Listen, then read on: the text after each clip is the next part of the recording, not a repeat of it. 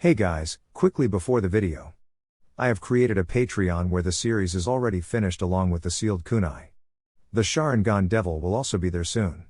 This will not change anything for my channel, it's just something extra for those who wish to support me or watch the full fanfics immediately. Link in the description. Anyways. Enjoy. Chapter 9, Council Meetings.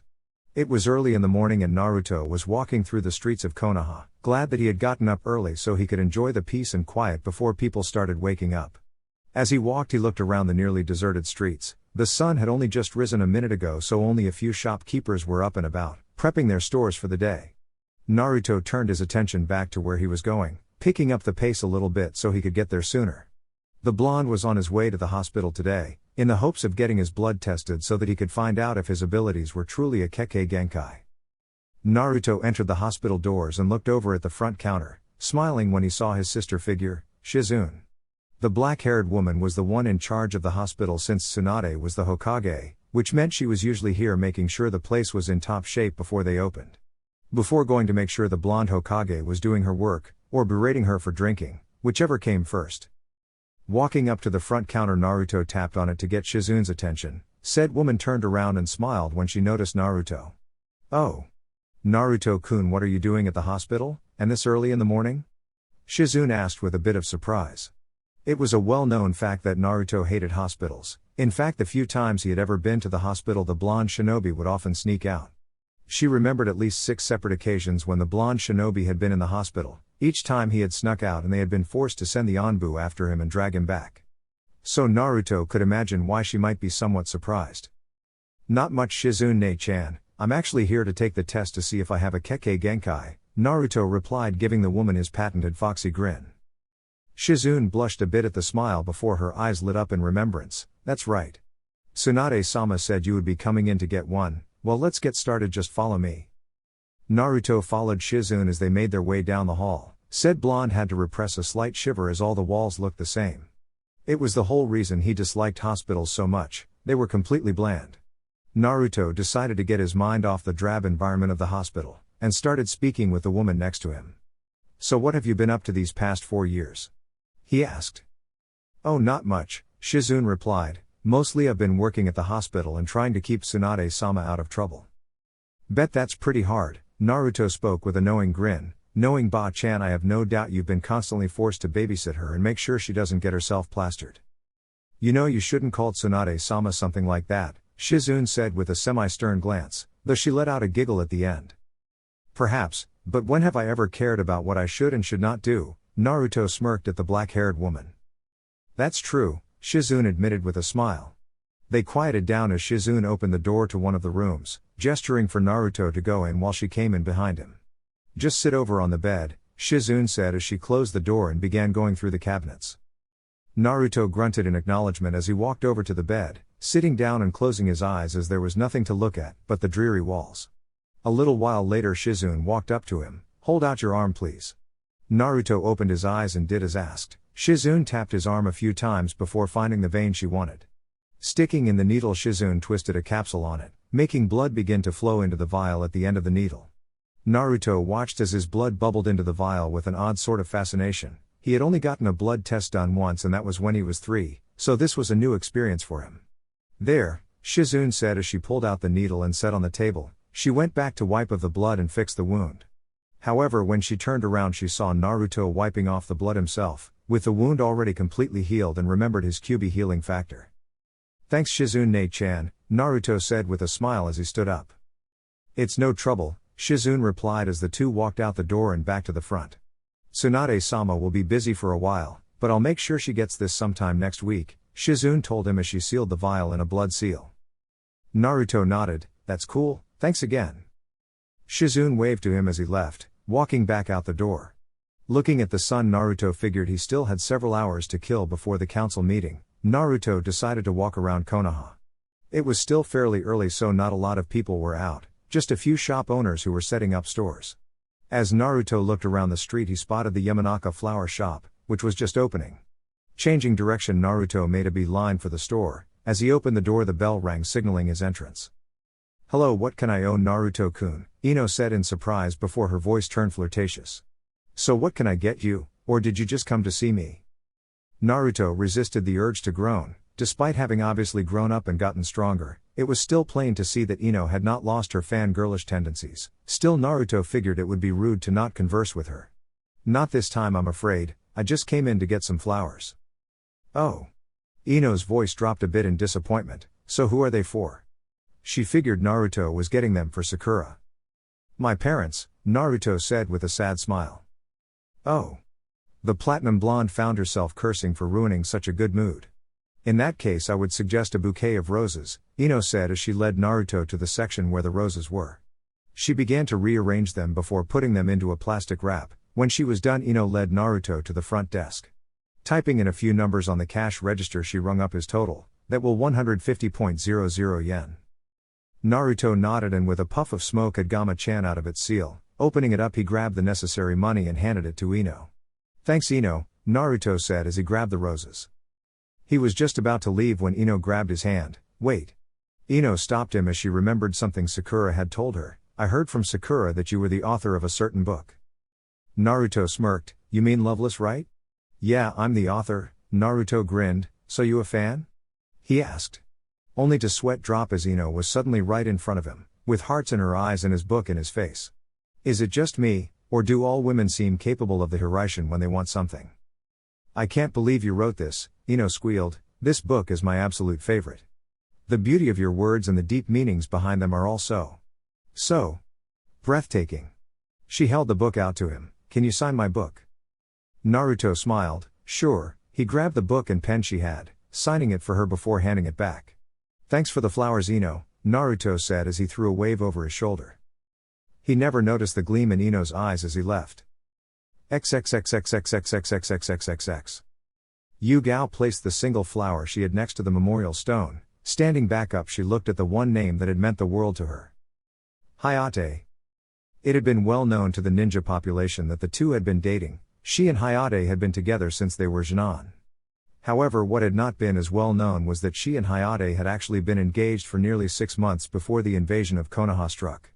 They had been nearing the final stages of planning out their wedding, when Hayate had been killed by a wind blade, taking him from her life, and leaving the woman feeling completely empty. Ever since then she had been lost. Her entire life seemed to revolve around her fellow swordsman. Now that he was gone, she had felt as if she was just ghosting through life, without really living. Her friends of course had tried to help to the best of their abilities, trying to get her out of the apartment she had shared with Hayate.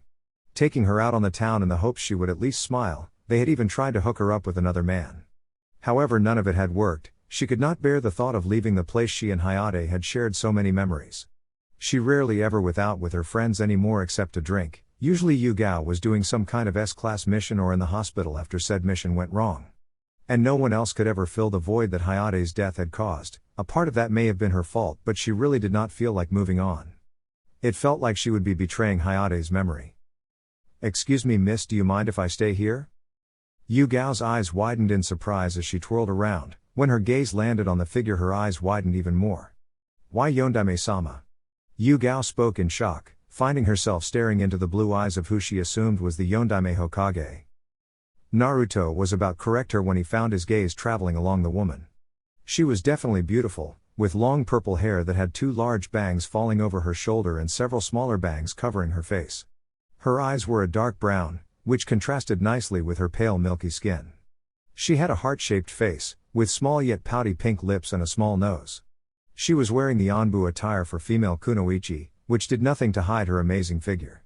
Nice well-rounded and firm hips, a narrow waist, and luscious mid to high C-cup chest. All in all, the entire woman was the epitome of beauty, yet it was not these qualities that attracted his attention. It was that he knew this woman. XXXXXXXXXXXXX. Flashback. A 5-year-old Naruto was huddled in a corner of an alley trying to hide from his pursuers. He had gone out of his home in one of the alleys in the low-class district of Konoha to get some food from the garbage. Something he had been forced to do for several months now, since the orphanage had kicked him out. When several drunk civilians had noticed him and began to throw various objects and chase him, claiming that he was stealing. Naruto instinctively knew that they really just wanted to justify beating him. It did not happen often, but the occasional time he had been seen, people would make some trumped-up claim and do what these people were doing just now. Well, hick, what do we have here? He looked up and his eyes widened before he was kicked in the chest. His malnourished body hit the wall, making him cough up blood. The man who kicked him lifted the blonde by his throat, slamming him into the wall before slamming him on the floor. The man then stomped on his back and Naruto screamed as it felt like his spine snapped in half. "Aw, do you hick not like that?" the man asked in a drunken and whiny voice. "Too bad." The man laughed as he kicked Naruto on his stomach, before raising his foot up to stomp on his face. Naruto closed his eyes as he waited for the inevitable blow. It never hit. After nearly a minute of nothing happening, Naruto opened his eyes to see a young girl standing in front of him. She had long purple hair and was wearing black clothes. She wasn't very tall and looked to be around 15 years old. On her face was one of those funny masks that Naruto had seen answering to the old man in the funny hat. She was currently grabbing the man's leg, keeping it from hitting him. "Who the hell are you?" the man said in anger and disgust. "You better be on your way, girly, or we're gonna AHH. He cried out as the leg she had in her hand on previously was suddenly sliced off by a sword the young woman had pulled out. "You people disgust me, picking on an innocent child because of his burden." She slashed the man across the throat, killing him. She turned to look at the other two men who, despite being drunk, were sober enough to realize the danger they were in. Both were NWT cowering in fear as the woman stalked towards them. 2 quick slashes of her sword and a fire jutsu later they were dead and burned to ashes. She turned around and walked to Naruto, who huddled up against the wall. Please don't hurt me." The woman winced at the pitiful tone in the boy's voice. She kneeled down next to him and took off her mask, revealing grayish-brown eyes and a heart-shaped face. "Don't worry, little one, I'm not gonna hurt you." She stretched out her arms. Naruto looked at her for a full minute with eyes that were surprisingly piercing. Finally he moved from his hiding spot. She noticed that he was limping and in obvious pain, despite the fact that she could see the fox healing the boy's injuries. She ignored that as she picked the little blonde boy up and noticed that he was far lighter than he should be, an obvious sign that he was malnourished. She decided to take him to her apartment and get him some food. She may not be able to do much, but she would help where she could. That very same day Naruto had been given an apartment by the Sandaime, who had been looking for him. XXXXXXXXXXXXX. Naru-chan. Naruto ran out of his room and quickly wiped the smile off his face as he went into a pout, crossing his arms and puffing out his cheeks. "I told you not to call me that." "Aw, I'm sorry, Naru-chan," Yugao smirked. She loved how easy it was to tease this boy. It had been nearly 2 months since she had found him. The Sandaime had made her Naruto's personal bodyguard until he entered the academy in 6 months. "Yugao-ne-chan," Naruto whined as Yugao laughed. XXXXXXXXXXXX. "Naru-chan, I want you to meet my boyfriend Gecko Hayate." Yugao introduced a sickly-looking man with a bandana headband and sword strapped to his side. "What?" Naruto cried out, getting surprised looks from the two. "I thought I was your boyfriend." Yugao made some choking sounds as Hayate laughed at her. "Why you-chan are cheating on me with younger men? Perhaps I should tell Hokage-sama that you're robbing the cradle." Yugao shot him a glare, but Hayate just laughed while Naruto looked just confused. Flashback end. XXXXXXXXXXXX. Despite the fact that he had not seen her since he started the academy when he was 6, Naruto could never forget that face. She looked exactly as she had 10 years ago, though he noticed that she had bags under her eyes, a sign that she had not been sleeping well. Her eyes also held a great sadness in them, a void that left her empty. Yet even with that, Naruto found that she was still as beautiful as ever. "It's been a long time, hasn't it, Yugao?" Naruto greeted, startling the purple-haired woman. Yugao scrutinized Naruto as she got a closer look. It was then that she noticed the 6 whisker marks on his cheek and realized who he was. "Naruto," Yugao said incredulously, "I didn't even recognize you. You look older? More mature?" Naruto questioned with a grin. "Devilishly handsome?" Despite her sadness, Yugao managed to crack a small smile. "You certainly have grown." Her smile soon turned into a frown as her thoughts went back to Hayate. Naruto sighed at seeing this. "So you don't mind if I..." He trailed off as he held up the flowers. "No, go ahead," Yugao said as she moved over. Naruto nodded in thanks as he walked up to the memorial stone, placing the bouquet next to it before he stood up. He looked over the many names that were listed there, before finding the 2 that meant the most to him. Kushina Uzumaki and Minato Namikaze. Naruto placed his hand on the memorial stone, letting his fingers ghost over the names of his parents. He took a step back and moved over to the left, allowing Yugao to take a place beside him. You know, I find it kind of funny, Naruto said, making the purple-haired Anbu turn towards him.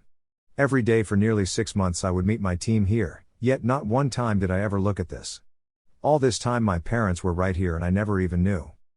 That is a little ironic, Yugao replied as she stared at the stone. You're here to see Hayate, right? Naruto asked after a moment of silence. Yes. Naruto looked over at Yugao as he heard the crack in her voice, closing his eyes as he realized that it was still a sensitive subject for her. I'm sorry, he apologized in a small voice. Not your fault, Yugao said, though Naruto knew from her tone that she did not want to talk about it anymore. Naruto and Yugao stood there for several long minutes, neither saying a word while one mourned her loss, and the other mourned what would never be. It was a little while later that Naruto turned his head, feeling a chakra signature enter the area. There was a swirl of leaves, as an Anbu sushined next to them. Namikaze-san, Tsunade-sama has requested your presence in her office, the Anbu said. Naruto nodded, thank you, tell her I'll be there shortly. As the Anbu nodded and disappeared, Naruto turned to Yugao. He placed a hand on her shoulder and gave it a comforting squeeze before he too disappeared. Yugao watched until the blonde was gone, looking back at the memorial stone one last time before she left to see what S-rank missions she could take. XXXXXXXXXXXXX. You called Ba-chan. Naruto greeted as he appeared within Tsunade's office, right before he was forced to duck under a paperweight. You know, despite growing up a bit you're still a brat, Tsunade said with a scowl.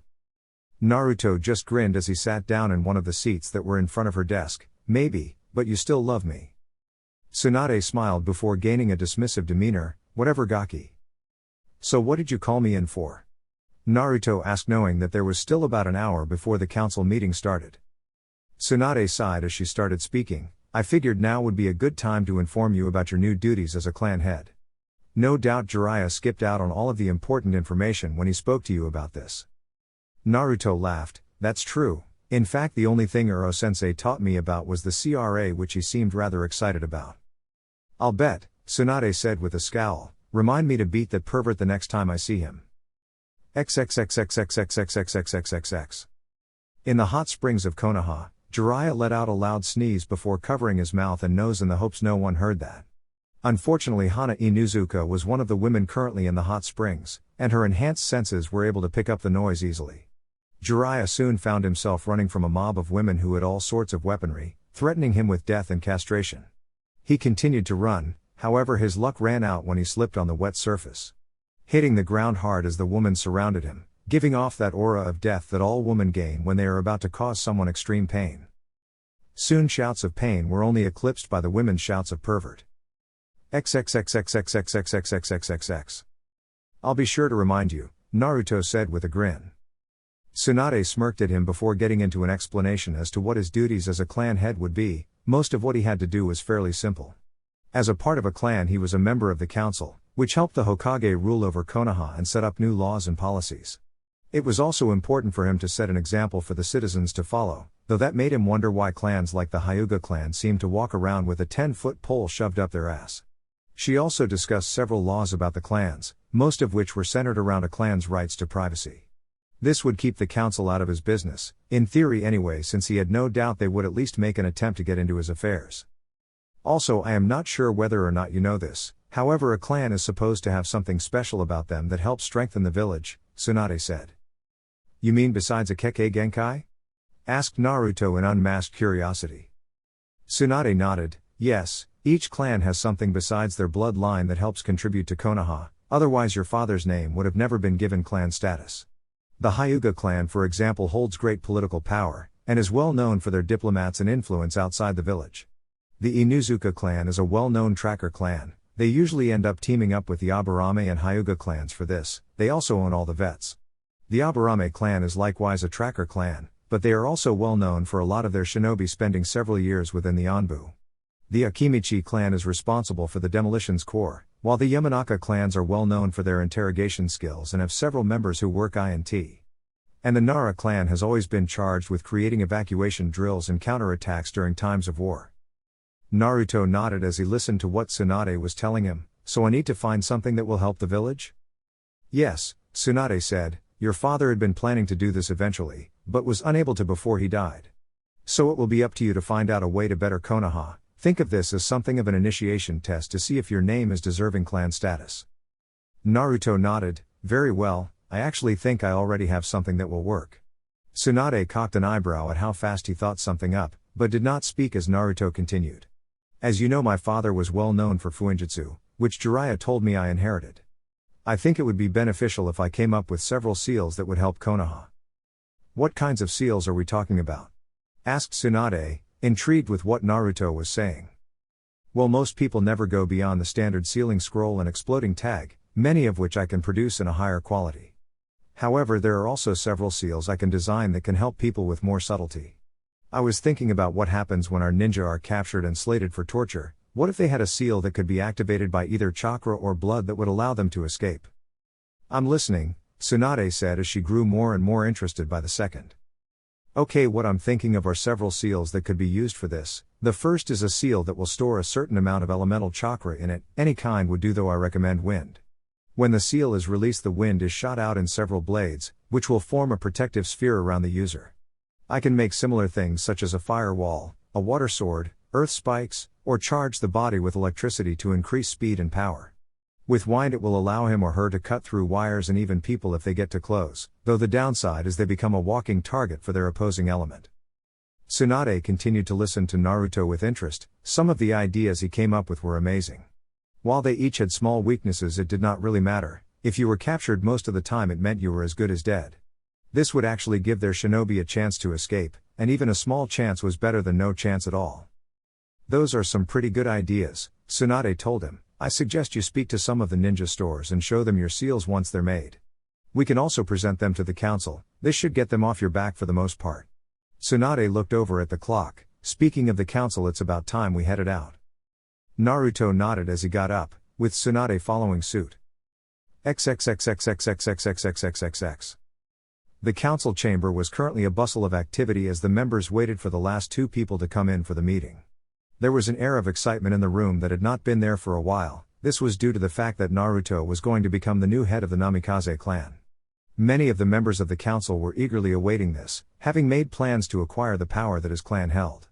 Though most of this came from the civilian side of the council, who hoped to force Naruto into several arranged marriages.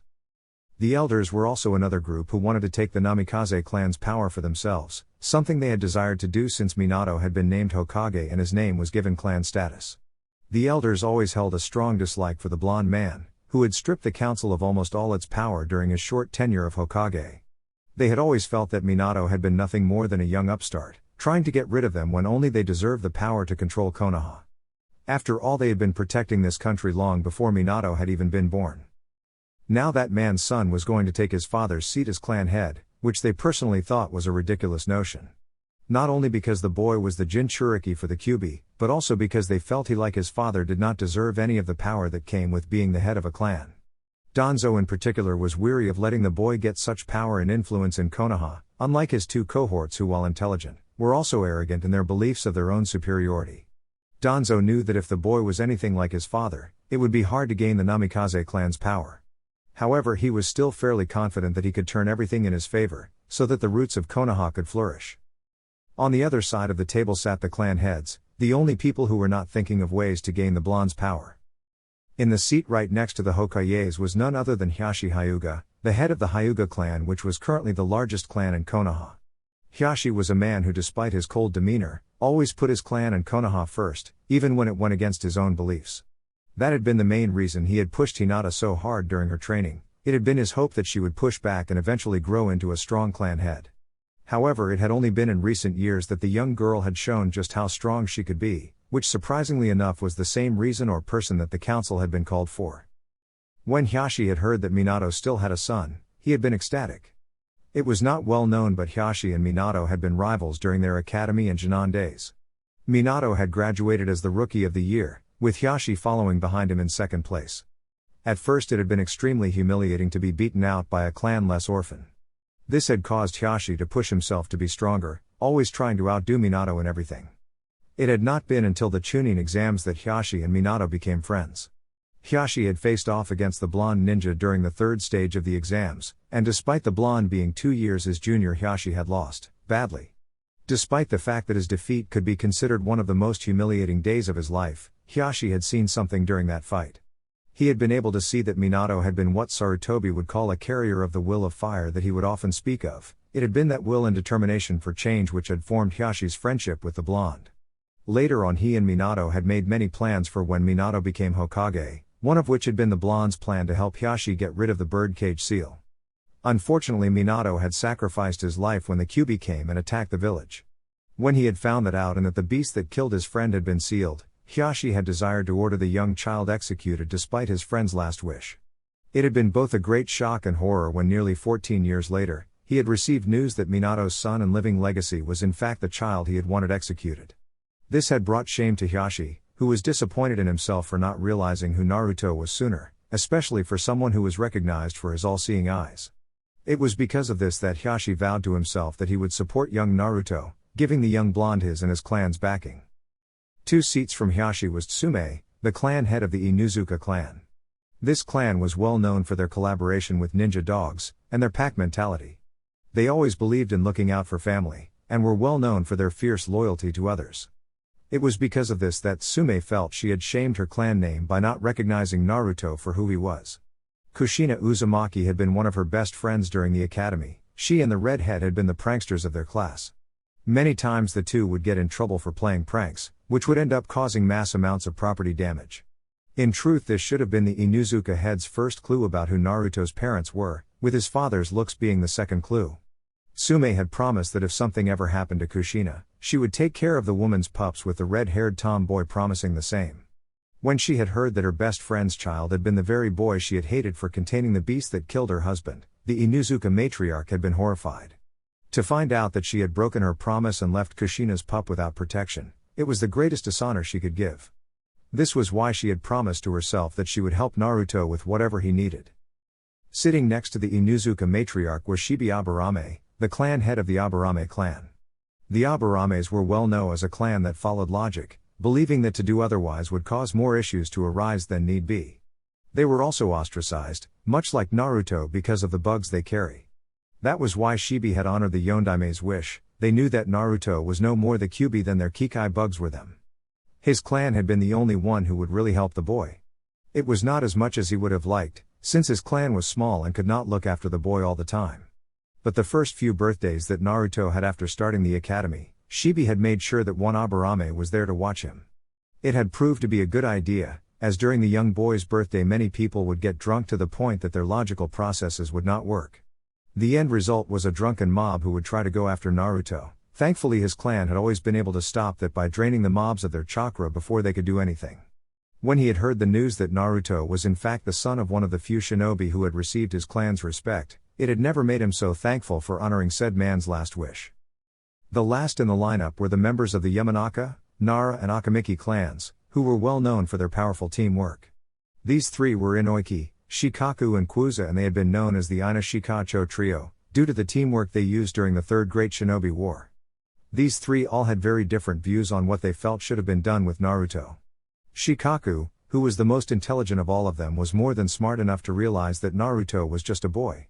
Unfortunately, the man had not done much, for the simple fact that like all Nara members he was too lazy and it would be too troublesome to really do something to help the boy. It was something he was regretting now that he knew of Naruto's heritage. Kwuza had been on the fence about Naruto. While he knew that the boy was not the Kyuubi, he was still wary about letting his child near him. Of course, Naruto ended up befriending Kwuji anyway, having stood up for the boy when he was being picked on by bullies for his weight. That had probably been the turning point for Kwuza, but he had still not really done anything to help the boy, something he was now regretting. Inoiki Yamanaka was the one person in their group who had wanted nothing to do with the boy, while he had not believed that Naruto was the Kyuubi. He had still been wary of him and had told his daughter to stay as far away from him as possible. Now that he knew of the blonde's heritage, he was coming to regret his decision. It was 15 minutes after everyone else had entered the council chamber that the doors opened again, and in walked the last 2 people they were waiting for.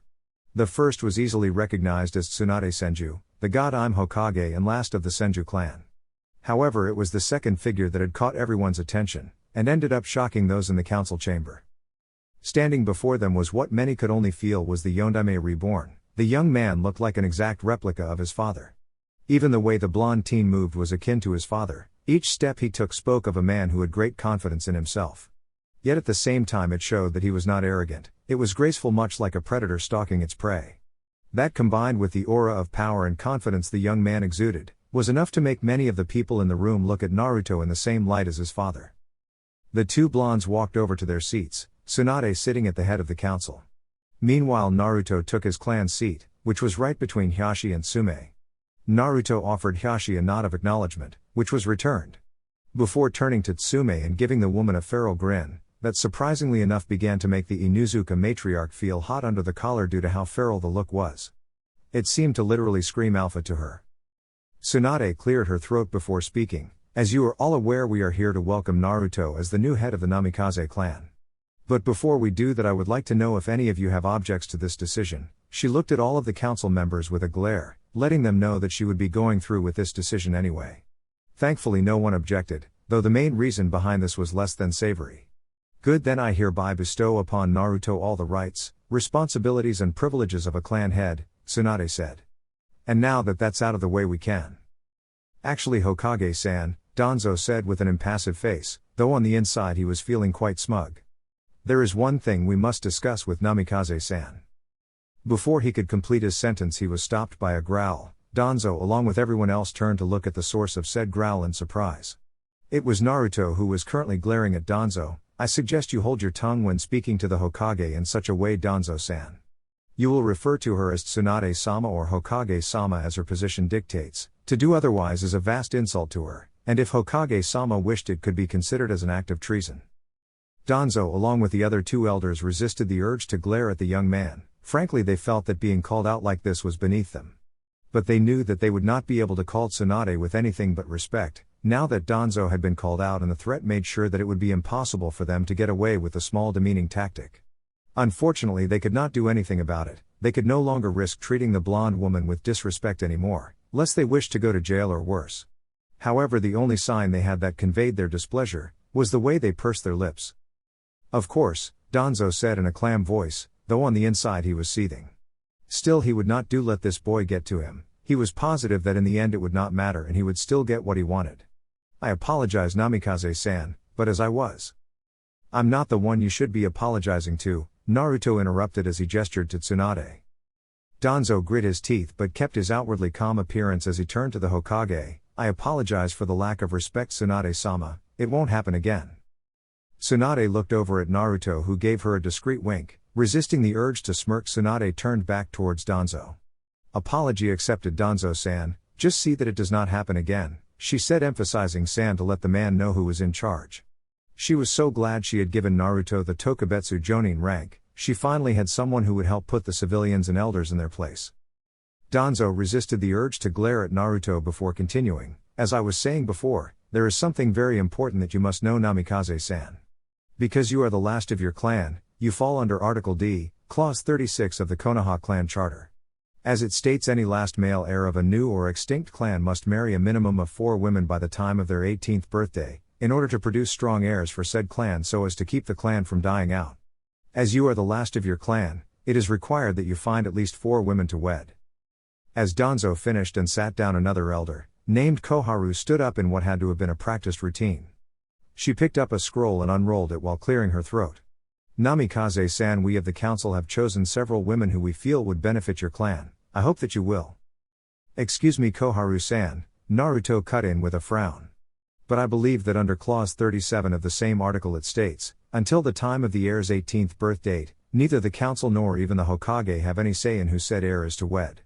To do so is in violation of said heir's clan rights. As such, if the council or Hokage tries to force the heir into marriage before that time, then said heir has the right to take his clan assets and leave Konoha. I am only 16 at this moment, Koharu-san. So correct me if I am wrong, but I believe you don't have the power to even suggest who I am to wed. Am I right? The Shinobi Council looked at Naruto with a mixture of awe and respect. None of them held any love of the elders or those on the civilian side of the council. So to see them being humbled like this was definitely a pleasant experience for them. Hiraishin in particular was both amazed and impressed by Naruto's political prowess. To him it felt almost like he was looking at Minato, who was speaking circles around the council. He would have to invite the young man over for dinner sometime. Homura and Koharu narrowed their eyes in anger, displeased that another young upstart was countering their every move. It was like Minato was staring at them and ridding them of their power all over again. It was even worse since this boy was not only his son, but also the Jinchuriki for the Kyuubi. Danzo, despite feeling the same way, did not show his emotions, not wanting to give the young blonde another victory. Likewise, the civilian council was feeling most displeased with the situation. Many of their daughters had been on that list. It had been their hope that they could get some of them to marry Naruto to get into the clan, and then they would be able to use several political loopholes to strip the boy of any actual power. However, until Naruto turned 18, there was nothing they could do, making them regret turning Naruto into a clan head. Tsunade smirked as she looked at Naruto, feeling quite proud at how her godson was handling the council. She knew that the main reason Naruto was able to talk circles around the elders was because of the topic at hand. When Naruto had told her that Jiraiya had gone over the CRA in explicit detail, he had not been kidding. The young blonde knew the CRA's laws better than the back of his hand, having memorized every single sentence of that law, making it the one thing that the elders would never be able to beat him on. Tsunade coughed into her hand, getting the attention of the council. Namikaze-san is right, Tsunade said as she used a more respectful suffix than she usually would when they were in a more private setting. However, you do know that you will need to wed at least 4 women, before your 18th birthday? Naruto nodded at Tsunade as he gave a smirk, one that made the civilian and elders on the council feel unease. Do not fret, Hokage-sama, I am well aware of my obligations in this department, Naruto replied. Fortunately, I have already found 4 such women who I have met throughout the years and fallen in love with. They understand my obligations and have accepted that. So none of you need to worry about me not finding anyone to help me restore my clan. Any last vestige of hope that the civilian council had to gain the boy's powers was lost with that statement. They had assumed that despite being a Namikaze he would still not be able to find anyone to marry, or more like hoped he would not find anyone. That way when he turned 18 they could arrange several marriage for him, and he would not be able to get out of them. Now all of that was a moot point. If I may ask Namikaze-san, Danzo said as he stood up, there should still be at least one way he could salvage this. If he could find out who the boy was marrying and somehow get them under his thumb, he could use them to get the young man within his grasp. Then he would not only have his weapon, but also the blonde's children as his weapons. Who exactly are you planning to marry? Naruto gave Danzo a cold smile. I am sorry, Danzo-san, however you should know that I cannot tell you yet. It is well known that my father had made many enemies, which have only compounded onto my own. With Iwa and Akatsuki on the loose, it would not be wise for news of my wives to get out right now. I'm sure you understand, the blonde finished with a condescending smile. Danzo's one eye narrowed at the boy. He knew that Naruto was going to become a problem the moment he had found out about his heritage. Unfortunately, Danzo knew that right now there was nothing they could do. The boy was too powerful to take out at the moment. However, Danzo was patient. He would wait until the time was right, then he would strike. However, not all of the people in this room were smart enough to keep their mouths shut, as one of the council members proved when he stood up and glared at Naruto. So what? You don't trust us, shouted the member of the civilian council, a man who went by the name of Den Shojuko. Said man pointed at Naruto, I see how it is. You think that just because you're in some clan that you're better than everyone else. You think that you can do whatever you want. Den had always been known for his insatiable greed, even among the council, as well as his hatred of Naruto. It was actually because of this man that Naruto had been unable to buy even the bare necessities in Konoha, such as food and clothing. Since Den owned more than half of the shops in Konoha, and had gotten Naruto blacklisted by the others through political loopholes and threats. Soon the man's rant began to degrade even more than what it already was. The only reason you even have that seat is because of your father. It doesn't matter anyway, you don't deserve that seat. You're nothing more than a demon. An illegitimate child from some whore that the Yondaime fucked, and got pregnant. I bet you that. The man's words died in his throat as the air around the room dropped nearly 60 degrees in temperature. The people in the room actually began to clatter their teeth together as the cold seeped in. Accompanying this was an absolutely dreadful feeling. It was not like an intense blast of killing intent. No, it was far more subtle than that. Too many it felt as if the Shinigami himself had entered the room and death was touching them. The source of this feeling was none other than Naruto Uzumaki Namikaze, who was looking at the now freezing Den with a deceptively calm face. Tell me, Counselor-san, do you have any family? Naruto asked in a conversational tone, as if merely talking about the weather. Den and everyone else shivered at the deceptively casual tone, but he steeled himself as he would not let the demon upstage him. Why are you going to kill them? Den asked with a sneer. Naruto gave the man a cold smile. Not at all, I was merely curious. The counselor scoffed. No, I don't have a family, you should know since you're the one who killed them. Naruto raised an eyebrow but did not comment on the man's stupidity, instead he turned to Tsunade. Hokage-sama, is the third's law still in effect? Well yes, Tsunade answered in an unsure tone. Good, Naruto said before turning back to Denb, it's too bad you don't have a family, otherwise I might have let you live. Before the man could even open his mouth, Naruto threw one of his Hiraishin kunai, before disappearing and reappearing right next to the man in a flash of yellow, with a Rasengan in hand. Naruto plunged the sphere right into the man's head, making it explode and shower gore on all of the civilian council members. Many of the civilians went wide-eyed, as they began to shake in fear from seeing all of the gore, and more than a few were unable to hold in their lunches. The few who were not as affected were shaking like a leaf in the wind, as they stared at Naruto, who was eyeing them all with a cold expression. Said shinobi was walking behind the civilians, forcing them to turn in order to look at him, while he spun the tri-pronged kunai in his hand in a lazy fashion. I seem to be finding myself very disappointed with the stupidity of this council, Naruto started in a near lazy drawl. Many of the council wanted to protest, but the odd feeling of death that had come to them stopped their tongues cold. Meanwhile, Naruto continued on, headless to their problems. After the number of times I had protected Konoha, I would have thought you would have all realized by now that I am not the QB. I am no more the QB than a sealing scroll is the kunai that's been sealed into it. However, if I was the QB, then don't you think that provoking me as you have for the first 12 years of my life might not have been the best choice? If I really was the QB, then all of you would be dead by now for what you put me through.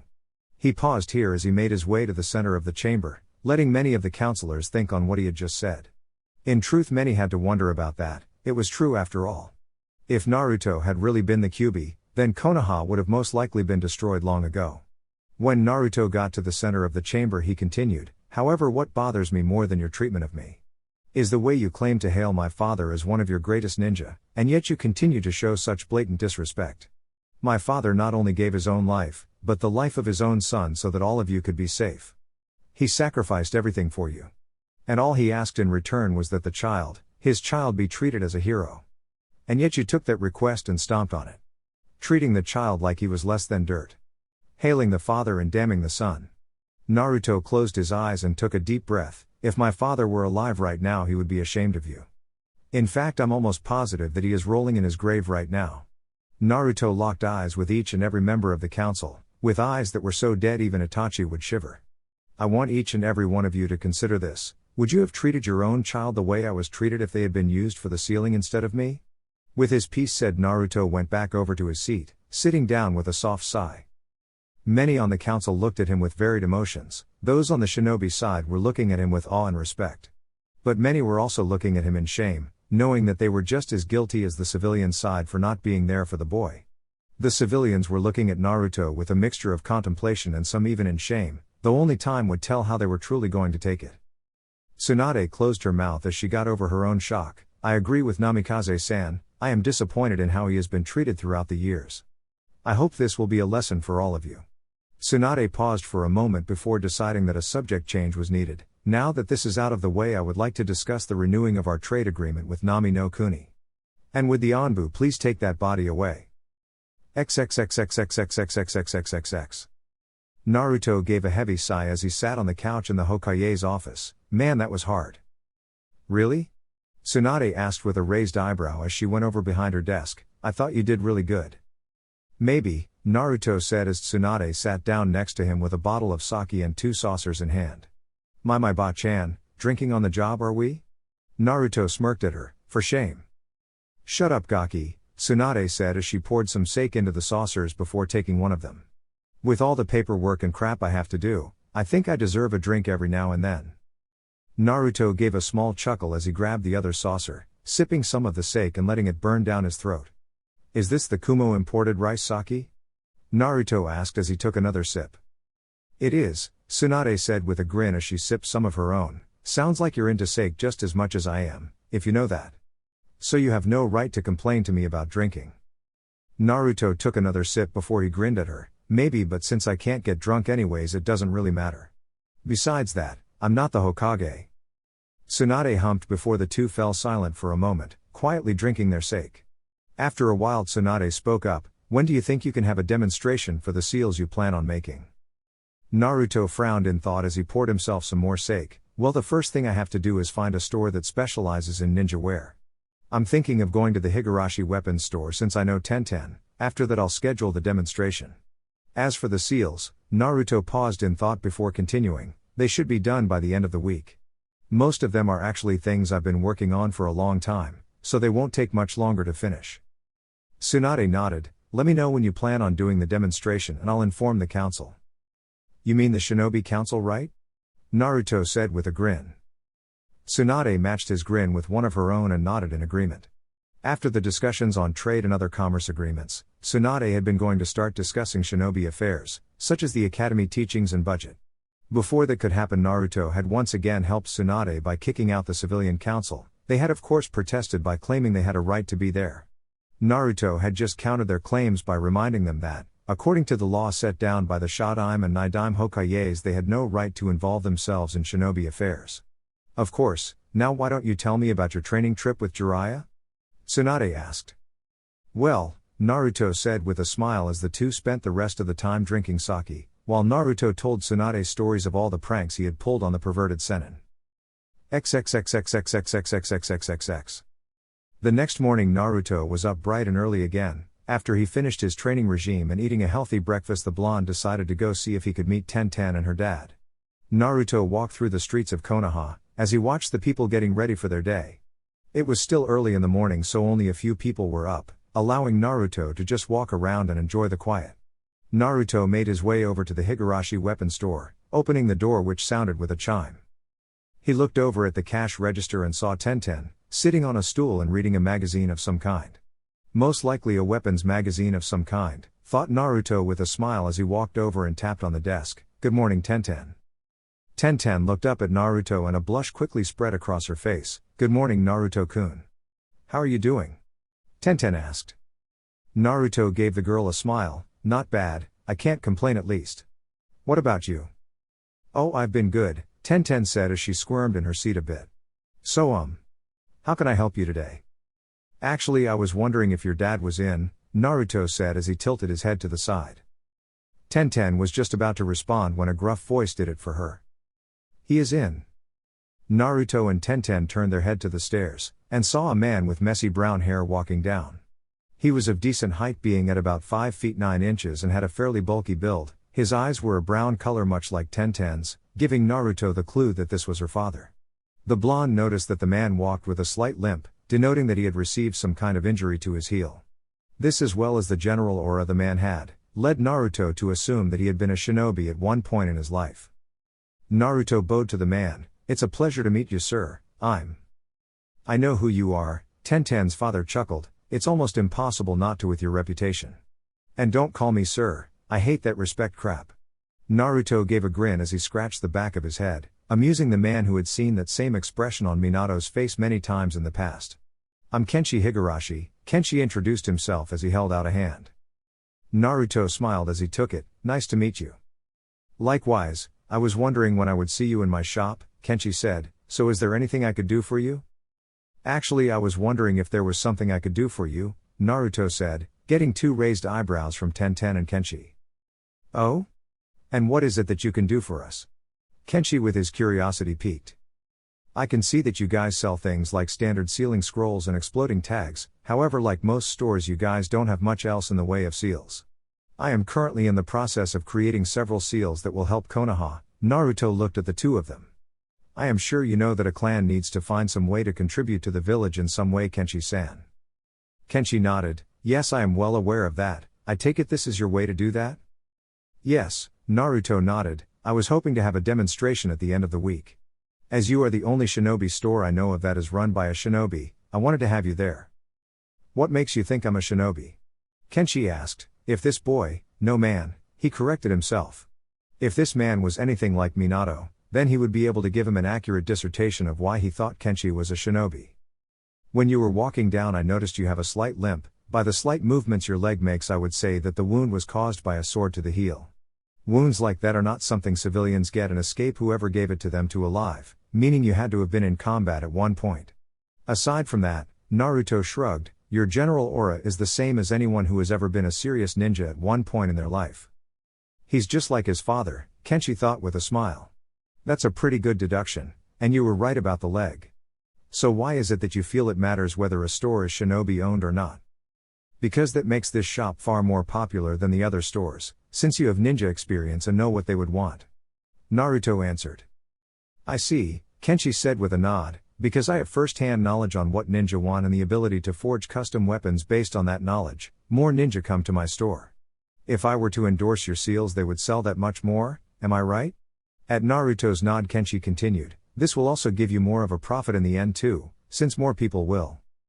No, Kenshi and Tenten looked at Naruto as he spoke, I'm not doing this for any monetary gain.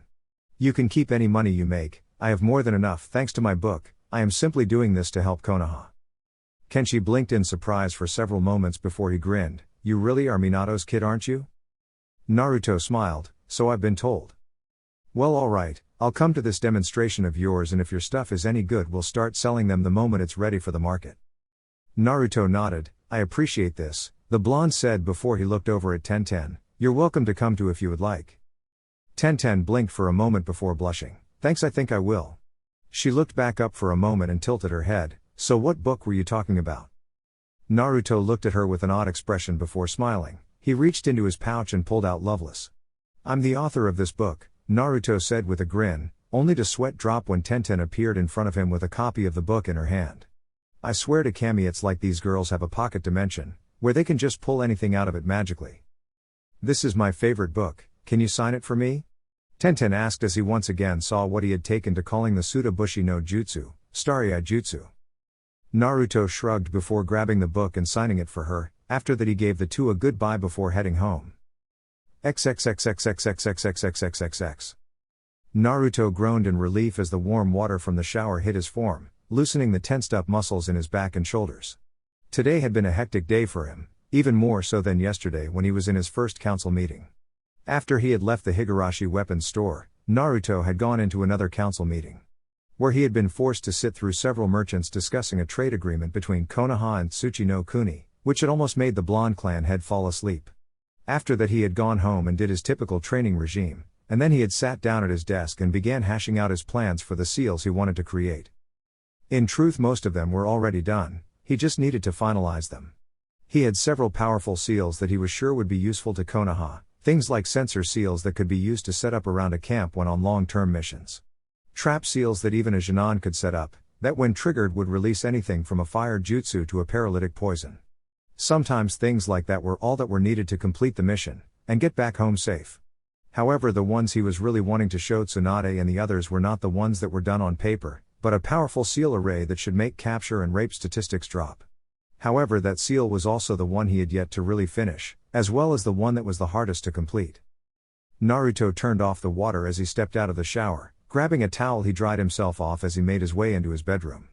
He threw the towel in a hamper as he walked over to the closet. Opening it he made his way inside. Naruto began to leaf through his clothes, looking for some formal wear for this evening. Normally the blonde would not be caught dead wearing formal clothing, however he had been eventually forced to get some. Koyuki had bought him some formal kimonos for when he made his appearance before the Haru Council, so that he could look good when he and Koyuki presented him as her fiancé. Something he planned to do once he managed to get rid of Akatsuki. Naruto sighed as he picked one out and began to get dressed. Tonight he had been invited over for dinner by Hiashi Hyuga. Knowing just how much power that clan held, Naruto knew declining his invitation would not be an intelligent idea. XXXXXXXXXXXXX. Hinata Hyuga was nervous. This would not surprise anyone who knew her. Despite the young woman making strides towards bettering herself as a kunoichi, she was still a shy and soft-spoken girl. It was something that had never changed about her, even her continuous improvement with her taijutsu and byakugan. So the fact that Hinata was nervous would not surprise anyone, however this time she felt she had a valid reason for it. That reason being her father Hiashi, who was currently smiling. It was well known that Hiashi Hyuga almost always kept up the cold Hyuga facade. He said it had something to do with presenting a noble aura to those beneath them. Whatever the reason for it was, Hiashi was not one to smile, ever really. Sure, he would occasionally when Hinata was progressing well in her taijutsu, however this was something that had only happened recently. Now he was smiling for what seemed to be no reason, other than the fact that they had a guest. Apparently one important enough that her father was smiling about it. This was not really a shock of course, due to their status and political power both in and out of Konoha, they would often receive visiting dignitaries. However, none of them were important enough for Hiraishin to actually be happy about seeing them. This was what made her nervous. The fact that she was going to be meeting someone who was important enough for Hiraishin to smile about meant that she would need to be even more Hyuga-like, for lack of a better term, than usual. Which, due to her kind nature, was something she had a problem doing. "Hiraishin-sama, your guest has arrived." The three Hyugas at the dinner table looked up to see one of the branch members standing over by the entrance. "Thank you, send him in please," Hiraishin said as he stood up to greet his guest. The branch member bowed before leaving to get the guest. Hinata smoothed the hem of her kimono, which was a lavender color to match her eyes. The kimono had floral designs on it, and was tied together with a dark violet obi. Unlike her normal clothes, the formal wear she had on did nothing to hide her figure. Something she was very self-conscious about, which was of course why she always wore that large baggy overcoat. Taking several deep breaths to help her calm down, the young Hyuga heiress looked over at her little sister Hanabi. Said sister was currently sitting with her back straight, and wore the impassive Hyuga stare. She was wearing identical clothes to Hinata, except that hers were in the opposite colors. Hinata turned her head towards the door when Hiraishin began to walk over to it, and had to hold in a gasp of surprise. The person who her father had invited over was none other Naruto. Hinata quickly looked away, and had to start taking deep breaths lest she pass out. When she felt she was calm enough, she looked back to see her father greeting the blonde shinobi. "Welcome Naruto-san, I am glad you could make it," Hiraishin said as he shook Naruto's hand. Naruto gave a nod as he took the offered hand. "Thank you for inviting me, Hiraishin-san, I appreciate it." "Not at all," Hiraishin replied easily as he waved the thanks away. Naruto followed the man as he moved over to sit down. When they were both seated, Hiraishin gestured to his daughters. "I believe you have already met Hinata," Hiraishin said. Naruto smiled at the girl. "It's a pleasure to see you again, Hinata." Hinata felt heat rise to her cheeks, but thankfully was able to keep herself from hyperventilating. It's good to see you as well and Naruto K-kun," Hinata said as she grabbed the folds of her kimono in an effort to keep from poking her fingers.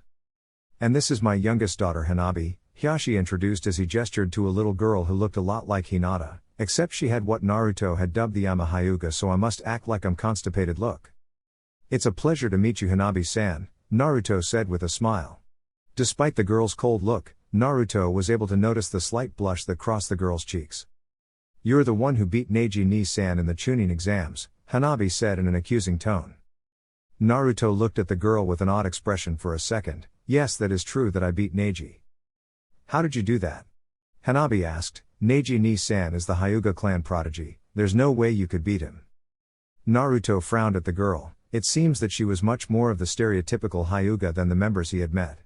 Of course he had only known Hinata and Neji had been similar to her before Naruto had removed the stick in his ass.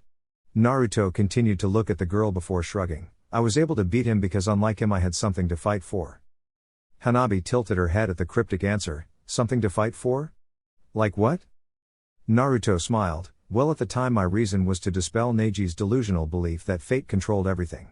He had to understand that there is only one fate we all share, and that is death, but how we get there and the choices we make before we die are our own." "Wise words," Hiraishin said. "You sound just like your father." Naruto looked over at Hiraishin. "You knew my father well, I take it?"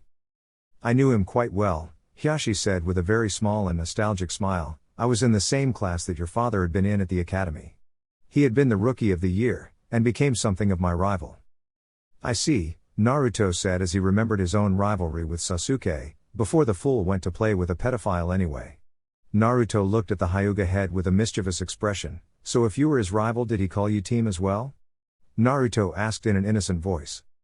Hinata and Hanabi looked at Naruto in shock, while Hiraishin made several choking noises. "And no, he didn't," Hiraishin said as he was able to get himself under control. He paused for a moment before sighing. "However, your mother did." If the two Hyuga heiresses had been startled by Naruto's comment, then they nearly jumped out of their skin when Naruto started to laugh, loudly. Hanabi more than Hinata was shocked by the commoner behavior the blonde man seemed to have. It made her wonder why her father had invited him over in the first place. Naruto's laugh soon became wheezes as he tried to get his breath back under control. Oh, Naruto sighed as he stopped laughing. He looked over at Hiraishin and shook his head. "You know, I can somehow see my mother doing that." Hiraishin gave an imperceptible smirk. "I could imagine, you are a lot like her in many ways." Naruto chuckled. "I think I'll take that as a compliment." Of course, Hiraishin said, though you do seem to have more of your father's personality now. I admit to being quite impressed with how you handled the elders during your first council meeting. Naruto smiled as the two of them talked back and forth, trading conversation between one subject or another. Naruto knew this was a standard political process that people who wanted something from you did, and he knew Hiraishin wanted something. While he was sure the man's desire to repent for not helping him when he was younger was genuine, Naruto also knew that Hiraishin would not invite him over for that reason alone. However, he continued to play along with the man, knowing that there was a time to be blunt and a time to use finesse. So Naruto spoke with the man, and occasionally tried to add Hinata and Hanabi into the conversation so they did not feel left out. Their conversation quieted down as the food came. Naruto was surprised when he was served a side of ramen with his food. It seemed that even Hiraishin knew of his ramen addiction, which was actually kind of funny since ramen was not his favorite food. Well, most ramen was not. His favorite food was the ramen they served at Ichiraku's, but there was a reason for that. Tuchi and Ayame had been the first two people to ever treat him as a human other than Sarutobi and Yugao, so the blonde had often gone there when he did not want to be glared at, or overcharged for food. They had also given him several free bowls of ramen, making the place even better in his eyes. It was not long after going there that ramen had become his comfort food. After they had eaten, Naruto figured it was time to see what Hiraishin wanted. I believe you wanted to speak to me about something? Hiraishin smirked ever so slightly. Yes, I did. We can go to my office for our discussion. Naruto stood up as did Hiraishin. He turned to look over at the two girls. I'll see you later, Hinata-chan, Hanabi-chan. Naruto smirked at seeing the younger girl scowl. Though he also noticed her blush as well, during the course of the conversation he had taken a liking to teasing the younger heiress. He felt the girl was far too uptight for her own good, so he had taken it upon himself to remove the stick as it were from her proverbial ass. Of course he knew this would be a little harder than Neji, after all he could not beat the shit out of her like he did Neji. Still, that would just make it more of a challenge. As Naruto walked down the halls with Hiraishin, the blonde decided to get a layout of the estate. Unlike his father's house, the Hyuga estate was made in the purely traditional Japanese style. The building were centered around a zen garden, filled with trees and a koi pond with a bridge over it. Doors were lined up along the wall facing the garden, leading to any number of rooms that were used for various purposes. The place was definitely nice, Naruto had to admit that, though the atmosphere was a little too stuffy for his tastes. They finally stopped in front of a door. Hiraishin opened it as he gestured for Naruto to enter. As soon as they were both inside, Hiraishin closed the door and set up a silencing seal, before moving over to a seating area with red padded cushions on the ground. Following the Hyuga head's lead, Naruto sat on one of the cushions with his feet under his rear and his back straight. Hiraishin looked at him with a calculating gaze before speaking. I am sure you are well aware that the Hyuga clan is currently the largest of Konoha's clans. It also goes without saying that we are the clan who holds the most political power. No Hokage has ever been selected without our support. That is even more true now, since the only clan that could contest with us is no more. Naruto nodded at what the man was saying, narrowing his eyes in thought. The blonde picked apart Hiraishin's hidden meaning. You are saying you will support my position for Hokage? However, I assume you also want something for this, otherwise you would not have invited me over for dinner. Hiraishin managed to crack a small smile. You are quite astute in your observations, Naruto-san, truly your father's son. Naruto nodded at the compliment as the man paused another moment, before heaving a deep sigh. Yes, I do have something I wish to ask of with you, or more like I need your help with something. I am sure you know of the birdcage seal? Hiraishin asked. Of course, Naruto said with a nod. The blonde's mind soon came to a conclusion as to why Hiraishin had invited him over for dinner. Still, he did not say anything, preferring to hear it from the Hyuga head's own mouth. What was not as well known was that Minato and I had planned to do away with the seal, Hiraishin said. I take it he was going to force the Hyuga elders to get rid of the seal by showing its inherent weakness, Naruto said, and then offer up a counter seal for all Hyugas to wear. Hiraishin did not show it, but he was greatly impressed with the boy's ability to figure things out with only a little bit of information. Yes, he was. It was our hope that this would eliminate the differences and bridge the gap between our two families. Naruto closed his eyes for a moment. Do you know how far my father got? I believe he was able to create the replacement for the birdcage seal, Hiraishin answered. However, I know for a fact that he had not even been able to get started on finding the birdcage seal's weakness. Naruto opened his eyes and looked at Hiraishin. I will help you with this. To be honest, I had planned on getting rid of that seal anyways. This will make it much easier to do so. Hiraishin sighed in relief as he and Naruto stood back up. Moving over to his desk, Hiraishin pulled out a scroll. This scroll contains the birdcage seal for you to study, Hiraishin spoke as he handed Naruto the scroll. Naruto took his and placed it in his pouch. I will get back to you sometime within a month, by then I should have both the replacement seal and the weakness to the birdcage seal. Hiraishin gave a nod as he let Naruto out. I appreciate the help, Naruto-san. Not at all, I'm happy to help, Naruto replied as he walked out of the room. XXXXXXXXXXXXX. Hinata watched as Naruto left her father's study, and began his trek back to the front gates. She followed the blonde boy, making sure to always stay in the shadows so he would not see her. The moment Hinata had seen Naruto here, she had realized this was her chance to confess her feelings for the blonde. She knew that she may not ever get a chance to do so like now, since he was right here in her house. However, she was still having trouble gathering her courage to go up and talk to the boy. The decision was soon taken from her as Naruto called out, "You can come out now, Hinata." Hinata's eyes widened in shock. How had he seen her? This had never happened in all the years she had followed him. Something like this was not only unprecedented, but also unexpected. Whatever the case, he had found her, so she had no choice but to come out and confront the blonde. Hello and Naruto KK-kun, Hinata said, cursing herself for being so shy. She knew she would never get another chance like this, so she had to take it. She took several deep breaths as she tried to calm her raging nerves, which felt like they were overloading her brain right now. Hinata opened her mouth as she looked at him, only to start swaying on her feet for a little bit. I will not faint, Hinata thought to herself as she tried to steady her nerves. Finally she opened her mouth. I love you. The words had been spoken so fast, that had Naruto not had enhanced senses, he was sure he would have missed it. The blonde clan had repressed the sigh that threatened to escape him, while he commended the girl for gathering the courage to tell him that. He had really hoped she wouldn't. Perhaps it was naive thinking, but Naruto had been hoping that the girl's shy nature would keep her from confessing, at least until he had something to say that would let her down easy. Still, now might be the best time to nip her feelings in the bud. After all, he did not wish to lead her on with the false hope that they might get together. Hinata, you are a very kind, beautiful and compassionate kunoichi, Naruto said, knowing that what he said next would break her heart. However, I don't have any romantic feelings for you, I'm sorry. What? Hinata asked as if she had not heard him. It took a few seconds for the words to register, but when they did, tears started to form at the corner of her eyes. You mean? You don't? She couldn't believe it. She had worked so hard to tell him, only for him not to have the same feelings for her. No, Naruto said in a soft voice, I don't.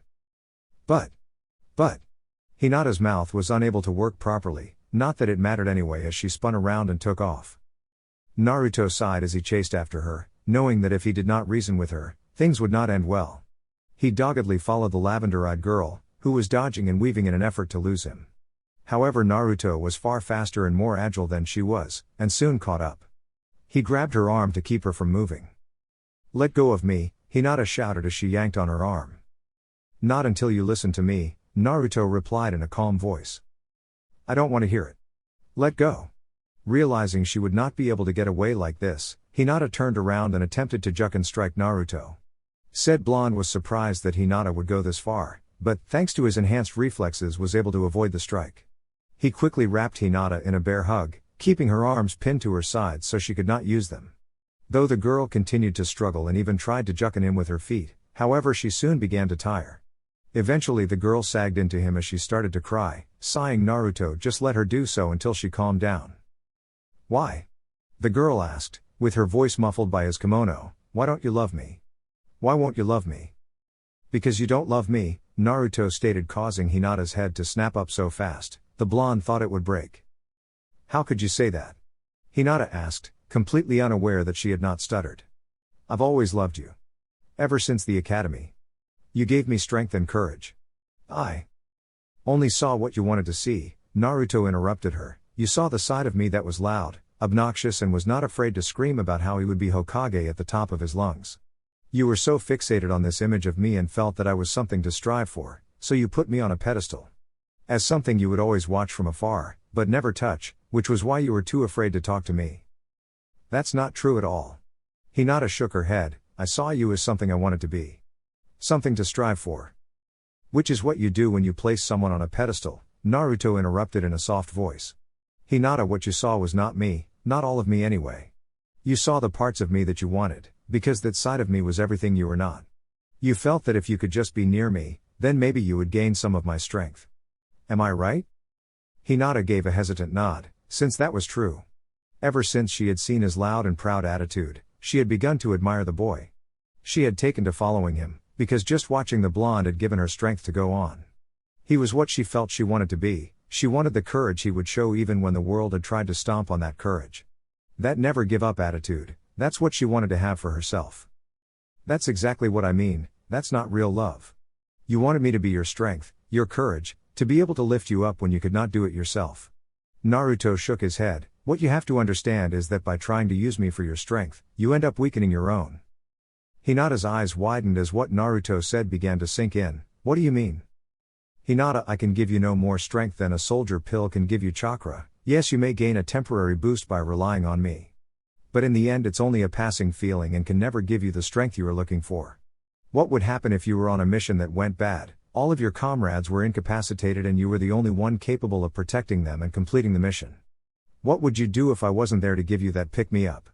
If you had to rely on your own strength to carry on, only you had been relying so much on me that your own strength failed. Hinata looked at Naruto with wide eyes as his words were tossed around in her head. It was painful to admit, but she realized he was right.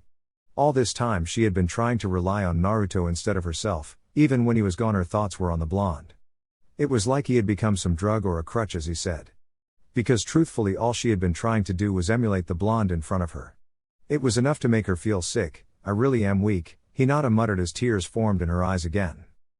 You are not weak, Hinata, Naruto said in a firm voice, as he placed his hands on the girl's shoulders. Hinata looked up at Naruto as he spoke. You just have yet to come into your own strength, but it's there. However, you need to find the right reasons to gain that strength, which are not to impress a boy. What are your reasons? Hinata asked, hoping that if she knew the reasons of someone else, she could try to find out her own. At first my reason was simply because I wanted to be acknowledged. It was stupid, but that was why I tried so hard. Naruto's eyes began to glaze over and his voice softened as he continued. However, as time went on and I gained people who did acknowledge me, my reasons changed. Naruto looked at Hinata. Now I fight and gain strength so that I can protect the people who are most important to me. The people who I have found a family in, the Konoha 11, the people I met in my travels. It's for them I try to get stronger, so that I can protect them. Hinata was silent for a moment as she thought about her reasons, really thought about them. Now that she was thinking a little more clearly, she realized that what she had been doing was no better than when Sakura and Ino had tried to gain Sasuke's affection. Everything she had done was for Naruto. But now that Naruto made her realize this, she did not really have a reason. Or did she? I think I want to gain strength to protect my family, and make them proud of me, Hinata said as she looked at Naruto. I don't want them to think of me as weak, or a burden anymore. Naruto gave the girl a smile. That's a good reason. Wanting to help your family is one of the best reasons anyone can have. I know that with that desire in mind, you will gain strength. Naruto stuck his hand out to the girl. Friends? Hinata looked at the hand and then back to Naruto before smiling. Friends, she said as she took the hand. XXXXXXXXXXXXX. Naruto stood out on the field with the Shinobi Council, Tsunade, Kenshi, and Tenten, all of whom he was going to show his seals to. Now that everyone is here, I figured we'd better get this show on the road, Naruto said as he took out sealing scroll and unraveled it. He unsealed the contents, revealing several different scrolls of various seals, ink and a brush. Grabbing the first seal, Naruto unrolled it. I am sure you all know of the standard exploding tag, which by adding chakra will make it detonate and in some cases can set a timer for a slight delay. But what if they did not just explode? What if instead they launched an A-rank jutsu, or a cloud of deadly and poisonous gas? Are you saying you can create a scroll that has an A-rank jutsu in it? Tsume asked incredulously. Naruto smiled. I could tell you yes, but I think it would best to show you. Naruto created a clone who took one of the small tags in the scroll, walking several feet away before channeling some chakra into it as he set the scroll on the ground. The clone puffed out of existence and Naruto turned to Tsunade. Hokage-sama, could you make a kage bushin please? Tsunade raised an eyebrow but did as asked. Less than a second later a clone appeared. Good, Naruto said as he turned to the clone. I want you to go over to the scroll. As the clone did as instructed, Naruto turned to Hyashi. Hyuga-sama would be so kind as to turn on your Byakugan and tell me what you see? Hyashi nodded and did so. Truthfully, he was quite curious to see what they boy came up with. As the Tsunade clone got within 5 feet of the scroll, everyone became shocked as a giant dragon made of lightning launched out of the scroll. It roared as it homed in on the clone, smashing into it before exploding in a shower of sparks. It reacted to her chakra, Hiraishin said, his voice for once filled with awe. The others heard what he said and looked at the now burnt out scroll in shock. Yes, it reacts to any chakra signature that does not belong to the person who used the scroll, though it can be set to recognize other signatures as well. Naruto smirked as he looked at the gobsmacked audience. As you can see, things like this could easily tip any engagement or skirmish in our favor. Just imagine if you were to create a minefield of these and placed a camouflage dual-layered genjutsu over them. An enemy comes within 5 feet of it and they suddenly find themselves within a barrage of A-rank techniques. Naruto left them to imagine the potential of his strategy for a while. Once they got over their awe, he began showing them some of his other seals, with each one being more impressive than the last. Finally, Naruto got to the seal he had really worked on this week. For this next seal I'll need a volunteer, it has to be a female. The last request had stopped several of the males from stepping forward. Unfortunately, it also made the females wary. Sume Inuzuka, however, took it as something of a challenge and stepped forward. Let's see what you've got, pup. Naruto smirked. Very well, follow me so I can apply the seals. Naruto picked up his ink and brush and headed into the tree line. Sume, despite being surprised, followed him as well. Once they were out of sight, Naruto stopped. Alright, so why did you have to bring me out here alone? Sume asked before giving a feral yet oddly seductive smirk. Or was it just that you wanted to get me away from the rest of the council, so you could have your way with me? You know, I think you might be a bit young for me, though you are quite handsome. Naruto blinked in surprise as the Inuzuka matriarch blatantly flirted with him. He had truthfully not expected this. Still, that did not mean he was going to be upstaged. Well, you are quite sexy, Tsume-chan, Naruto said as he modulated his voice into an animalistic and husky growl that caused Sume almost come herself. Unfortunately, that's not the reason, this time anyway. Naruto shrugged. I really just figured you would not want to have to strip in front of all those men. Sume blushed at those words, but it soon turned to a glare. Flirting was one thing, but asking her to strip for him was not something she would take lying down. Alright, listen here, if you think I'm gonna strip for you, you've got another. She could not get another word in as Naruto's presence literally overwhelmed her senses. Where before he had the strong presence that was found in all leaders, his entire aura right now just screamed alpha. It was so strong that her animal side was actually telling to her bow down and do whatever the blonde said. Do not think I am doing this so I could see you naked, Sume. I will not deny that you are quite attractive. However, you seem to forget that I am already engaged to 4 women, all of whom I love. The mere thought of being unfaithful to them makes me feel like committing seppuku. Naruto's glare actually made the Inuzuka woman bow her head submissively. Naruto sighed as he released his dominating presence. I will explain what the seal does while I apply it, is that okay? He asked. When he received a nod in return, Naruto had the woman stripped down, until she was in her undergarments. He then began to apply the seals while explaining their functions. By the time he was done, Sume's eyes were wide. Several minutes later they came back out to the field. I apologize for the wait, however, we're now ready for the final demonstration. He took no heed of the looks he was getting, or the light blush Hiraishin was trying to hide. They obviously knew what had gone on in the forest, or at least they knew what Sume had done. Naruto paid attention to none of it as he unsealed a chair. Alright, Sume, just sit on the chair. Having knowledge on what the seal was supposed to do, the feral-looking woman did as told. Naruto tied her up with steel ninja wire, making sure they were bound tightly enough that she could not move. Naruto turned back to the crowd. Now then, as you know, one of the most serious problems we run into as ninja is the possibility of capture. When that happens, all we can do is try to make sure that we die before we end up cracking from whatever torture we are subject to. However, that does not have to happen. What if we could give our shinobi a small window of opportunity to escape? Hiraishin, I would like you to use your Byakugan to tell me what you see. Naruto did not wait for the man to give an affirmative, before he turned his attention to Tsume and raised an eyebrow in question. He received a nod from the woman, right before he unleashed a concentrated dose of Kyuubi's killing intent. The woman felt her eyes widen as the feeling of fear came over her from feeling the same power that had killed her husband all those years ago. Thankfully, it only lasted a second as the seal activated. The ropes were suddenly sliced apart as a shield of powerful cutting winds encased Sume, who was completely protected by it. Naruto grinned as everyone was once again rendered speechless. Tell me, Hiraishin, what did you see? The seal activated when you unleashed that killing intent, Hiraishin said, however it was not activated consciously. Correct, Naruto said, this seal is actually several arrays that are located on different areas of the body. You have one seal that constantly stores the excess chakra that all people produce in another seal. The other seals are what creates the wind shield, one to activate it and the other to maintain it.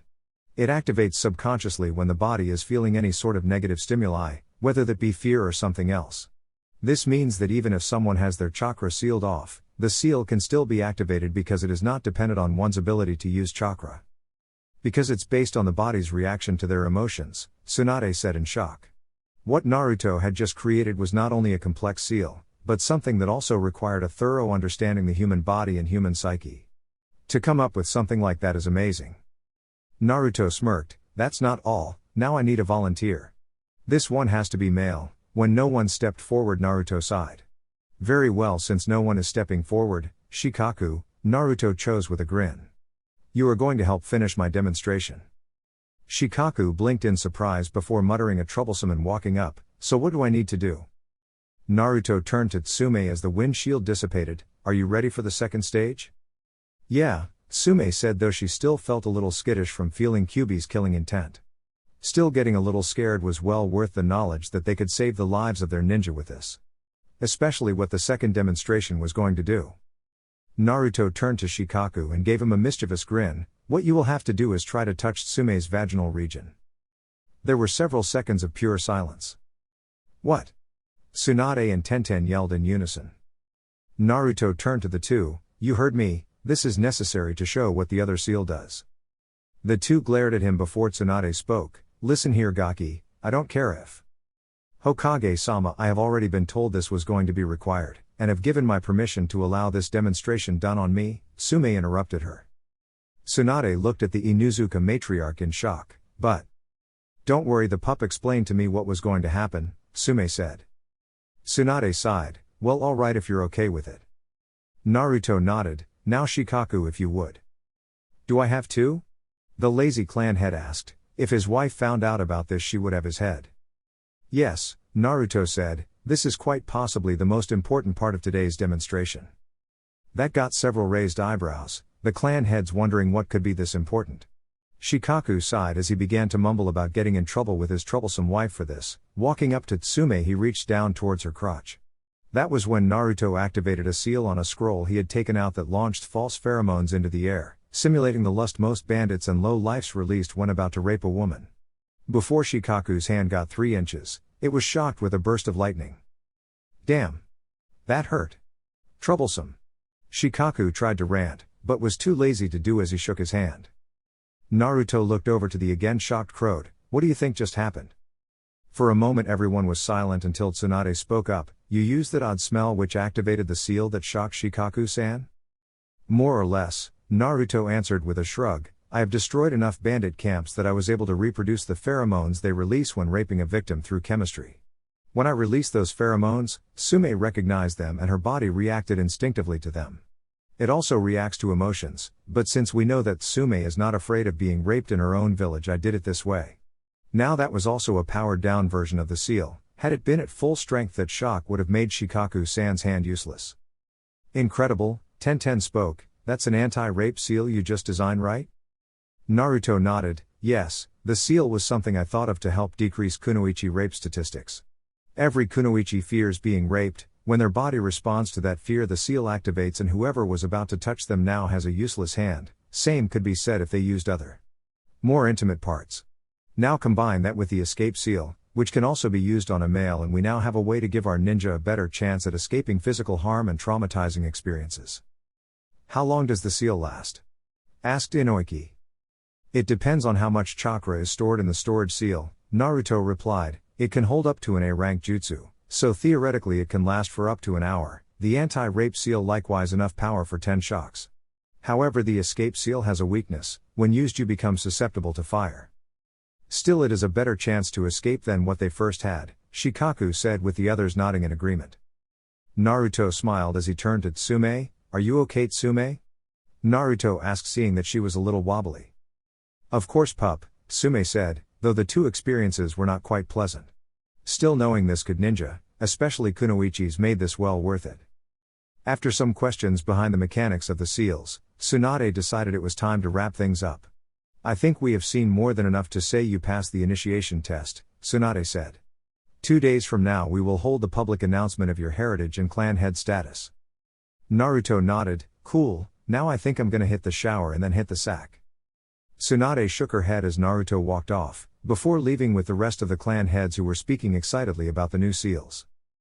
XXXXXXXXXXXXX. It was the day of the announcement and Naruto was looking out over the crowd of people. It looked like almost all of Konoha had come.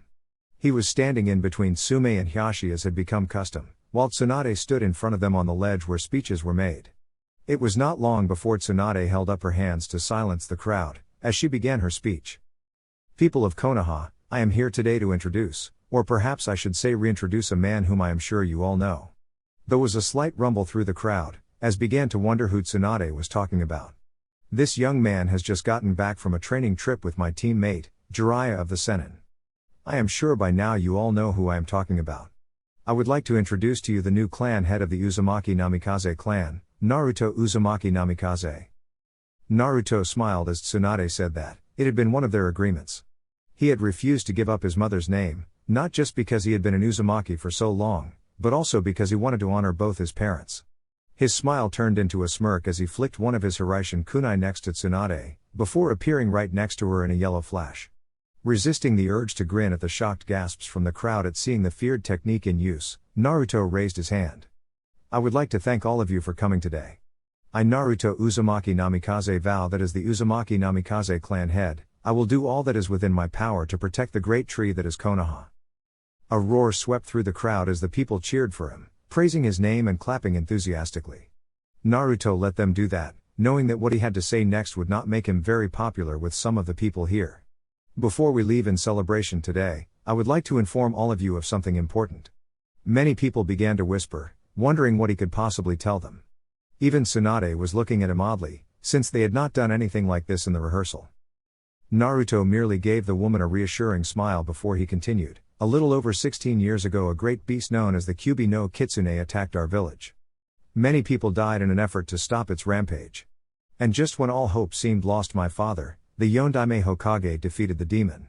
Using a self-sacrificing jutsu which cost his life to slay the creature, this is the history that we are all taught. As Naruto spoke, many of the civilians and council members paled, realizing what Naruto was talking about. Many even had a hunch about where he was going. Unfortunately, due to the laws set down by the Sandaime, they could not do anything to stop it. I am going to tell you all right now that what you have been taught is a lie. Gasps were what accompanied this announcement, all of the younger generation wondering what he meant and the older feeling dread well up in their guts. And so Naruto began to tell them the truth about the Kyubi's defeat, setting in motion the action that would let him know who really respected him and who was just wanting to use him. This was the catalyst that would start Naruto's new life in Konoha, for better or worse. XXXXXXXXXXXXX. Omake, council room break dancing. I seem to be finding myself very disappointed with the stupidity of this council, Naruto started in a near lazy drawl. Many of the council wanted to protest, but the odd feeling of death that had come to them stopped their tongues cold.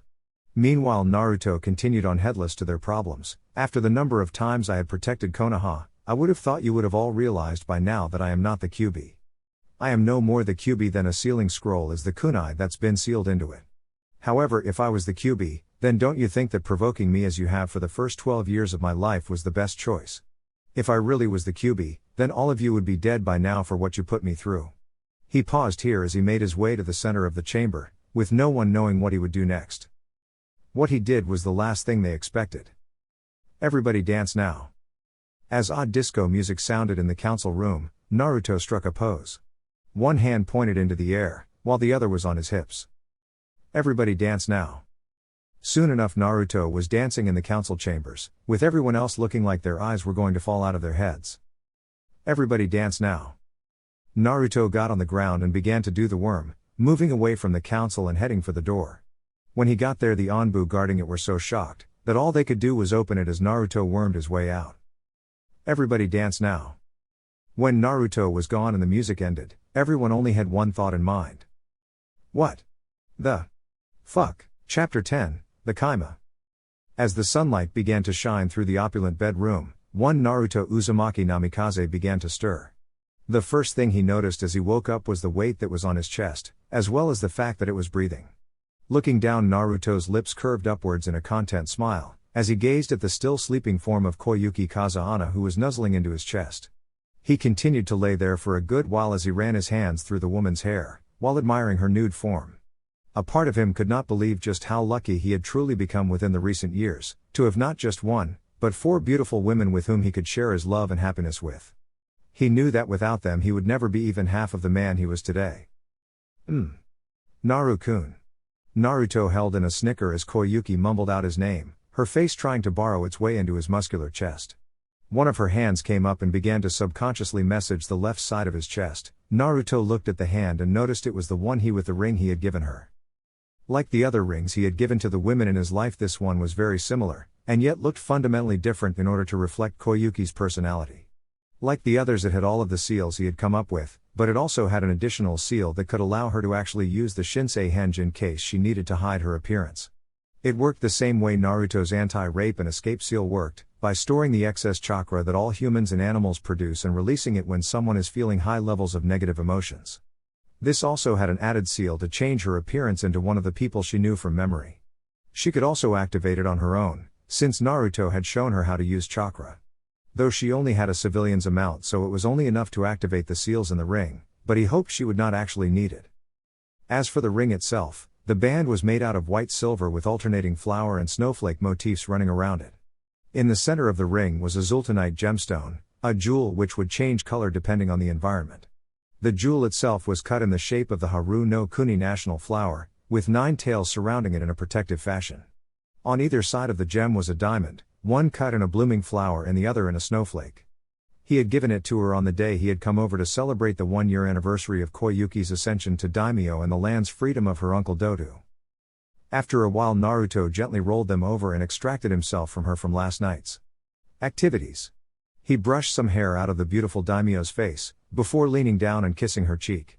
Rolling over he got out of bed and put on the robe to cover his still nude form. The first time he had visited via Hiraishin they had not done that and a maid had walked in before passing out from blood loss. Since then they always had a robe on hand to prevent such incidents. Naruto walked over to the door leading to the balcony. Going outside, Naruto leaned against the railing as he looked at the rising sun. It looked to be around 5 a.m. here, which meant that he still had several more hours before he had to leave. As he continued to enjoy the sunrise, a pair of arms wrapped around his waist, and a set of definite feminine assets pressed into his back. Naruto smiled as he turned around in Koyuki's grip, wrapping one of his own arms around her. He brought a hand under Koyuki's chin and lifted her head up. Leaning down he placed a soft kiss on her lips. Koyuki moaned into the kiss as she began to increase the pressure on their lips. She licked his lower lip to let him know what she wanted, making Naruto open his mouth to allow her entrance. Their tongues became intertwined as they began to dance, letting the two enjoy the taste of each other before breaking apart. When they did, Naruto placed their heads together, as he gave the woman a smile. "Morning Yuki-hime," Naruto said, making the dark blue-haired woman smile. "How did you sleep?" "Do you even need to ask?" Koyuki asked with an amused grin, tilting her head up to kiss him again. "That good, huh?" Naruto chuckled after they broke away again. "I'm gonna have to be careful from now on. With some of the things we did yesterday I might end up knocking you up, even with the seals on your ring." Koyuki gave his chest a playful slap while mock glaring at him. "You shouldn't say things in such a crude fashion." Her glare, however, soon turned into a playful smile. "Speaking of knocking me up, the council has been asking me questions about you and our relationship. They have been asking me if I have plans on marrying you. I believe they are hoping that I will produce a strong heir. We will announce our relationship soon, but you know that we can't do it right now," Naruto said with an apologetic smile. He did not want their relationship getting out until he had taken care of Madara and the rest of Akatsuki, especially since out of all the women he loved she was by far the most vulnerable, being a civilian and all. Even though she had many samurai who offered her protection, none of them would even hold a candle to one of the Akatsuki members, much less someone like Pain or Madara. "I know," Koyuki sighed as she leaned against his chest. They stayed that way for several more minutes before Koyuki broke away. "We should probably get something to eat." "All right, I could use a large breakfast right now anyway. What with all that energy we spent last night." Naruto trailed off as he let his eyes roam over Koyuki's body, which even in the robe showed off her amazing figure. "Perv," Koyuki muttered with a blush, as she turned around and walked back inside. She only managed to get 2 steps through the door, before Naruto wrapped his arms around her waist and pressed her against his back. "You say that like it's a bad thing, Hime," Naruto whispered in a husky voice as he nibbled on Koyuki's earlobe. Said woman gave a small shudder and a moan escaped her throat. besides we both know who the real pervert here is. That was true enough. While Koyuki did not have as large of a libido as Seimei, the daimyo loved to experiment. Oftentimes Koyuki would have the two of them role-play out several fantasies she desired to do with him. They had done things like the naughty nurse, a schoolgirl and her teacher, a master and his servant, and what seemed to be Koyuki's favorite, the hero and the princess, though he was sure it was her favorite because of how he really had saved her, like in the movies, twice in fact. And not fair, Koyuki stuttered as a blush spread across her cheeks, her entire body turning into putty due to the young man behind her. "You know you love it," Naruto said with a grin, which widened as an idea came to him. "You know we're still pretty dirty from last night, why don't we go get cleaned up in the shower?" Koyuki gave a sultry smile. "I think you just want some more alone time with me." "True enough, I can never get enough alone time with you." Naruto shrugged, as he would never deny he greatly enjoyed spending time with the women he loved. "So is that a yes?"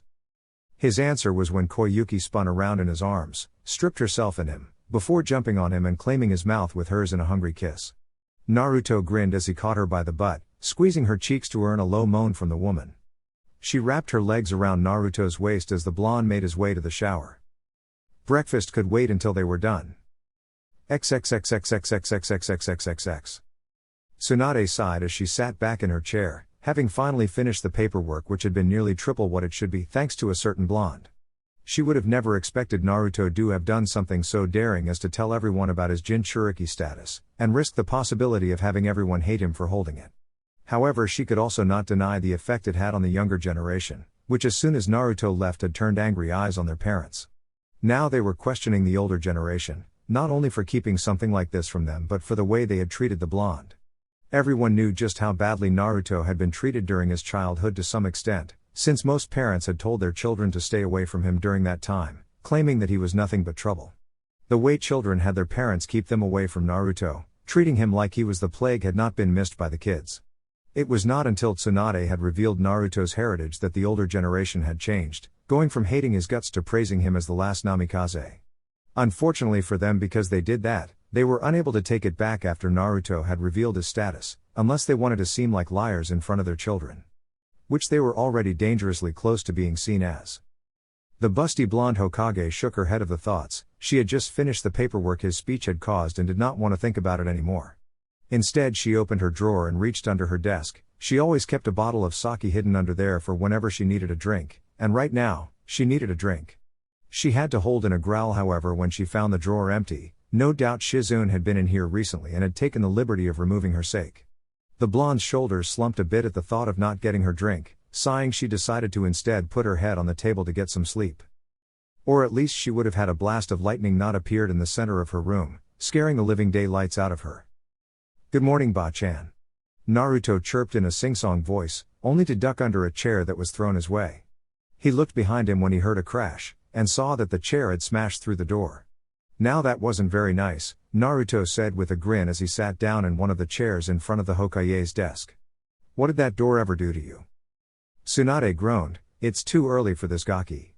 I haven't gotten much sleep, and I don't have my sake, so don't start trying to get smart with me." Naruto snickered. "So Shizune-chan took your alcohol away, huh? Well, you shouldn't be drinking on the job anyways, Ba-chan. It's bad for your health." "Oh, shut up you," Tsunade said with a glare. "So what do you want?" Naruto shrugged off her slightly irritated nature. "I was hoping you could give me a mission." Tsunade tilted her head in thought for a moment, before nodding. "I suppose I could do that. It will be good for you to integrate yourself with the other ninja again anyways." She began going through the scrolls looking for a good mission. "Let's see, we'll also need to find you a team and..." Before she could say another word, both her and Naruto leapt to their feet and crouched down, pulling out a kunai as instincts kicked in. A black ball of cloth shot through the window, which had been closed last night. As the glass shattered and sprayed across the room, the ball unfurled to reveal a woman Naruto had only met once. However, she had left an impression he could never forget. Anko Mitarashi. Reporting for a mission. As Anko went into a dramatic pose, Naruto took the opportunity to study the woman. She was just the same as he remembered, wearing a tan trench coat that barely covered her assets and went down to her knees. Her shirt was just a fishnet mesh shirt that did nothing to hide her body, allowing everyone to see a tantalizing view of her bountiful assets and slim waist and toned stomach.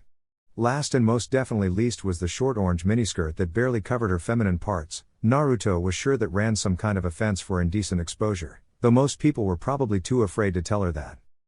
Tsunade's eyebrow twitched violently as she stared at the woman. Anko. How many times have I told you not to come through the window? Anko rubbed the back of her head with a sheepish expression. Ha ha ha well let's see. I think this makes it somewhere around 300 at least. Almost as many times as I caught the old man reading his porn. Now about that mission. She trailed off as her eyes landed on Naruto and a grin spread across her face. Hello, what do we have here? Anko walked up to him with a sachet to her hips. It's that delicious looking namikaze. Uzumaki namikaze actually, Naruto replied with a grin as he decided to play along with the woman. And you Anko are just the same as I remember you, still a crazy, psychotic and sexy bitch. Oh such kind words, Anko replied with her grin still in place, as she trailed a finger along Naruto's jawline. You know if I wasn't dating Iruka-kun I would take you right now for such a compliment. Naruto raised an eyebrow in surprise. You're dating Iruka? When or how did that happen? Anko grinned. It's quite the story let me tell you. She was just about to get into all the juicy details of her love life when a cough interrupted them. Both turned to see a very irate Tsunade, who had both of her eyebrows twitching and several tick marks on her head. If you two are not going to grab a mission, then take that discussion of yours somewhere else. Naruto and Anko looked at each other with matching expressions as they blinked. They looked back at Tsunade and in unison said, we'll take the mission. XXXXXXXXXXXXX. Danzo paced back and forth as he tried to find a way around the most recent problem that had developed for his plans, problems that were once again caused by Naruto Uzumaki Namikaze. Who would have ever thought that the boy would have the audacity to let all of Konoha know of his Jinchuriki status? It was easily one of the most brilliant political maneuvers he had ever seen. Not only did it make the younger generation lose faith in the old, but it also made their respect for the blonde that much more powerful and his position in the village that much more solidified. The fact that the older generation could not do anything without looking like hypocrites since they had proclaimed Naruto as a hero when his heritage had been first announced was just a bonus for the young clan head. The boy was reminding him more and more of Minato, who despite always being a thorn in Danzo's side was a man he had respected. Unfortunately it also made Naruto even more of a problem for Danzo. Had the boy just been a loudmouth with no real sense for politics like his mother it would have been much easier to control him. However Naruto was clearly more like his predecessor than Danzo would have ever expected, especially with all the trouble the man had gone through to subtly stunt his growth until he could get the boy into his root. Now he was not sure he could do that, not without some kind of leverage over him. Perhaps he could use the political pull he had left to get one of his root on Naruto's team, which would allow him to keep an eye on the boy and find some kind of weakness to exploit. Now the only problem was to find someone who could perform this task. He raised a hand and summoned one of his Anbu to him. He looked at the emotionless face of the person before him. Get me Tori. XXXXXXXXXXXXX. Naruto looked out over at the sea with a calm smile on his face, taking a deep breath of the salty air. The blonde let out a large breath. After being cooped up in the village going to council meetings and creating those seals, he had never been so grateful to get out and into the world again. Ever since his training with Uro-sensei had started, Naruto had developed something of a wanderer's spirit. And while it was nowhere near as bad as his sensei's desire to travel, Naruto still loved to get out and see the world. Currently he was on a B-rank mission that had the possibility of turning into an A-rank mission, due to the unknown circumstances that concerned the mission. It seemed that ships were being attacked off the coast of Umi no Kuni, Land of Sea, by a sea monster which was being called the Kaima by the local populace. Not much was known about this sea monster, which was why several merchant guilds had decided to hire Konoha shinobi to take care of the problem. Naruto turned his head to look at the amusing sight of Ino Yamanaka puking over the side of the ship. The poor girl had gotten seasick almost as soon as the journey had started. It seemed like most of their time on the ship, she had been in the same spot she was now. Seeing the girl who had always been so loud vomiting over the side made the blonde shinobi chuckle. It's not funny, Naruto blinked as he looked over at Ino who was glaring at him, right before she turned green and went back over the side. Sorry, Naruto apologized as he tried not to laugh at her predicament. I just never assumed someone like you would get motion sickness. Deciding to be a good teammate, Naruto walked over to the girl, and gently rubbed her back in a soothing motion. Stupid sea, stupid boat, Ino mumbled before heaving over the side yet again. As this continued, Anko Mitarashi walked out onto the deck. Spotting the two, she made her way over to them. So I spoke with the captain and he said that we should get to the port within the hour. She trailed off as she spotted Ino. A grin soon made its way to the woman's face. Aw, is the poor baby sick? she cooed with a smirk that somehow looked both seductive and bloodthirsty at the same time. Naruto had to wonder if she just always looked like that. You know Anko-chan can fix that right up for you. How would you like Anko Mitarashi's super secret fix any ailment treatment? No. No, thank you, Ino said as she dry heaved. I know what your okami treatment is. All you would do was beat the crap out me until you thought I was cured. Anko gave a pout before turning a seductive smile onto Naruto. What about you, handsome? Any ailments that need curing? Naruto chuckled as he decided to play along. Well, I do have this awfully odd muscle that seems a little stiff, perhaps you could help me with that. Aw, now you know I can't do that, Anko stuck out in lower lip in a pout. After all, Iruka-kun would get mad at me. And you, the woman went into a thinking pose after she said that, as if a brilliant idea had struck her. Of course, if you would like to join us. Anko looked over at Naruto and laughed when she saw him join his fellow blonde in throwing up over the side. XXXXXXXXXXXX. Ino gave a sigh of relief as she stepped off the ship. Finally, I hated standing on that ship. Technically you weren't standing, you were leaning, Naruto corrected, only to close his mouth when Ino glared at him. Alright Gaki, Hokage-sama says you're in charge, so what are your orders? Anko asked as she stretched out, causing several of the men on the dock to pass out from blood loss as the trench coat she wore opened.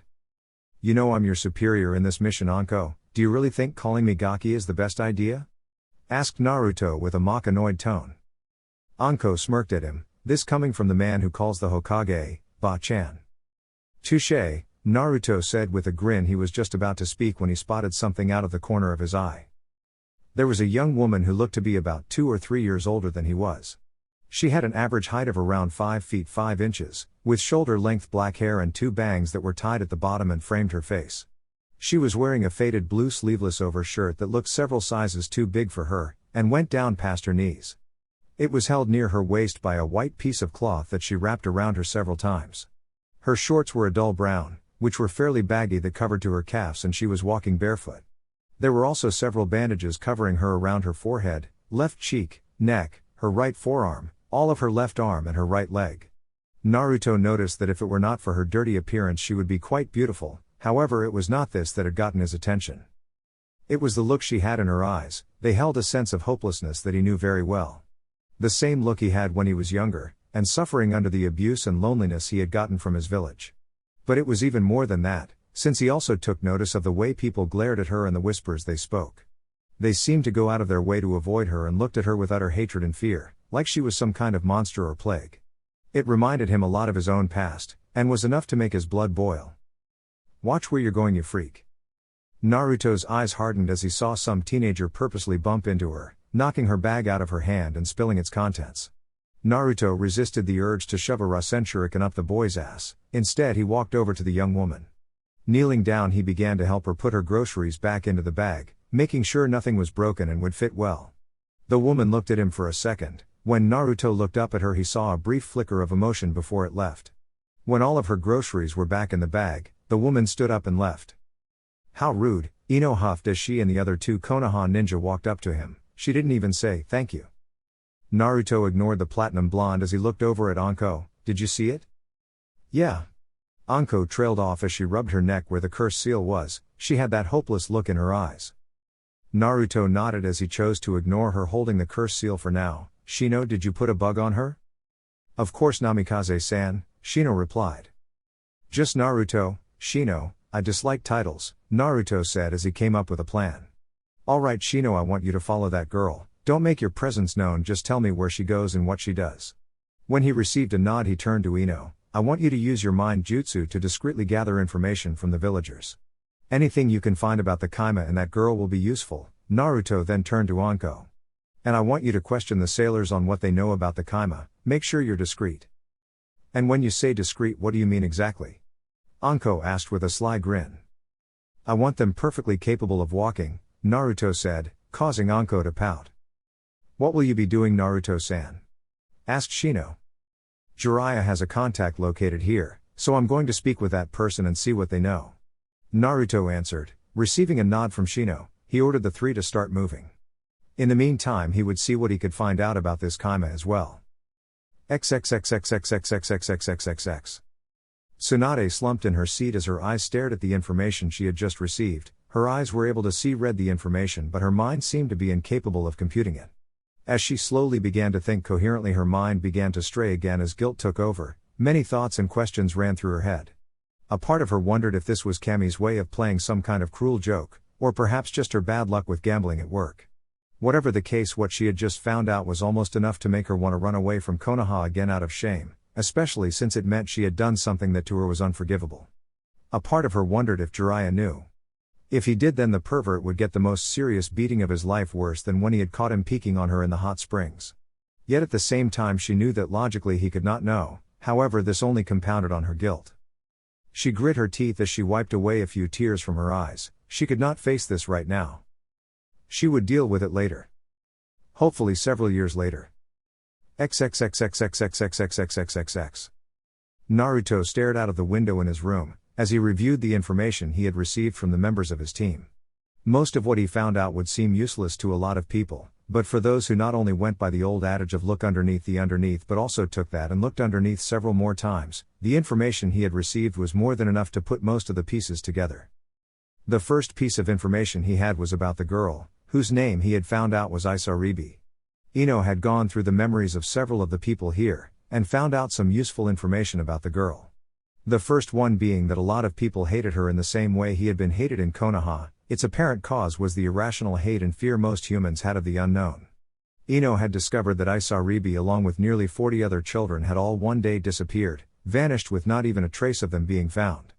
Many people here made up some superstitious claim about it being monsters. Naruto was sure that it was a monster who had done it, just not the type they were thinking of. Then about 5 years later Isaribi reappeared, much to the shock of the people around her. She had also been the only one to actually come back from wherever she and the others had been taken. This had led to the people coming into the belief that she had been transformed into a monster, and had come to somehow destroy the village. It did not help that upon her return several ships had been attacked. This led to Shino's discovery when he had followed Isaribi, who lived in a shack on the northeastern coast near a peninsula. There the girl had shown off the ability to transform into a creature that Shino described as very fish-like before taking off into the water. This confirmed that the girl was in all likelihood the Kaima, however it also brought up more questions. Like, why was this girl attacking ships? Naruto had seen in her eyes the hopeless despair and desire for acceptance, so he knew she was not a bad person. This gave him the idea that someone was using her for their own ends, which correlated with what Anko had found. The ships that were attacked always had one of two things that were of value. The first was money or anything that could earn money. This made it rather obvious that someone had some desire to get some monetary gain for some purpose that was obviously illegal, and since Isaribi lived in a shack Naruto knew it was not her. The second thing that gave ships a high probability of attack was based off of the amount of people on board. The more people who were on the ship the more likely said ship was to be attacked. It seemed that whoever wanted to attack the ships wanted one of those two things. The first was easily understandable. However, the second was harder unless one was able to look deeper into several other factors. Factors he had discovered when he had done his own investigations. When Naruto had contacted Jiraiya's informant, he had found out some rather interesting and disturbing information. The first was that about 18 years ago, one Orochimaru of the Sennin had passed through here with Anko. Apparently Anko had been found in a shack on one of the islands located off the coast, with no memory of what happened here. The fact that Orochimaru had come here was cause for concern, and what had led him to the current conclusion on what was happening here. One of Orochimaru's laboratories was still here, and someone was using it. Naruto did not believe it was the Snake Sennin himself. The man had not been seen in this country for over 10 years, so that ruled out the possibility of it being him. However, it could easily be one of the man's subordinates, someone who despite Orochimaru cutting off all ties with them had continued the work anyways. All they would need to do now was follow Isaribi and apprehend the person responsible. He was just about to get into bed when a knock sounded at the door. "Come in," Naruto called out, already knowing who it was thanks to his enhanced senses. "What can I do for you, Anko-chan?" Naruto asked. "Nothing, just figured I'd let you know that I was unable to find anything else, except that another ship is departing tomorrow," Anko said as she rubbed her seal again. "Has it been acting up?" Naruto asked in a soft voice, startling Anko. Said woman narrowed her eyes as she realized what he was talking about. "How do you know about that?" Naruto snorted. "Anko, everyone knows who your sensei is, it's impossible not to know with the jutsu you use." Anyways, I also remember that Sasuke used it during our fight before he went to go play hide the snake in the trousers with Orochi team. Anko snickered a bit at his name before letting out a sigh, deciding that she had nothing to lose in telling him, yeah, it has been acting up recently. How long ago did this start? Asked Naruto. Anko moved over to sit on the couch, drawing her knees up and wrapping her arms around them as she spoke. It started around the time we got into Umi no Kuni. I don't know why, but I think it has something to do with some of the memories that have been resurfacing. What kind of memories? Naruto asked as he moved over to sit next to the woman, in case she needed to be comforted. They're not much really, just flashes, Anko said as her eyes glazed over slightly. Most of what I saw were the silhouettes of people, however I do remember being in pain. Naruto rubbed the woman's back in a soothing manner as she continued to speak, other than that I just remember seeing the team in the dreams. He was telling me something but I could never hear what it was. I see. Naruto trailed off for a moment as he gathered his thoughts. It probably has to do with the fact that Orochimaru most has a base stationed here, or former base anyway. Since it does not seem to be acting up seriously, that probably means that the man himself is not here and it's just reacting to remnants of his presence in this land. If you'd like, when we get back to Konoha, I can take a look at the seal and see if I can't do something about it. Anko's head twisted to look at him, moving so fast Naruto was surprised the woman did not break her neck. What do you mean do something about it? She asked in a voice that was mixed between hopeful and guarded. I mean, I could look at the seal. While a part of Orochimaru's jutsu is considered a junjutsu, it is also part fuinjutsu.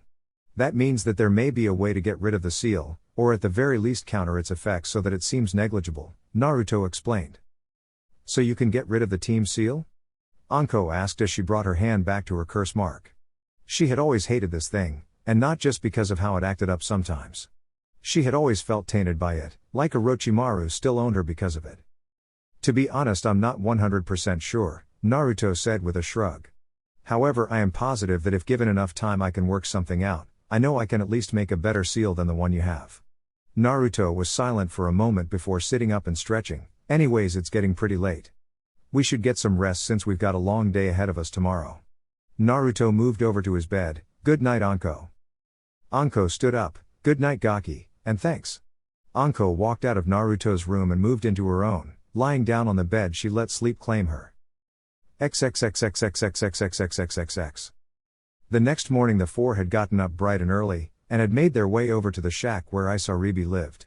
Naruto made sure that they stayed within the tree line just off the beach, so that the girl would not see them as she left. Because of how early they had gotten there, it was a several-hour wait until the girl finally made her appearance. She walked out of her shack and went over to the ocean, which was when Naruto and the others got to see her transformation. She looked like a cross between a human and a fish. In many ways she reminded Naruto of Kisame Hoshigaki.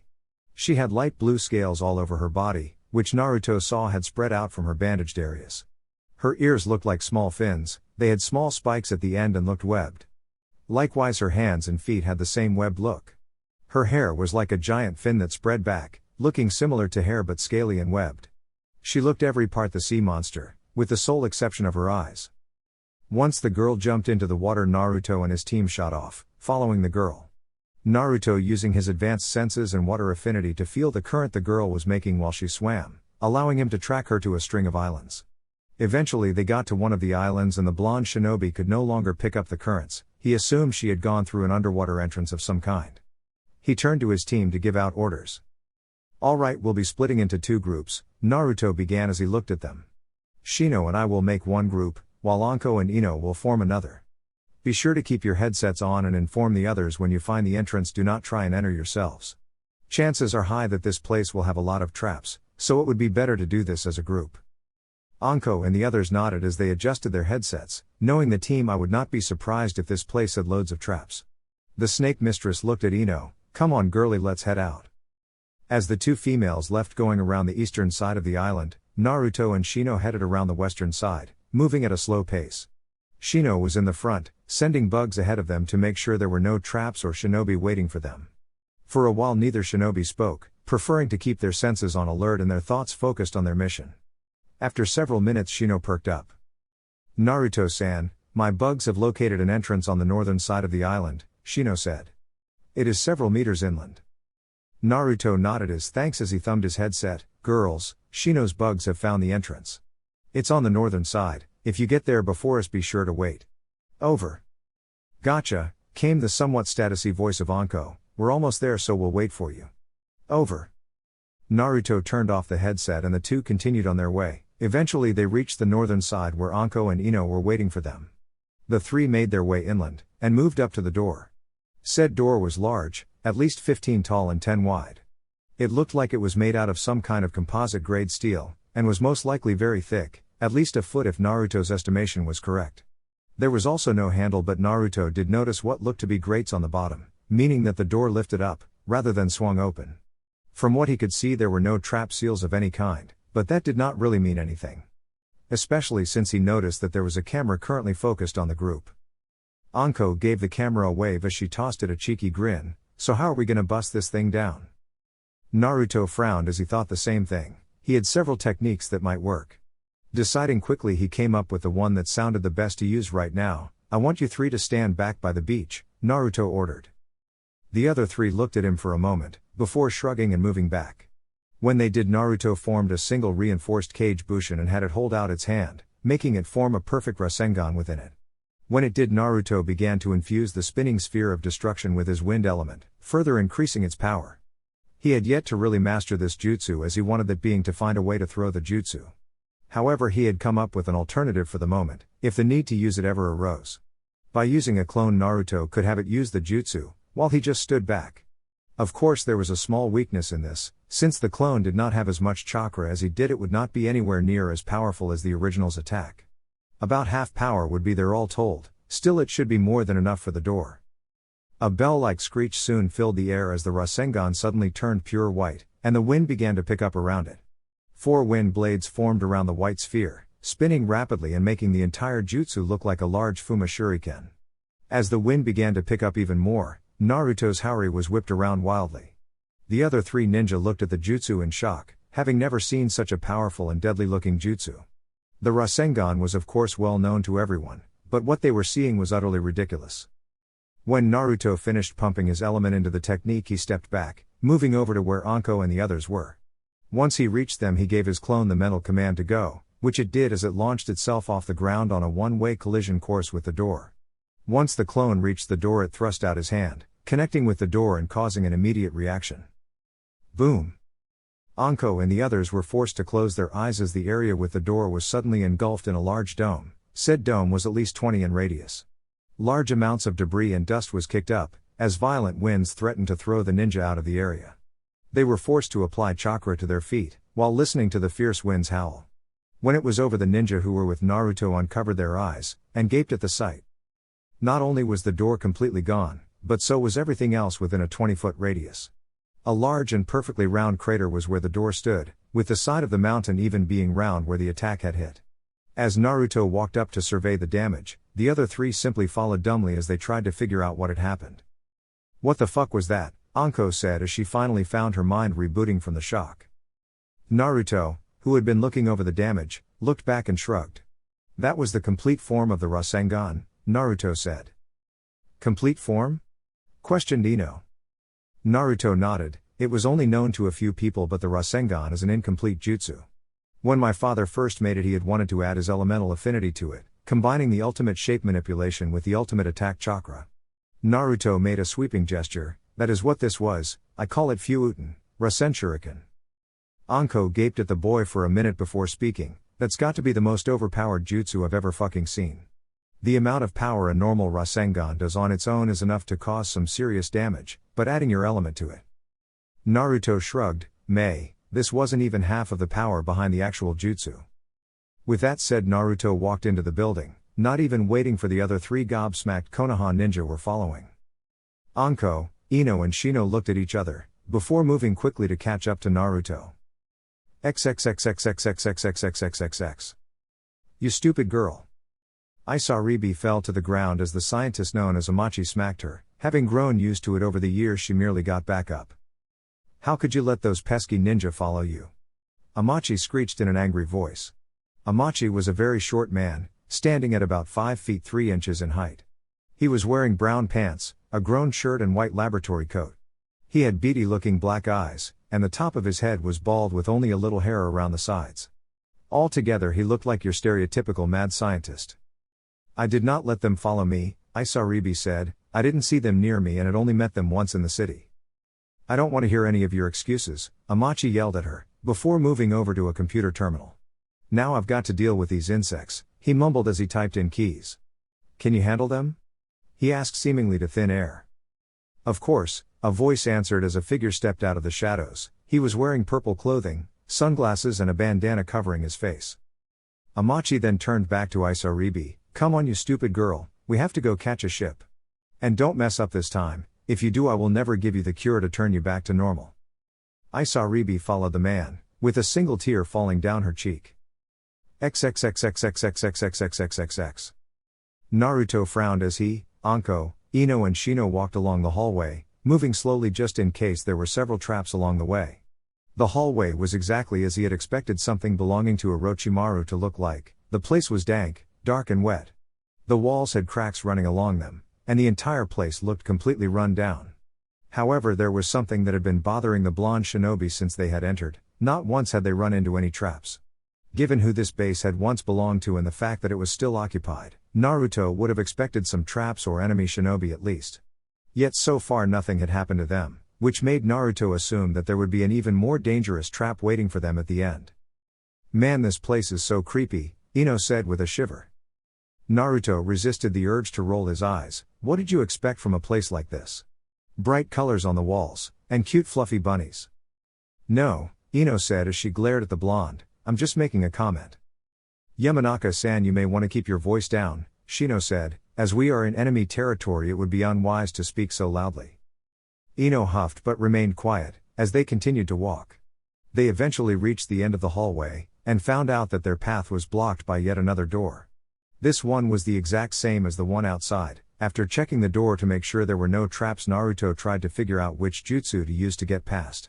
He could not use the Rasen Shuriken for this. If he did, the whole laboratory might collapse if there were any important support structures in the wall.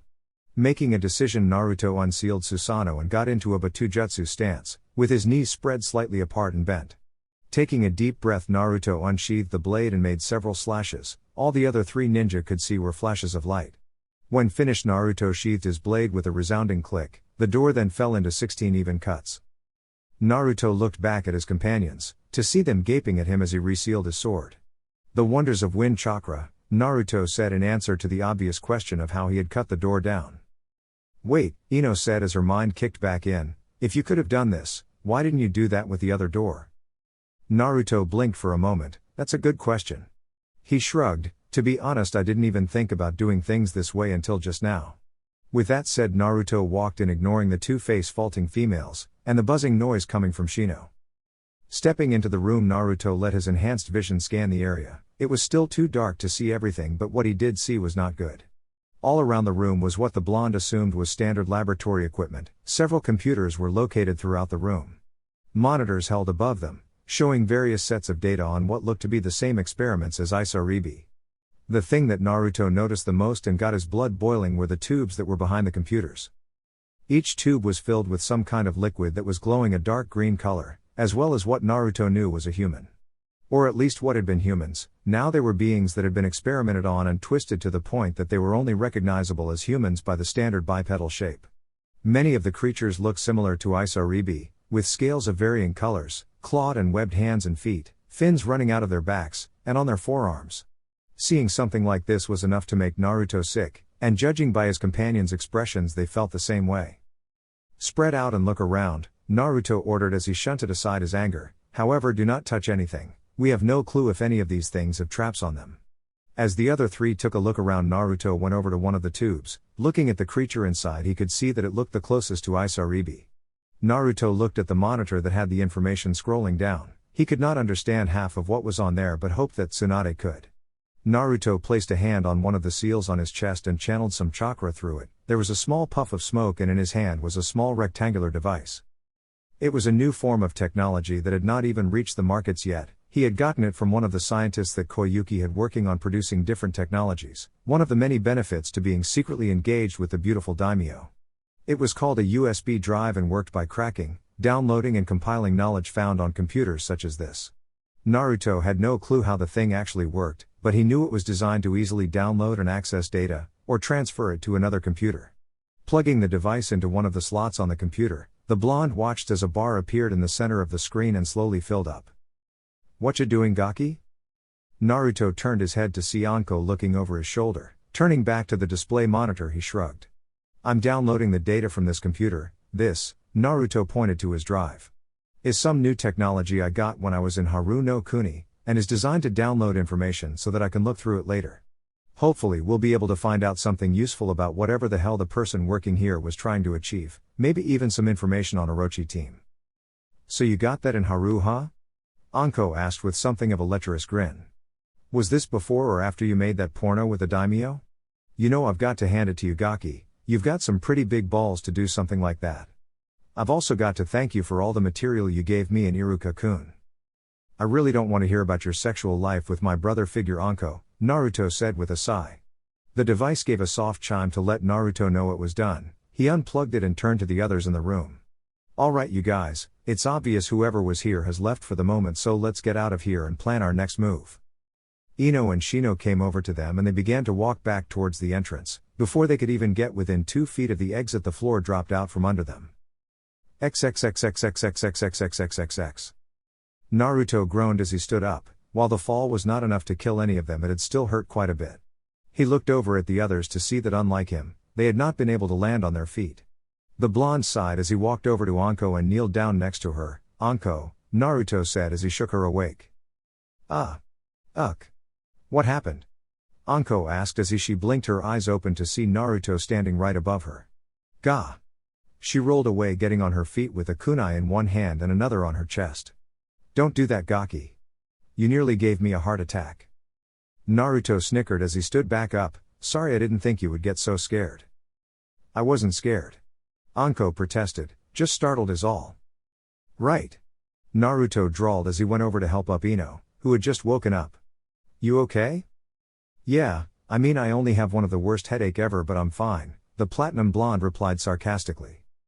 "At least you don't have seasickness," Naruto said with a grin that while Ino could not see, knew was there. "Shut up," Ino mumbled. "That was a most unpleasant experience," Shino said as he got up, brushing himself off as he looked around. "It seems that we fell for some kind of trap." "The only question is what kind?" Naruto said as he looked around the tunnel. There seemed to be only one way to go, with the other end blocked. "Looks like we don't have much of a choice but to go this way, so let's head out, but keep a sharp eye out for any more traps." The other three nodded, as they got into a triangle formation with Naruto in front and Anko covering the rear. Several minutes later they found themselves in decent-sized room. Naruto could not get the exact proportions right since he could only see about 20 feet in front of him.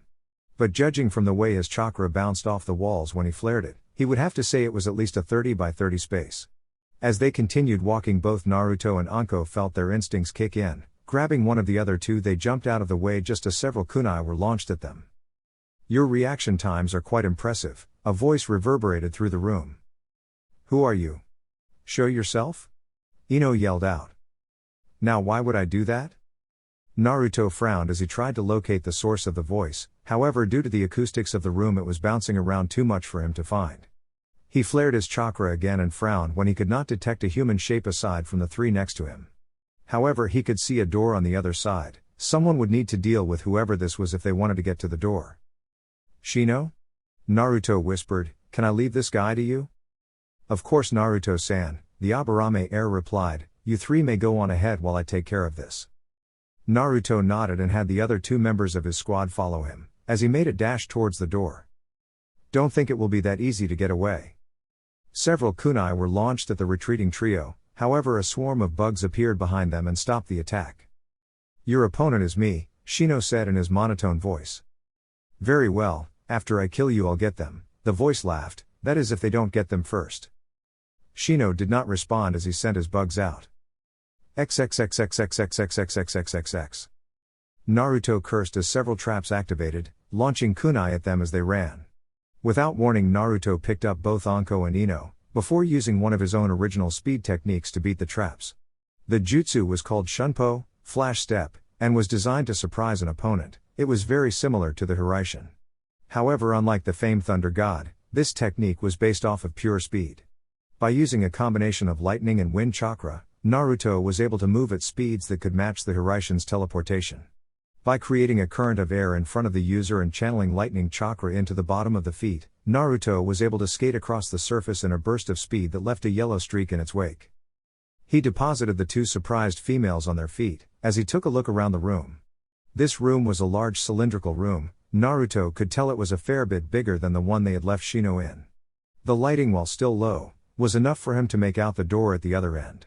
As well as several gates located along the walls, this gave the blonde shinobi a bad feeling about this place. "What the hell was that?" asked Ino as she looked at Naruto with an expression that demanded an explanation. Naruto looked over at his fellow blonde. "What was what?" "That thing you did to get us over here so fast," Ino practically shouted, causing both Naruto and Anko to wince. Naruto sighed. "It's a family technique, that's all." Naruto walked off before Ino could question him further, forcing her and Anko to follow him. When they were about halfway to the exit, the three heard a slight screeching sound as the gates began to open. The Konoha ninja quickly went back to back, waiting to see what would happen. Naruto began to channel chakra into his eyes, to increase their perception. He was able to make out the outlines of several bodies that looked the same as the creatures back in the lab. Naruto knew what they were even before their eyes opened to reveal bulbous fish-like eyes that glowed with a light green color. What the hell are these?" Ino screeched as she saw the eyes staring at them. "Most likely the experiments of Orochi teams, or whoever owns this place now," Naruto replied, preparing for what he knew would be a long fight. "There's quite a few of them, and with whoever caused this not here means we don't have time to play around." Anko growled as the creatures started to move in, revealing they were indeed like the experiments they had found on the upper floors of the lab. "Gaki! Get out of here and let the girlie and I deal with this." "You sure?" Naruto asked. "We don't even know if this is all of them."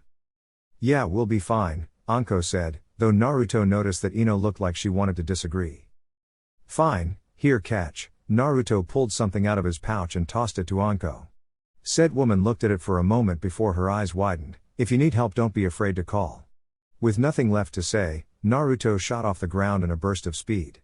Moving towards one of the creatures that was blocking his path, in less than a second he had formed a Rasengan in his hand and shoved it into the creature's head. He ignored the explosion of gore as he ran through the opening, heading out into the tunnel. "Now that the Gaki's gone, let's have some fun," Anko said as she flicked a kunai in her hand, moving it to her lips and licking it. "What do you mean fun? Can't you see we're surrounded?" Ino yelled. She was seriously beginning to regret going on this mission. XXXXXXXXXXXXX. Naruto jumped and spun his body in mid-air, allowing the kunai that were launched at him to fly past. Landing on the ground, he rolled to his feet, before putting on a burst of speed just as several kunai shot out of the walls. This entire corridor was a death trap. It seemed that whoever owned this place had put all of his traps in one spot. No doubt hoping that if someone managed to get past the creatures, they would be too tired to get past these traps. Naruto jumped and flipped onto the ceiling as the spikes shot out of the ground, jumping back down just as more came out of the ceiling. Naruto was close enough now that he could see the end of the tunnel, which was once again covered by a door. Naruto's mouth compressed into a thin line as he continued to dodge traps, and swiftly decided on what jutsu to use. He began to channel chakra into his hand, forming the Rasengan once again. However, rather than go with a standard one, he began to increase the chakra output, making the jutsu much larger than normal, at least 3 times the size of a standard Rasengan.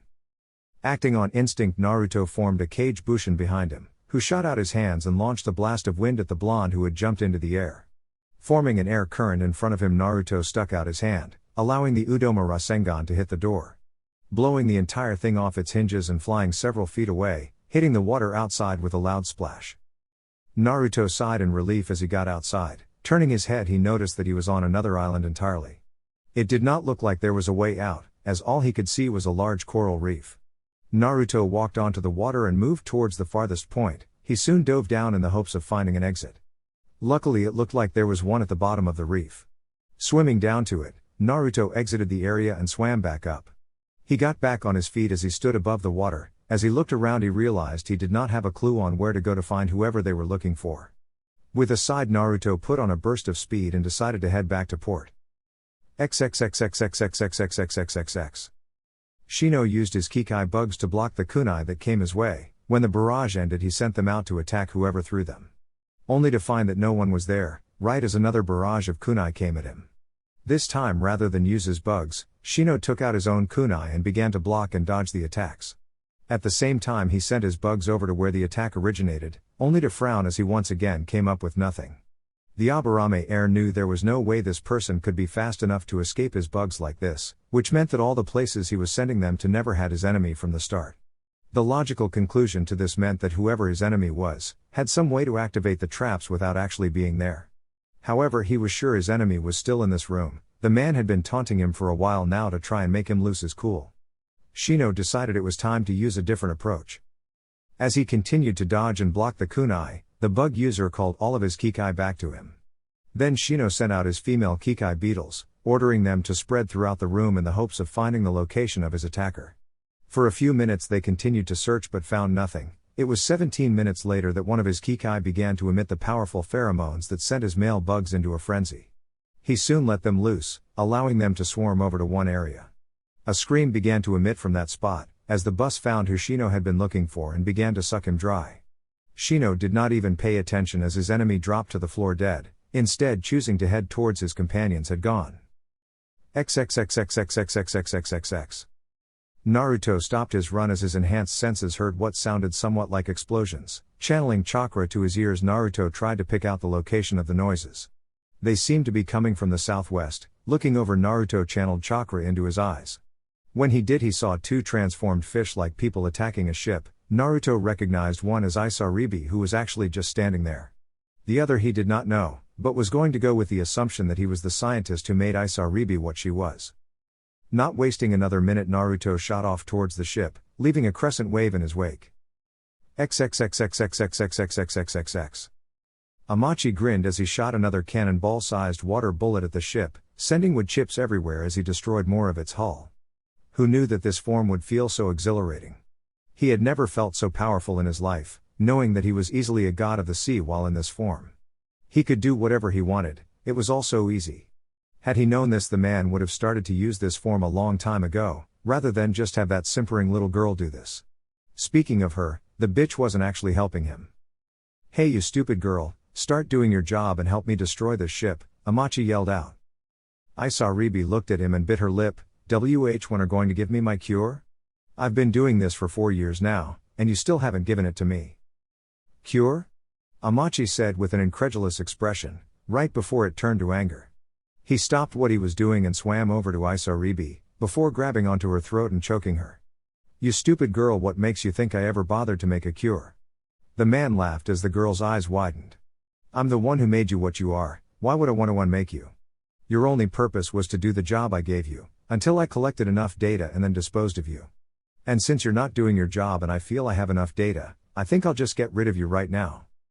The man laughed as Isaribi began to tear up as she tried to get out of the man's ironclad grip. He was just about to crush the girl's throat when something he had not expected happened. An invisible blade of wind cut right into the man's arm, slicing it off at the elbow. "Ah!" As the man began to scream out in pain, another voice spoke up, falling back into the water as he held the stump where his forearm had once been.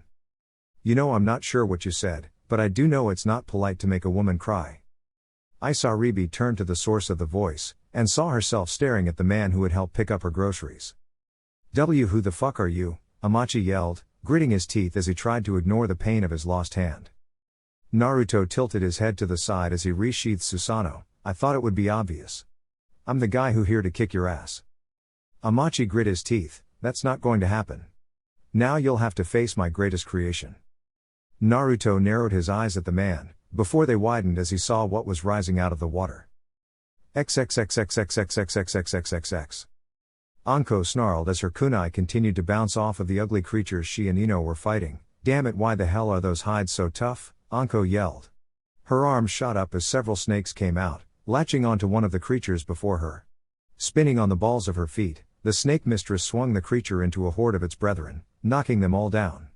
Unfortunately, they just got back up a moment later. The things, while slow and easy to dodge, were nearly impenetrable to anything less than high-level jutsu and exploding notes. Unfortunately for her, they were also resisted to fire and mud jutsu, which were her specialty, and she wanted to save her exploding tags for later. Over to her left, Ino was engaged with a few of the creatures, weaving her lithe body in and out of the monsters while she tried her best to beat the things. However, unlike her friend Sakura who had gotten Tsunade's strength technique down, Ino was only able to increase her strength by about half, and that only knocked the creatures back. She had tried other methods, such as a kunai to the neck, base of the skull or temple, but none of that seemed to work. She jumped back towards Anko, who had just finished tossing another creature away and was about to ask what they should do, when a gurgling noise interrupted her. Turning, they saw one of the creatures being swarmed by a cloud of bugs, which were draining it of its chakra. The thing thrashed around for a bit, before its body lay on the floor twitching as it died. It seems that even with their tougher skin, they are still susceptible to being drained by my Kikai. Shino spoke as he materialized in front of them. Shino. Ino shouted, glad to see her companion safe. Shino nodded to her. I suggest we think of a plan to get out of here. Anko nodded as she came up with a plan. Well, now that you're here, we don't have to worry about running out of weapons. We'll launch a barrage of kunai with exploding notes attached to them into the ones blocking the exit, and then we'll make a run for it. The others nodded as they reached into their pouch, pulling out kunai and exploding tags. They wrapped the tags around the kunai, and on an unspoken signal activated them and threw them at the horde in front of the exit. As soon as the explosions went off, the three ran for it. Not even paying attention to the body parts and gore that was being thrown around the area, they soon reached the tunnel and ran for the exit. Thankfully, Naruto had activated all of the traps when in there, so they had not been subject to any as they ran. Soon enough they shot out of the tunnel and into the open air. I'm never ever doing that again, Ino huffed as she bent down and put her hands on her knees, trying to regain her breath. Yeah, I know what you mean, girly. Anko was interrupted from her speech as a searing pain shot through her body, originating from the curse seal. Anko-sensei, Ino shouted as she and Shino rushed to the woman. Anko fell to her knees as she grabbed her mark. The last thing she saw before darkness claimed her was Ino shouting something at her. XXXXXXXXXXXXX. Acting fast, Naruto released his gravity seals as he grabbed an unresponsive Isaribi, before jumping out of the way of a giant watery tentacle. Naruto created a clone in midair and handed the girl off. Landing on the ground, he unsheathed Susanoo. Dodging another tentacle, Naruto channeled wind chakra through his blade and sliced the watery appendage off. However, the thing, since that's all Naruto could use to describe the amorphous blob of water with tentacles and a red orb in the center, did not seem to be affected by the loss of its appendage. A new one merely seemed to take its place and begin attacking him. Ha ha ha, Amachi laughed in his mad scientist voice, there is no way for you to defeat my greatest creation. Even lightning is ineffective against my ultimate creation. Naruto listened to the madman speak with one ear. Like all evil people, this one seemed to have a desire to monologue. Telling him about his creation and how it was unstoppable. Of course, this just gave the blonde more knowledge to analyze the creature with and hopefully find a way to kill it. As he continued lopping off limbs that just regrew, Naruto began to devise a way to defeat it. Let's see, that guy said lightning was ineffective. If I go by what he said, then that means the elements don't really work the same way as normal. This means that the creature isn't really alive, or at least not enough to be affected by things like pain. That would mean the only way to kill it would be to evaporate the water and attack its core. I should be able to destroy it that way. That would mean I need a powerful fire jutsu to work. Unfortunately, I don't know any fire jutsu above C rank since it's not my affinity. And I can't summon toads since they're freshwater amphibians, and I don't want to be on their bad side like Uro-sensei. Naruto began to think of ways he could evaporate the creature when an idea came to mind. Hey Kyuubi. Naruto gave a mental shout in his mind.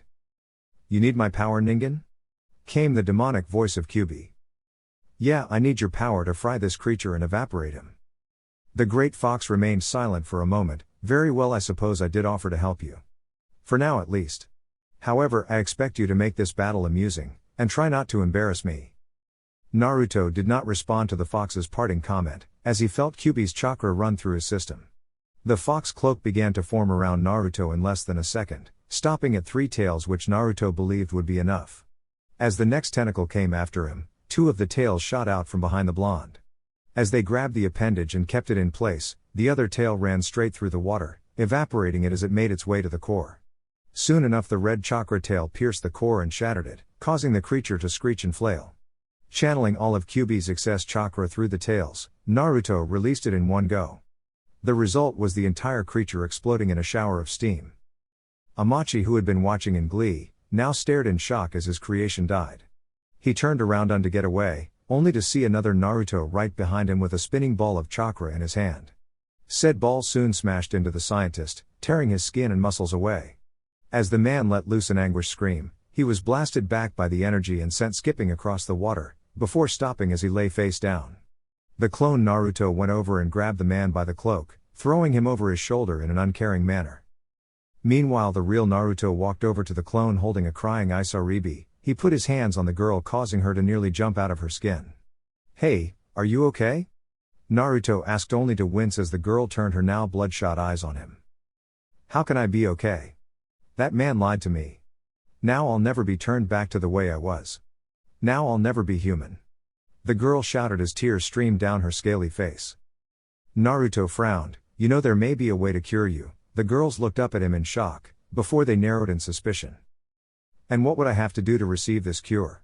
she asked, saying cure as if it was some kind of poison. "Well, you would have to come back to Konoha with me," Naruto replied with a shrug. "Unfortunately, the woman who I'm sure can cure you is also the leader of our village. So she can't just leave whenever she wants. However, after that you can just leave if you want, or stay there as a citizen and start a new life. I'll leave that choice up to you, if you want to come to Konoha, that is." Isaribi looked at Naruto, trying to see if he was lying. She had already been tricked once and did not want to have her hopes dashed again. After several minutes her shoulders slumped. Even if he was lying, she did not really have much of a choice but to go with the blonde man. "Okay, I'll go," she said in a soft tone, as she changed back to her normal form. Naruto nodded. "Right, well, now all we have to do is wait for my comrades and Naruto." Both Naruto's and Isaribi turned their head to see Ino and Shino running towards them. The blonde frowned when he did not spot Anko. He soon realized that the reason for this was because she was being carried on Shino's back, unconscious. Naruto ran towards them. Stopping in front of the two, he looked at Anko, who was muttering incoherently in her sleep. "What happened?" Naruto asked in a worried tone. "We don't know," Ino said. "We had just managed to get out of that creepy place with the fish people, when Anko just started grabbing her neck and passed out." Naruto looked over at Shino, who nodded in agreement. Sighing, Naruto gave them his orders. "All right, I want you, Shino, to head back to the hotel and get Anko to the bed. Ino, you can escort my clone and Isaribi to the hotel as well. If they deny you access, you may threaten them, since I have placed the girl under my protection. I'll go over to the dock and tell the people there about this ship and that they need assistance. After that we'll leave. Understood?" "Yes/okay." The two said as they moved off. Naruto cracked his neck as he too headed off, glad that the mission was for the most part over. XXXXXXXXXXXX. Pain. That was all she felt as she lay there face down on the floor. It was like an acid dripping through her entire body. She felt as if it was eating her from the inside out. No matter what she did, it would not go away. Well, it seems one survived. Despite the agony she felt, she looked up and spotted him. The pale face and snake-like yellow eyes were unmistakable. She knew that face anywhere. It was the same face as the man whom she had admired most, the man who had taken her in and taught her everything she knew. The same man who had been like a father to her, and the same man who had taken her trust and betrayed it. "Kukaku, I'm surprised you survived, Anko-chan, but then again you're my apprentice." The man hummed for a moment before shrugging. "Still, it seems as if your usefulness is at an end." He turned around to leave, but stopped when a hand gripped his leg. "Wait," Anko said as she grit her teeth. The man turned around and looked into Anko's eyes as she spoke. "Why?" she asked as she tried to understand why this man would betray her so. "Why are you abandoning me?" "Kukaku," Orochimaru laughed at her as he leaned down, gently caressing her cheek as if nothing bad had happened between them. "Because, my dear Anko-chan, you lack the desire for power." The man paused for a moment before he smiled. "Still, the fact that you survived is impressive. Maybe you're not so useless after all." He stood up and offered his hand to Anko. After a minute of staring at the hand, Anko growled and knocked it away. Now that she knew what this man had done, she wanted nothing to do with him. Orochimaru just gave his snake-like laugh. "Very well, Anko-chan, if that's your choice." He turned around and walked away, shutting the door and casting out the light as Anko let darkness claim her. XXXXXXXXXXXXX. Ugh. Anko slowly opened her eyes, adjusting to the light as she tried to find out where she was. It was obvious she was in a room on some kind of bed, and judging by the swaying the room was making, she was in a boat. She was just about to sit up, when a voice called out to her. "I'm glad to see you awake." Turning to the voice, she saw Naruto writing in a folder. Writing for a few more seconds, he snapped the folder shut, and looked at her with a smile. You've been out of it for a while now, how do you feel? For one of the few times in her life Anko smiled, I feel good. Naruto looked at her for a moment with a raised eyebrow, noticing that she seemed much more calm than before. He shrugged it off, whatever it was not any of his business, that's good to hear. Anyway, we should be reaching Hino Kuni, Fire Country, in a few hours, you might as well get some more shut-eye. Anko nodded as Naruto stood up and left the room, no longer finding a need to be in there now that he knew Anko would be alright. As the door closed behind the blonde, Anko shut her eyes again. Smiling as she had one last thought before falling asleep again, I left him by my own choice, it was my decision. XXXXXXXXXXXX. Naruto frowned as he gave his report to Tsunade, listing off what had happened during the mission in chronological order. The moment he had entered the room he had noticed that something was different, something felt off would be the best way to describe it. Aside from the obvious fact that Tsunade had not thrown anything at him for calling her Ba-chan, which was definitely an oddity in and of itself, there was something else that seemed wrong. The busty Hokage also refused to even look him in the eye, again that was something that had never happened before, even when the woman was angry at him. And so I was hoping that you would be able to find some way to help Isaribi here, Naruto gestured to the scaly teenage girl as he finished his report. I figured since you're one of the best medics around you would be able to find some way to get rid of her scales. Very well, Tsunade said, still looking down at her paperwork and refusing to meet his eyes. If you come into the hospital tomorrow at noon, I'll be able to check you over and see what I can do. Okay, Isaribi-san? That's fine, Hokage-sama, Isaribi said with a small bow and hopeful look. In the meantime I'll have Shizune help you find a place to stay. After I check you over and see what I can do about your scaly problem you can decide whether you want to stay here in the leaf or leave. Shizune. Tsunade called out, getting the woman to walk in through the door. Yes, Tsunade-sama? Shizune asked as she looked at her boss. I want you to help Isaribi-san here find a hotel for the night. Naruto has told me that he will be paying so you don't need to worry about cash, Tsunade said as she filled in a few papers and gave them to the dark brown-haired woman. Said woman bowed and gestured for Isaribi to follow her. The fish girl looked over at Naruto and seeing his encouraged nod left with Shizune. The other three ninja left after them, now that the report was over, leaving just Naruto and Tsunade. For a moment Naruto said nothing before deciding to take the plunge. Tsunade, is something wrong?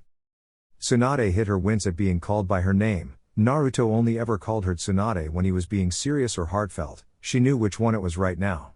No, nothing's wrong. Why do you ask? Tsunade asked as she continued working.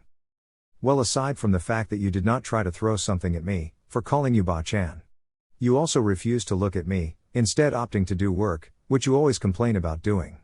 Naruto answered as he crossed his arms, waiting for the woman to answer him. Nothing's wrong, Tsunade said again, putting on her poker face as she looked at him. I'm just a little tired is all, and I want to get this work done before I get another batch. Naruto's frown deepened as he tried to figure out what could be wrong with the woman he thought of as a mother/grandmother. Did you get the results of my Kekkei Genkai test? Naruto asked. His eyes narrowed when he saw the small display of emotion that flitted across her eyes. It was not much, in fact Naruto was sure that most others would have missed it. However, Naruto was an expert on reading people through their eyes, and he knew the emotion she had displayed. Guilt. Now the question was, what could she be feeling guilty about? Your test did come in, Tsunade said eventually, bringing her eyes back to her papers so she did not have to look at him. After several seconds of not getting an answer, Naruto began to get impatient. And?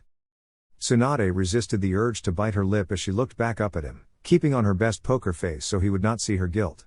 It came up positive, your ability to combine two elements to create sub-elements as a bloodline. Do you know who I got it from? Asked Naruto. The strand with your bloodline was found in the DNA that you got from your father, Tsunade answered quickly. Naruto closed his eyes for a few moments before speaking again. Do you know why I have it and he didn't? Tsunade sighed as she spoke. I can only assume that the Kyuubi's chakra may have somehow jump-started your bloodline. It has been theorized that all bloodlines came from them so. Naruto nodded, and you're sure you're alright? Of course, as I said I'm just a little tired from all this work, Tsunade answered. Naruto looked at the woman for a moment longer. He knew she was lying. One of Naruto's abilities was that he always knew when someone was lying, and he knew right now that Tsunade was hiding something from him. Yet he knew that he could not question her, or demand answers since she was the Hokage. For now he simply nodded his head. I can see how it would be tiring. I guess I'll leave you to it, Ba-chan.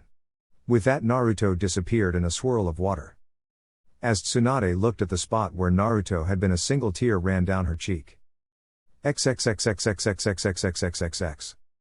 Naruto found himself wandering around Konoha, as he tried to clear his mind from his conversation with Tsunade. He knew that there was something important he was not getting, but he also knew that right now he would not get anything out of it by thinking about it. Shaking his head, Naruto looked up and blinked as he found himself standing at the gates to the academy. He smiled as a moment of nostalgia hit him. Walking towards the academy doors, Naruto decided to see if Iruka was in. XXXXXXXXXXXXX. And that is how the shot "I'm Hokage." Iruka trailed off as he noticed that none of the kids were paying attention to his lecture. Most were talking to each other, whispering about whatever took their fancy, while some were even sleeping.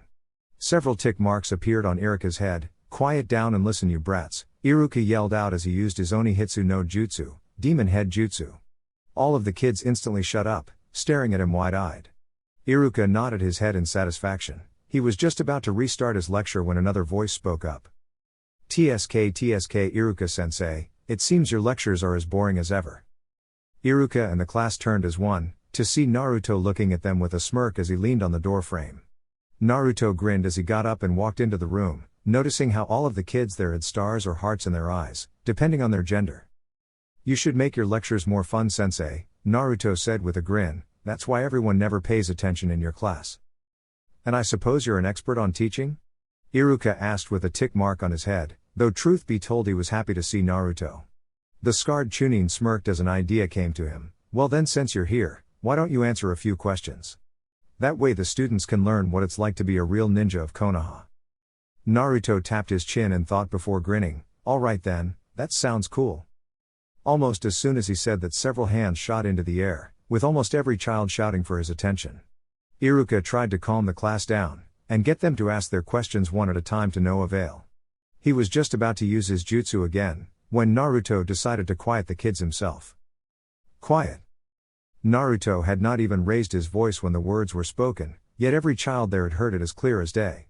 The tone of voice and presence that single word projected was so commanding that none of them could help but obey him. Iruka stared at the quiet kids and Naruto in shock. He had never been able to get them to be this quiet so fast. Naruto grinned. "All right, if you have a question, simply raise your hand. I'll call on you to ask." Every hand was raised into the air. Naruto looked at the kids before eventually picking a young boy in the front row. Said boy put his hand down as he asked his question. "Was it true what you said about your dad sealing the QB inside of you?" Iruka stiffened at the question and was about to lash out at him. However, Naruto merely raised a hand to stop the scarred Chunin.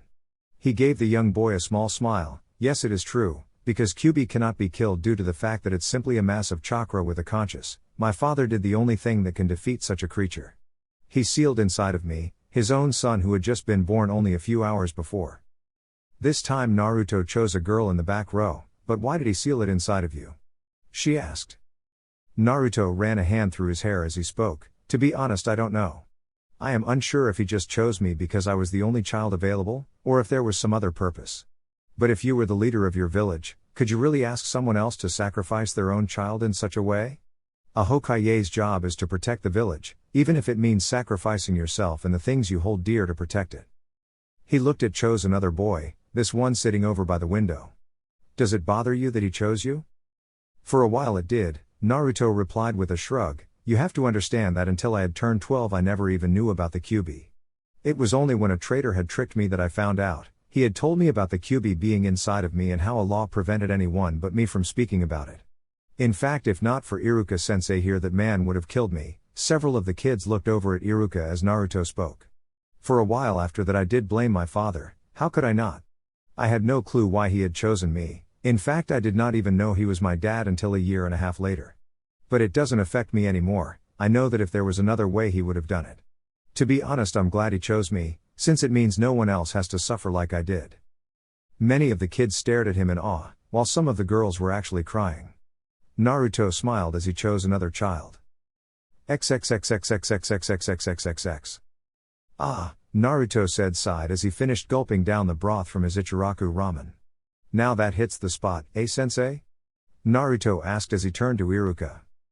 Said man just looked at Naruto and the 32 bowls in exasperation. Despite how much you've obviously matured, it seems that some things never change. Naruto gave the man a grin. Well, the old saying, if it's not broken, don't fix it. Besides, I don't eat ramen nearly as much as I used to, I've got to make up for lost times. Iruka simply laughed as Naruto inhaled another bowl of ramen. I suppose it does. Now, Naruto said as he set his last bowl down, thanking a blushing Ayame before turned a mischievous grin on Iruka. Why don't you tell me how you and Anko got together? The blonde asked in an innocent tone. Iruka choked on the noodles he was eating, causing Naruto to laugh while he blushed in embarrassment. Well, you see it was. Naruto chuckled at seeing the man with a beet red face, as he stuttered over his worse than a certain Hyuga used to. Wow, Iruka-sensei, I don't think I've ever seen you so flustered. Iruka scowled for a moment before sighing, I suppose I could tell you. It actually started when I found her at the bar completely drunk. XXXXXXXXXXXX. Omake, Repercussions of a Writer Part 1. Naruto sighed as he exited the council chambers. He was seriously beginning to regret taking his clan position. Having to sit through these meetings were so boring. Seriously, why did he and the other shinobi have to put up with listening to whiny, bitching council members who don't know their head from their ass? The blonde sighed as he made his way home. If this kept up, he might just go missing ninja, since at least they had freed him. The blonde shinobi paused in his walk as he heard an odd rumbling sound. Turning around, Naruto paled at the sight before him. Running towards him was what Naruto could only consider to be a horde, but not just any horde. No, this was a horde of rabid, raving fangirls. Women ranging from the ages of 12 to 35 were stampeding towards him, a look of absolute lust in their eyes.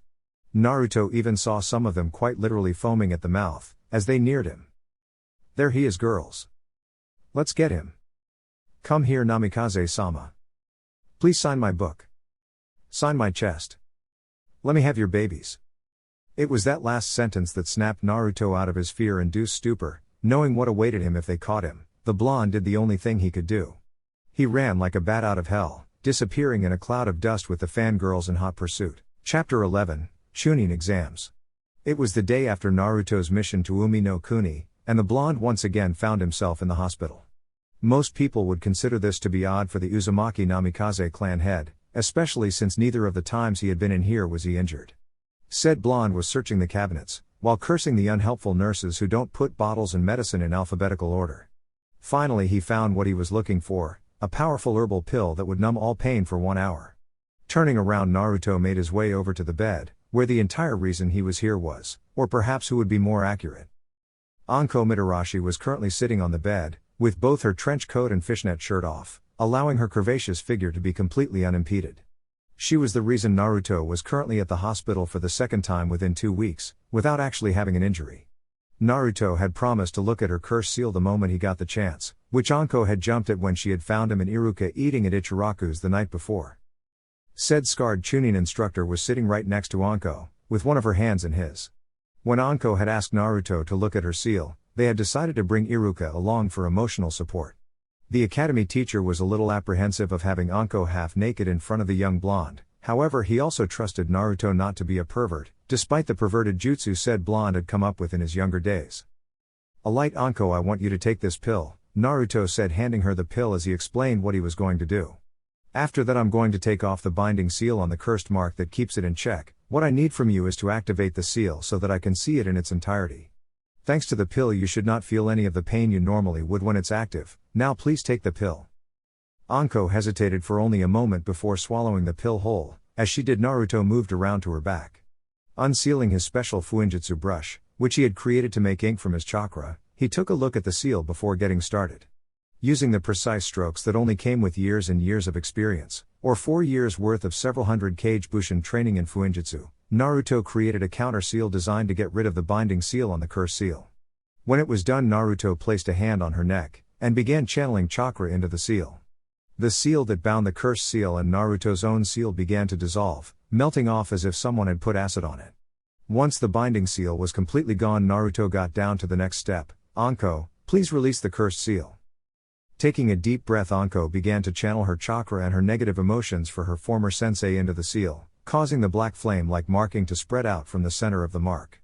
Naruto watched as they spread and waved about as if alive. It was exactly like when he had seen Sasuke use it. When it was done, Naruto went to work, pulling out a blank scroll as he began to copy what he saw. For about half an hour, Naruto's brush strokes and Anko's breathing were the only thing heard in the room, as Naruto moved from her back to her front, drawing out the seals in a circular pattern along the paper, making sure that he had everything right by double and triple checking his work. Once he was satisfied, Naruto spoke again. "All right, deactivate the seal." With a nod, Anko began to call the cursed seal back, letting it retract from her skin in much the same way it came. Once she did, Naruto, who was behind her again, began to apply a more advanced binding seal than the one she had on.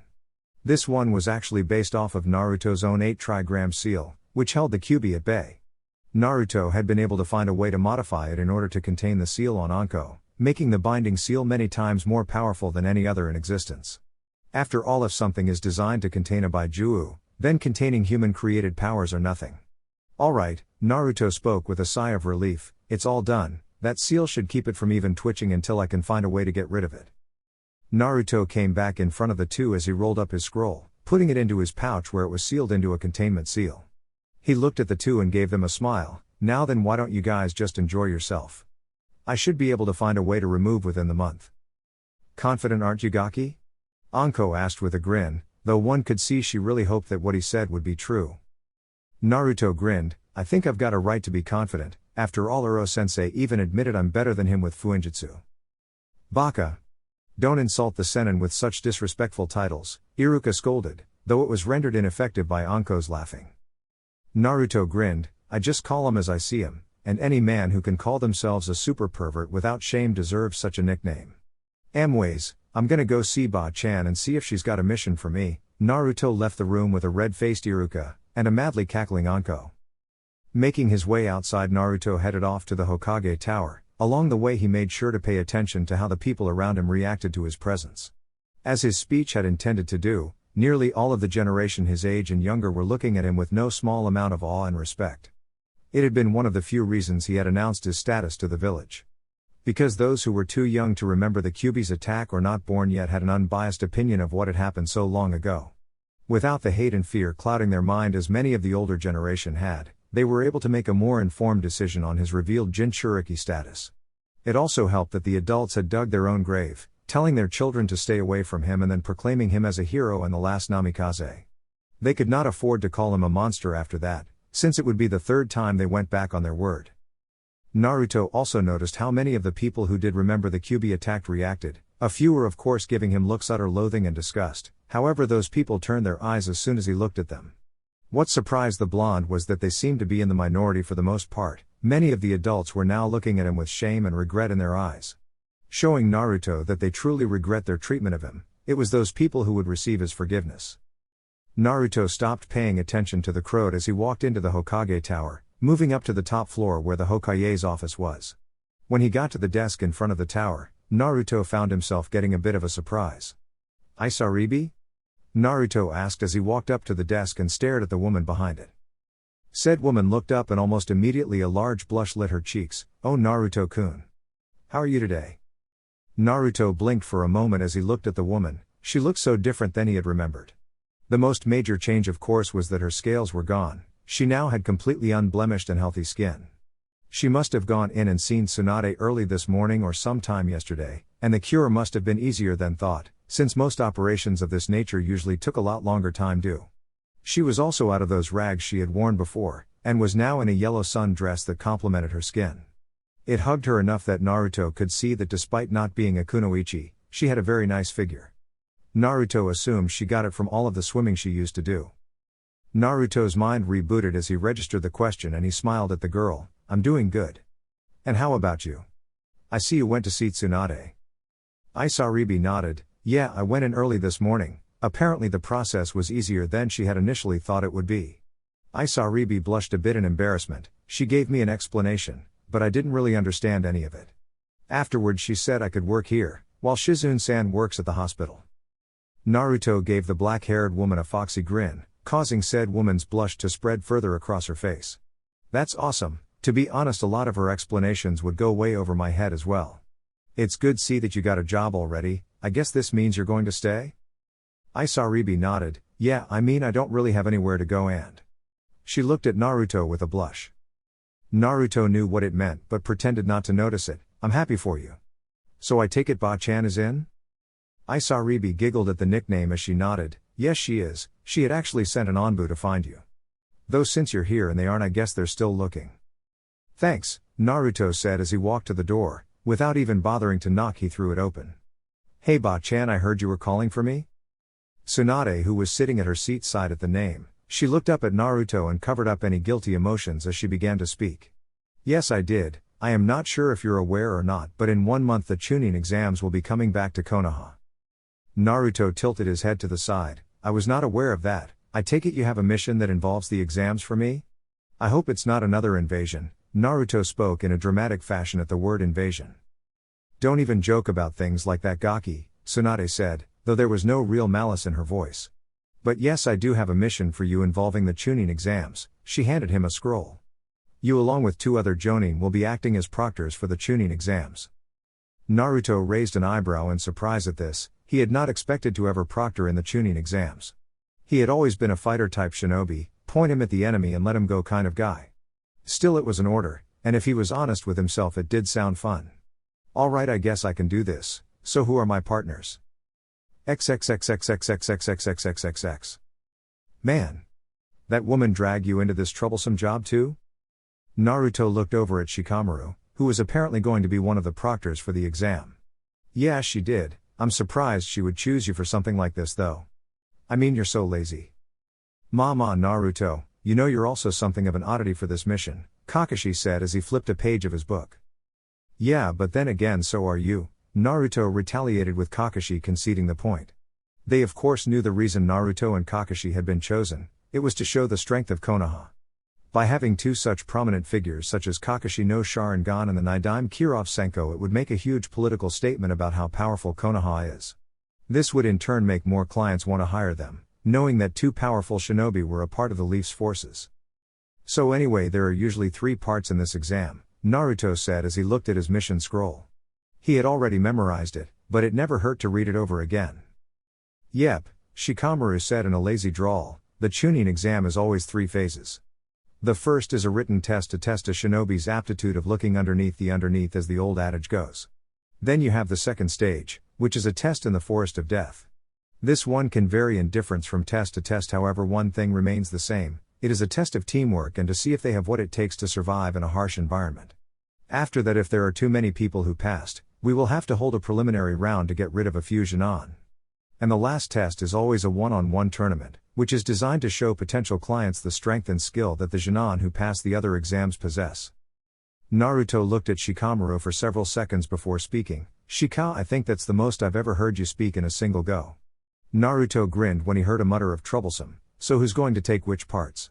Personally I think you Shikamaru would be better at the first part. With your IQ you could probably create a test with so many twists and steps that the Jinan will end up failing on principle. Shikamaru nodded. That does sound like it's right up my alley, plus I won't have to do as much troublesome standing. Naruto's sweat dropped as he listened to Shikamaru's main reason for wanting the first test. Shaking his head he turned to Kakashi. What about you? I mean I figure we could go either way with the 2 that are left, which one do you want to take? Kakashi looked up from his book for a second and thought, I think I would be good for the second test. I have an idea that I think would work well with it, plus having you as the 3rd proctor would allow Konoha to display you better to the clientele. Ugh, great, just what I need, Naruto groaned, I almost feel like a trophy wife. Well, Shikamaru drawled with a smirk, you're certainly troublesome enough to be one. Naruto narrowed his eyes at the lazy Nara air, you may want to be careful Shika, after all if your mom were to hear you say that. XXXXXXXXXXXXX. Within the Nara household Yoshino Nara sneezed into the food she was making. She got so mad that when Shikaku walked into the room she began to hit him with a frying pan. Shikaku, who had not been expecting it, was sent flying into the ground, where he was beaten into unconsciousness. XXXXXXXXXXXX. Shikamaru paled at the thought of what his troublesome mom would do if she found out about that comment. I hate you Naruto. Naruto merely laughed at him. XXXXXXXXXXXXX. A blinded folded Naruto stood in the center of a clearing in his backyard. He was in a basic stance for one of the toad styles he had been taught. Around him were nearly 200 other Narutos, some had Susanoo out as well, others had Hiraishin kunai and some were merely using their bare fist. For a moment all was silent, except for the faint rustling of the trees when a breeze blew by. Then without warning all of the clones attacked, coming at him with speeds that were beyond most Jonin. Naruto however remained rooted to the spot, and as soon as the clones got in close Naruto began to move. He did not attack any of them however, but rather redirected their attacks so that they hit each other. His feet stayed in the same spot, never moving as Naruto used Susanoo to shift blades and kunai to the side. When he felt a fist go at him, Naruto would merely use a hand to redirect the attack into another clone. The style he was using was called Gamma Nintai, Toad Patience Sword Style, because of the patience and calm required to use it. Most people could never remain calm or patient when one, let alone when hundreds of people were attacking you. That was because of the nervous system and naturally ingrained reflexes that controlled automatic movement functions. In order to properly wield this style, one had to learn to turn these automatic functions off, allowing one to remain calm even in the face of certain death. For several hours Naruto continued this, neither attacking nor counter-attacking as he simply redirected attacks. Letting them flow over and around him as he stood there, each time he destroyed a batch he would create another, larger batch of clones until he was up to 500. The object of this exercise was for him to see how long he could retain his ability to remain calm, while also increasing the size of his enemies. Finally he felt a slip in his abilities, which got him nicked on the arm. It healed up a second later, and Naruto knew he had found his limit with this so far, 550 clones.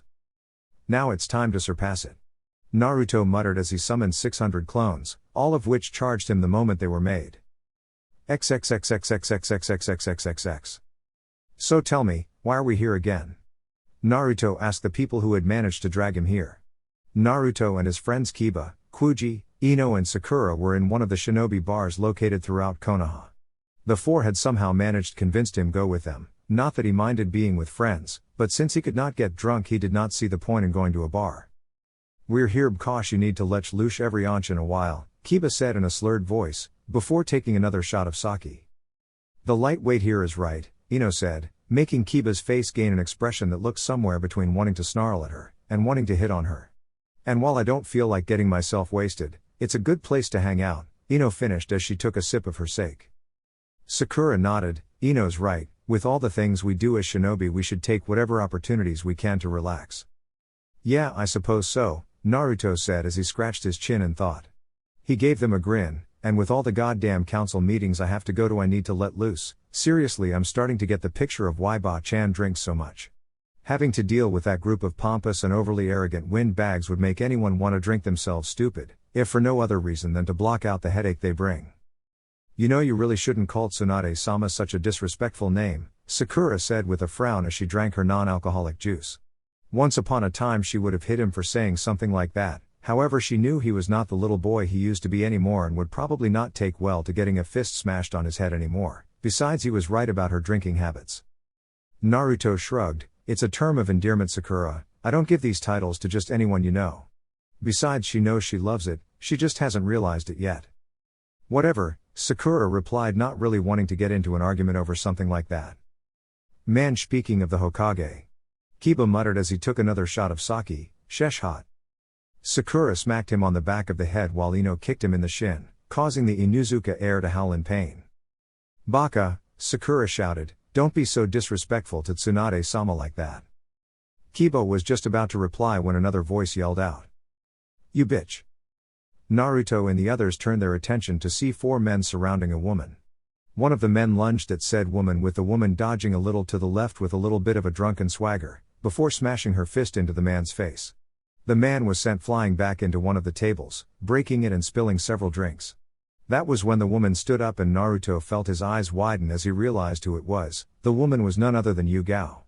The blonde shinobi instantly noticed that she looked worse than she had when they first met. Her hair was unkempt and her eyes were bloodshot and had bags in them. She was obviously drunk as fuck from the way she was swaying, but she also looked like she had just gotten out of the hospital as well. Naruto noticed several bruises on her face, bruises he was sure she had not gotten from these men. Alright. Who wants some more? Yugao asked as she got into a sloppy taijutsu stance. Fucking cunt. One of the men yelled out as he charged at her. Before he could get even 5 feet from her, a fist planted itself right into his chest with all the force of an rhino. The man was soon sent flying backwards, crashing through not only a table but straight through the wall. Naruto stood up and looked at the last two men coldly. I suggest you leave this woman alone. The dead tone in the blonde's voice caused the two men to shudder. Naruto sent a dose of killing intent their way and smiled when they began stumbling over themselves in their haste to leave. Naruto sighed and was about to turn around, until a pair of arms around his waist. That was so romantic. Naruto-kun. Naruto felt a slight shiver pass through him as Yugao pressed her assets into his back, while struggling to stand up properly. Naruto turned around in her grip as he pulled her arms off of him, placing one around his neck as he held her up by her waist. Naruto turned to the bartender, "I'm sorry for the damage, please put it under the tab name Uzumaki Namikaze." Many of the patrons began to whisper at the name, having recognized it in him. Naruto ignored this as he sent an apologetic expression to his friends, before leaving with Yugao. "Who was that?" Ino asked with a hint of curiosity and jealousy, "and how did she know Naruto-kun?" "I don't know, but a drunk like her doesn't deserve someone like Naruto," Sakura said in an angry voice. Ino looked at Sakura and grinned. "Why, Sakura, is that jealousy in your voice?" Said girl's face turned the same color as her hair. Don't be ridiculous, I'm not jealous. I just don't think someone like her is good enough for Naruto." Ino just grinned a knowing grin. It was at that moment that Kiba decided to make his presence known. "Who Koresh Hushiish? That chick wash hot." Both Ino and Sakura got tick marks. Looking at each other they both nodded. Rearing their fists back, the two women smashed them into the back of Kiba's head. The end result was Kiba's face getting sent right into the wooden table, with said table breaking and sending Kuji's food all over the place. Kuji looked at the food and soon began to cry anime tears, while Kiba was knocked unconscious with swirls in his eyes. XXXXXXXXXXXX. Naruto resisted the intense urge to groan. He wondered how it was that he found himself in situations like this. He was unsure whether it was a blessing or a curse, but every time a beautiful woman was in some kind of trouble, he seemed to be in the right place at the right time to help. It happened with Koyuki, as well as several other daimyos. It happened with Mei, it happened with Konan, and it happened with Yugito and Anko. Now it was happening with Yugao, and while he did not mind helping her, quite the contrary, in fact, he was more than happy to finally be able to help her rather than the other way around. He really wished she would change her topic of conversation.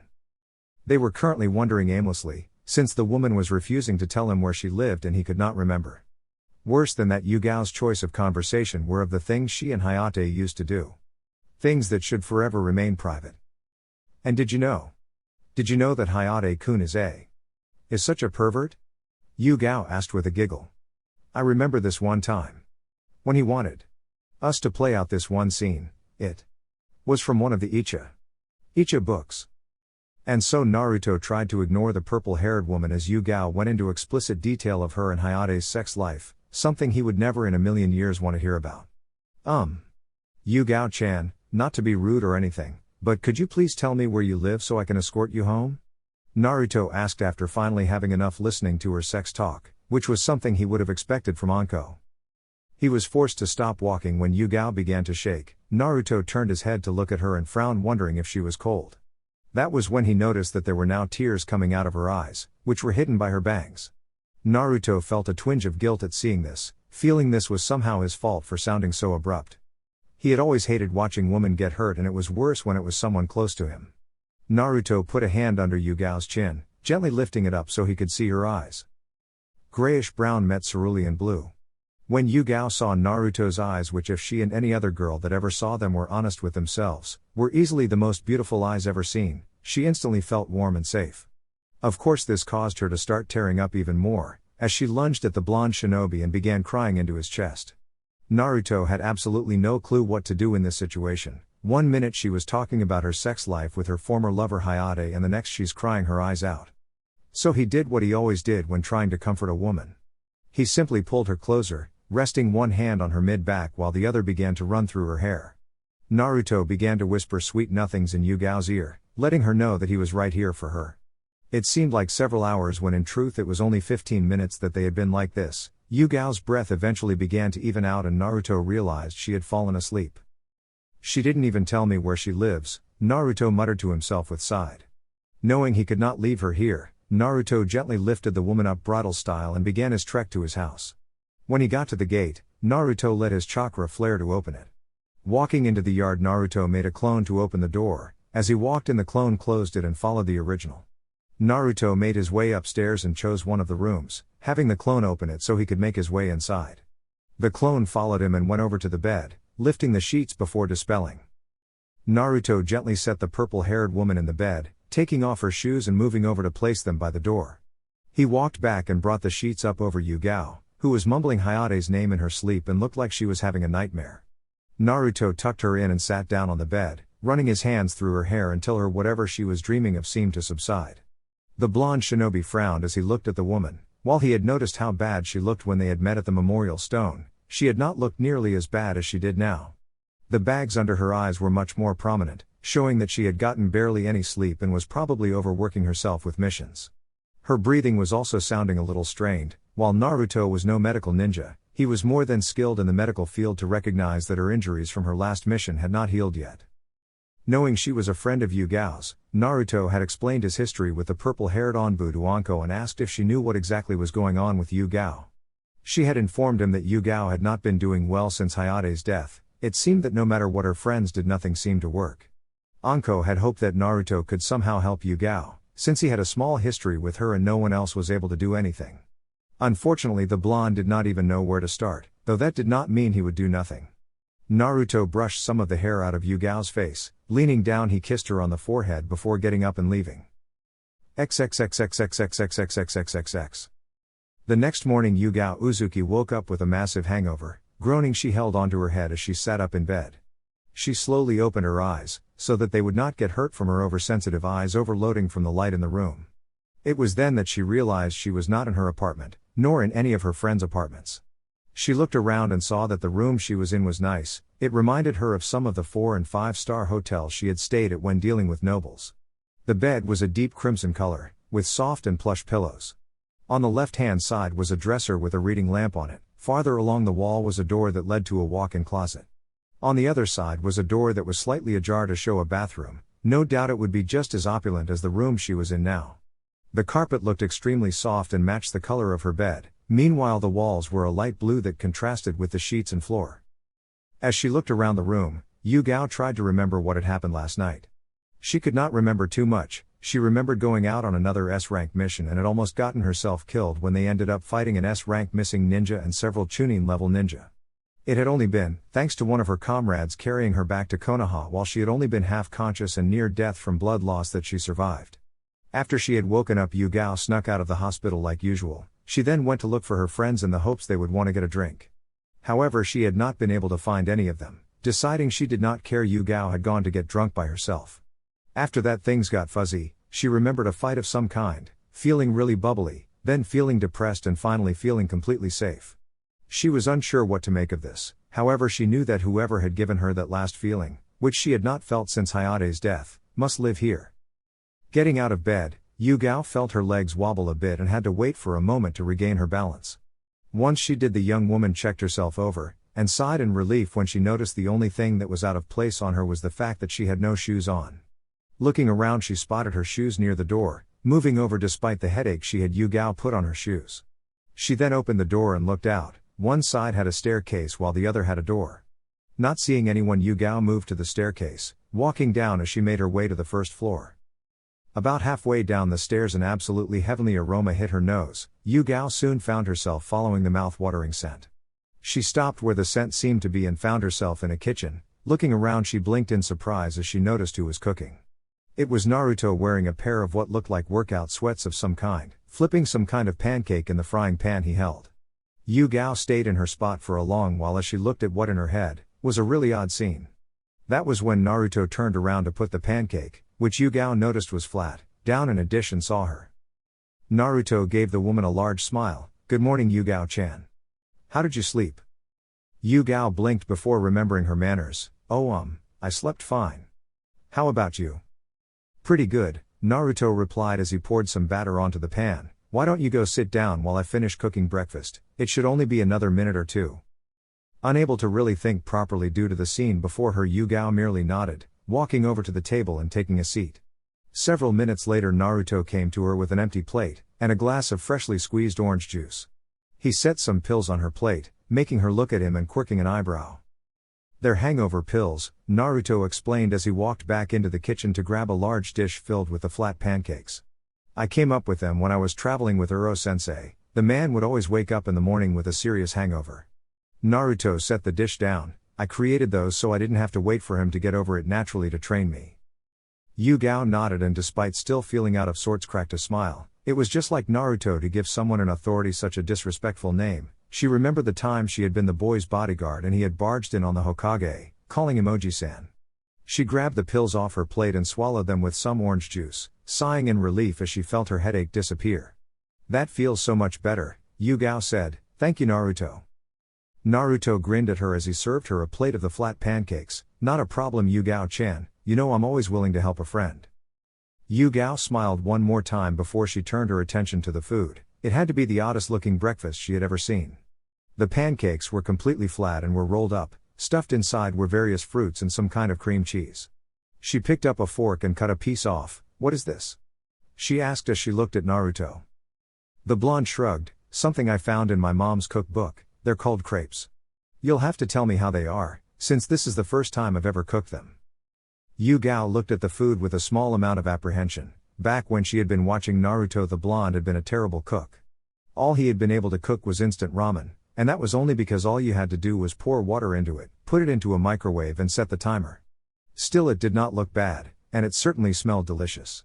In the end, she decided not to be rude. She took a bite of the food. Her eyes promptly widened as the absolutely amazing burst of flavor overcame her. The food was sweet and literally melted in her mouth. Soon enough all reservations were gone and Yugao was stuffing her mouth like never before. However, she stopped when she heard a laugh. Looking up, she found Naruto laughing at her and instantly blushed in embarrassment. So I take it the food ain't good then? Naruto asked with mirth clearly visible in his eyes. Yugao blushed even more as she began to feel absolutely mortified with how terrible and messy she had started to eat. She put down her fork as she tried to regain some of her dignity. It's delicious, she complimented though her red cheeks remained. I honestly don't think I've ever tasted something this good. She looked over at him and noticed that his plate was empty. Aren't you going to eat? Naruto shook his head. It wouldn't matter if I did since I'm just a clone. Yugao looked at him in surprise. She had not even realized she had been talking to a clone this whole time. The real Naruto is most likely just finishing with his workout. I was made to make you two breakfast and keep you company until he got here. Yugao had to smile at Naruto's thoughtfulness, knowing that he cared so much about her invoked an oddly warming feeling in her. Good morning, Yugao-chan. Yugao blinked as the clone at the seat dispelled, and a few seconds later another Naruto took its place and began piling crepes on his plate. He paused for a moment as the memories of the clone hit him. He looked over at Yugao and grinned. I'm pleased to know you like my food so much, Naruto told her. It's really good, Yugao said as she repeated what she told the clone. Where did you learn to cook? Naruto scratched the back of his head sheepishly. Well, when I was traveling with Uro-sensei I got to try a lot of different foods besides ramen. I guess after a while I just wanted to try and cook for myself, so I went to a library and grabbed several cookbooks and well. He trailed off with a shrug. The rest of the meal was eaten in a comfortable silence, as Naruto hummed a soft tune and Yugao went into her own thoughts. The young woman was feeling a bit confused as she ate there with Naruto. A part of her loved it, this warm feeling that she had been missing for so long. And yet another part of her felt like she was betraying Hayate, that by feeling what she had felt with him when she was with another person was a betrayal to him. Her thoughts began to get more and more distraught and depressing as she continued this line of thought. Eventually they became too much and she stood up. Yugao-chan, is something wrong? Naruto asked as he too stood up. I'm sorry Naruto, but I have to go, Yugao said as she headed towards the door. Before she could reach it, a pair of arms wrapped around her waist, causing the young woman to stiffen. Yugao, Naruto said in a soft tone that belied how worried he was. What's wrong? Please talk to me. The young woman's voice cracked as she shook the tears from her eyes. I'm sorry, I can't. With that she shook herself out of Naruto's arms. Opening the door she left before Naruto could try and stop her. For a long moment the blonde shinobi just stood there, wondering how he could help the woman who had helped him when he was a child. He closed his eyes for a moment, deciding that he would talk with Anko and Kurenai when he got the chance. He looked over at the clock on the wall and noticed that he had a meeting with Shikamaru and Kakashi in a little while. Soon he too was out of the door and on his way. XXXXXXXXXXXX. Are you ready, Anko? Naruto asked as he, Anko and Iruka once again found themselves in the hospital. It was the last day before the Chunin exam started and Naruto had been busy, whether it was going to meet up with Shikamaru and Kakashi or looking for a way to get rid of Anko's cursed seal. The blonde had once again barely found any time for himself. Despite not having much time, Naruto had been able to find out a way to get rid of the cursed seal. Through his study he had learned two things. The first was that the seal was actually a transference of a bloodline that existed on someone. Jiraiya had told him it was a man named Juugo, a person who was considered to be psychotic and violent. He was in one of Orochimaru's hideouts. They had not been able to find out anything else, but it was enough. The second was that the seal that allowed the enzymes from Juugo to work was made from a mixture of Orochimaru's blood and chakra. This was why he had to bite the person to inject the enzyme. Each fang contained a portion of Orochimaru's blood and chakra as well as the enzymes. The way Naruto planned on getting rid of the seal was in theory quite simple. In execution, however, it would be difficult and painful. Using Anko's weight in her own blood, Naruto had created a large sealing array in the room he planned to use. The blood was mixed with Naruto's chakra, which he would use to overpower Orochimaru's chakra. In essence, what he was doing was fighting Orochimaru for dominance over the cursed seal. With him in control, he could simply will the seal away. Anko nodded. I was ready the moment I got this thing. Naruto nodded. Alright then, I want you to sit in the center of the array and we'll begin. Anko gave another nod. Kissing Iruka on the cheek, she moved over to the center with Naruto, where she sat down. Naruto got out his brush and the special ink he had created from her blood and his chakra. The first thing he did was get rid of his binding seal. With that done, he moved on to the hard part. Anko, this is going to hurt, but I need you to activate the cursed seal. Unfortunately, he had found out that because of the pain-numbing effects medicine had on the nervous system, Anko could not use any since her body would be unable to fight the seal's effects and that could end up destroying her body from the inside out. He watched as Anko activated the seal, gritting her teeth as pain began to spread throughout her body. Naruto dipped his brush in the ink and began to create his seal, covering every inch of the activated cursed seal with his own. The process was only around 15 minutes, but to Anko it felt like an eternity. When it was done, she heard Naruto mutter, "Now comes the hard part." The blonde began to inject his own chakra into his seal, using it to try and overpower Orochimaru's tainted chakra. Anko soon began to scream as the pain became overbearing, collapsing to the floor as Naruto's chakra and Orochimaru's began to push against each other for dominance in the seal. Iruka, who was still standing to the side, was about to rush over, but a glance from Naruto stopped him. If he interfered, his chakra could easily tip the balance of power in the seal. Naruto felt sweat trickle on his forehead as he continued, watching the seal go from blue to black and back again as the struggle continued.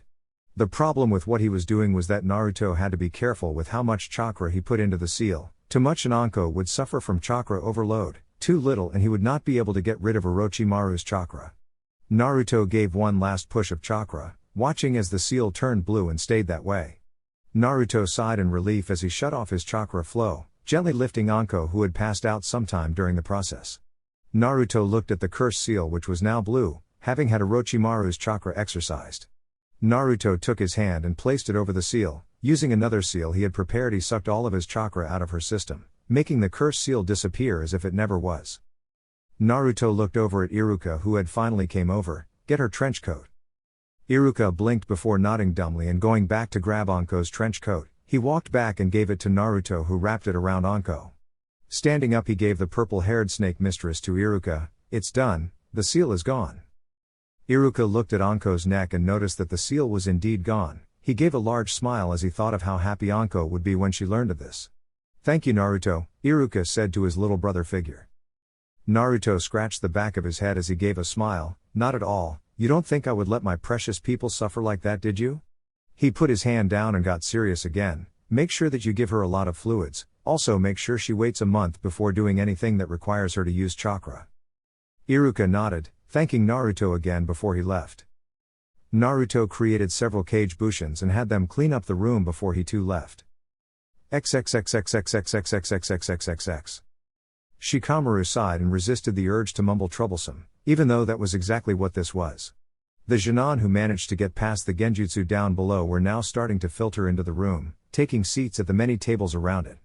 Unlike last time when they had desks when he had taken the exams, this time there were several dozen rounded tables. Each table had 3 chairs, making it obvious that they were meant for teams to sit in. The Chunin watchers were on 3 sides of the room, while Shikamaru was in front. On the walls all around the room were dozens upon dozens of posters, which caught the eyes of many of the genin.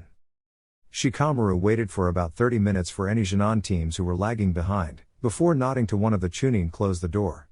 Shikamaru stood up and with a lazy expression got started with the test. Alright, listen up, you troublesome children. Many Jinan sweat dropped at the lazy tone in their proctor's voice, which said Proctor ignored as he began to explain the test to them. As you know, this is the first stage of the tuning exams. I want you to listen as I explain the rules because it would be too troublesome to go over them again. Shikamaru paused as he looked around. First rule, there can be no talking during this test. If either I or the seers see you talking, you will get 2 points docked off. For those who get seen 3 times, you will be automatically disqualified. Second rule, you are not allowed to look anywhere but in front of you. Again, 2 points will be docked off if you do this, and 3 times getting caught will get you sent out of here. Fourth rule, any ninja caught cheating will get 2 points docked off as well. If you haven't figured out what will happen when you're caught 3 times, then that sucks for you because I'm not gonna explain again. Now for the final rule, this is a team test, meaning that if one of your teammates fail, so does the rest of the team. The Jinan soon erupted into shouts, telling Shikamaru how it was not fair and how that was the dumbest rule they ever heard. The Nara heir just groaned, why did I have to be picked for such a troublesome mission? XXXXXXXXXXXXX. Naruto looked around the Jonin room as he sat on one of the couches in it. He had decided since he was proctoring in this exam that it would be a good opportunity to hang out with his fellow Jonin. The room itself was very basic, it looked almost like an apartment's main room. There was a kitchen area and a living area where the couches were located, which had a basic television set. Currently occupying the area besides himself was Kakashi, who was reading his book and giggling perversely. Genma, who had gotten a Jinan team about 2 years ago, after he had gotten his promotion from Tokubetsu Jonin to Jonin. Ebisu, who Naruto knew, was Konohamaru, Moigi and Udon sensei. And surprisingly enough, Anko Mitarashi. After their last mission to Umi and then Naruto getting rid of her cursed seal, he and Anko had become fairly good friends. The two were in many ways similar, mainly in how they had both been hated by the village for things beyond their control. Because of this, they had found something of kindred spirits in each other, and Anko had become a sister figure to him. A very creepy, blood-loving, psychotic sister, but a sister nonetheless. Oftentimes when Iruka was at the academy or working, Anko would hang around with him, either going out to Dengo or ramen, depending on who won their spars. Naruto turned to look at Ebisu. So Konohamaru and his team are in the tuning exams this year? Yes, Ebisu said in his somewhat prissy voice as he adjusted his sunglasses. They still have much to learn, but they have gotten stronger and understand the value of teamwork. I figured it would be best to let them see some of the competition, that way if they don't make tuning this year they know how much harder they need to train. Naruto nodded as Genma spoke up, I hear you're actually one of the proctors this year?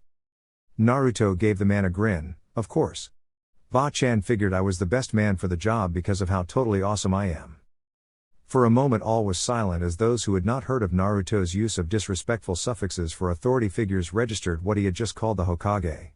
When they did, there were 4 different reactions. Ebisu looked like he was about to shit himself with a scandalous expression on his face as he gaped at the blonde. Genma made several sputtering and choking noises. Kakashi ignored the whole thing as he gave a perverted giggle. Meanwhile, Anko had just fallen onto the floor, holding her sides as she took wheezing breaths while laughing. Damn kid, Genma said as he got himself under control, rolling the toothpick in his mouth around. I always knew you had balls, what with those pranks you used to pull and all. But to call Hokage-sama that. You think that's bad, Anko said as she got back into her seat still wheezing. You should hear what he calls Jiraiya. Everyone turned to Naruto expectantly, causing the blonde man to sweat drop. Well, you see, I figured since he had proclaimed himself to be a super pervert, Naruto said as he put up quotes with his hands. I figured that a good name for him would be Uro-sensei. Or if he's not your sensei, you could just call him Uro-senin. XXXXXXXXXXXX. Somewhere in Tsuki no Kuni, Jiraiya was spying on the bathhouses when he sneezed. Did you hear that? It must be a pervert. Let's get him. Jiraiya's eyes widened as the wall separating the male and female sides broke. Several women in towels had somehow managed to get numerous weapons in their hands. From bats and pitchforks, to giant butcher knives. One of the girls pointed to Jiraiya, there he is. Let's beat him, girls. Jiraiya paled before taking off, trying to avoid the deadly swings which were aimed at his man parts. Somehow he knew this was Naruto's fault. I'll get you for this gaki. XXXXXXXXXXXXX. I take that back, Genma said, kid, you've got to have the biggest pair of brass balls I have ever seen, to call 2 of the 3 senin something like that. Anko grinned, oh, this kid's got a pair all right. In fact, if it wasn't for Iruka-kun, I would take this kid home and... Anko. Naruto interrupted the woman with a blush, I so do not need to hear that right now.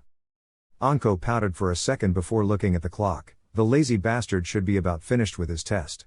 She looked over at Kakashi, who had just released another perverted giggle. Hey Cyclops, aren't you, I don't know, going to go over there or something? Kakashi looked up from his book and looked over at the clock. He then just shrugged and went back to his book. Nah, he said in a lazy voice, I've still got at least 3 more hours. Everyone else in the room sweat dropped at the man's choice to be tardy. XXXXXXXXXXXXX. Shikamaru sighed as the hour he gave the kids to finish their test came up. The test had been designed to make it so you had to cheat, but also make it increasingly difficult. Like the test he had been given, this one had questions that were far too advanced for the average Jonin. However, rather than have Chunin hiding in the room and writing the answers, Shikamaru had the answers hidden in the posters. The seats were strategically placed so that each Jonin could see several of the answers, but not all of the answers. And because they could not look anywhere other than in front of them, they had been forced to communicate the answers to each other. This meant that they had been forced to establish some form of communication, since they were unable to talk. Some had done this through Morse code, others had given foot nudges, and some had just used eye contact. The last question had been a riddle that could only be solved when all of the previous questions had been answered. In the end, 32 of the 70 teams had passed. Troublesome, I thought it would be less. Shikamaru sighed. Oh well. At least they were no longer his responsibility. Congratulations to all of those who have passed, Shikamaru said in the same lazy voice he had used throughout the whole exam. All of you will now need to wait for your second proctor to get here. Good luck in the next exam, and I hope to never see your troublesome faces again. With that, Shikamaru and the Chunin seers disappeared within a puff of smoke, leaving the Jonin to themselves.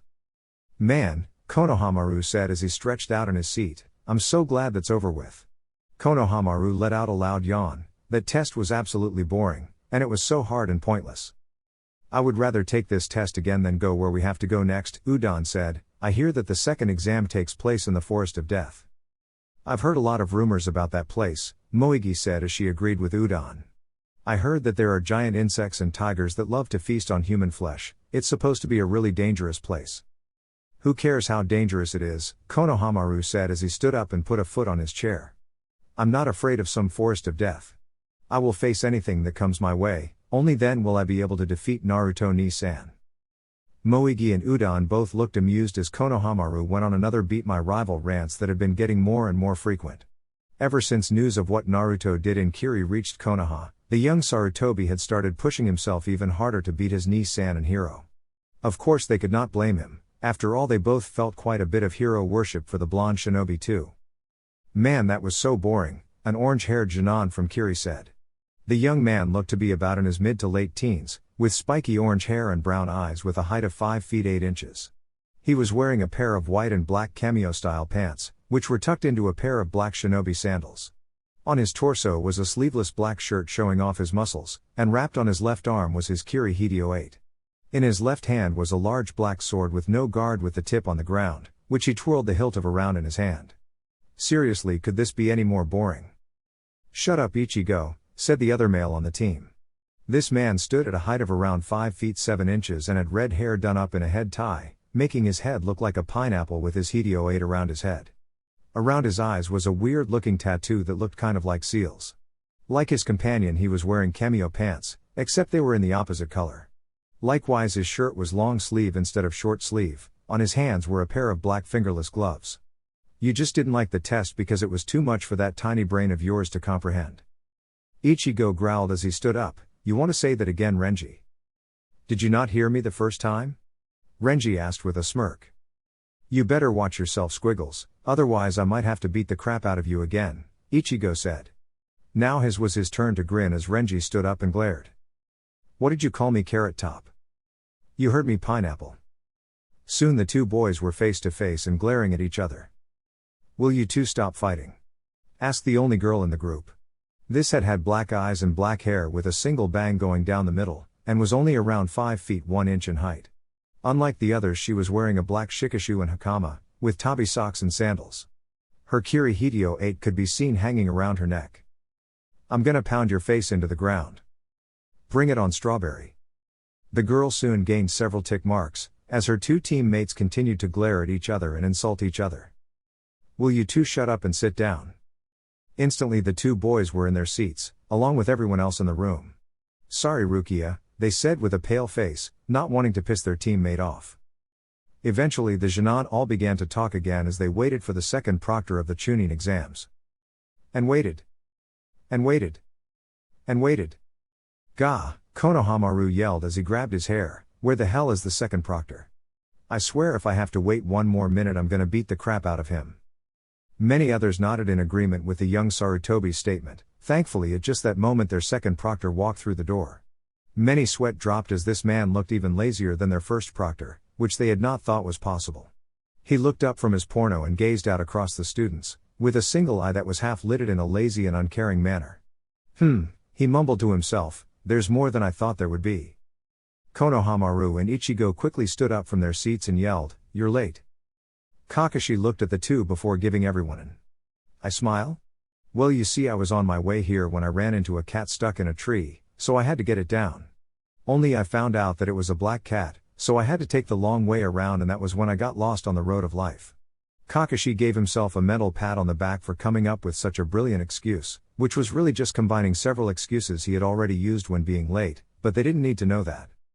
None of the Genin were even able to say anything, having been so shocked at hearing such a lame excuse that it had rendered them speechless.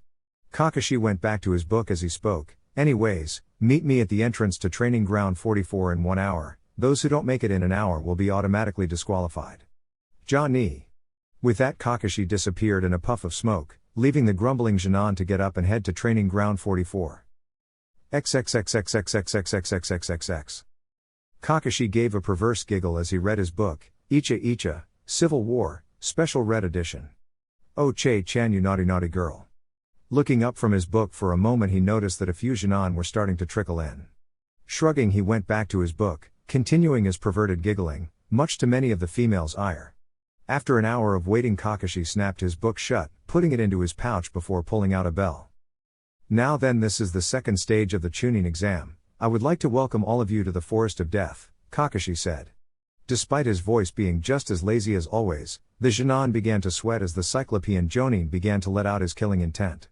Now the purpose of this exam is rather simple, each team will get a single bell. Kakashi lifted up his bell and jingled it. Your purpose is to get at least one other bell in order to pass, you will have a total of 5 days to do this. He paused here for a moment, however the teammate who does not have a bell will automatically fail. Kakashi watched as the Genin erupted into shouts of anger. It always amused him how easy it was to rile Genin up. They were still so pissed from him being late that the Cyclops doubted they could even think straight. Finally deciding they had shouted enough, Kakashi shut them up with a burst of killing intent.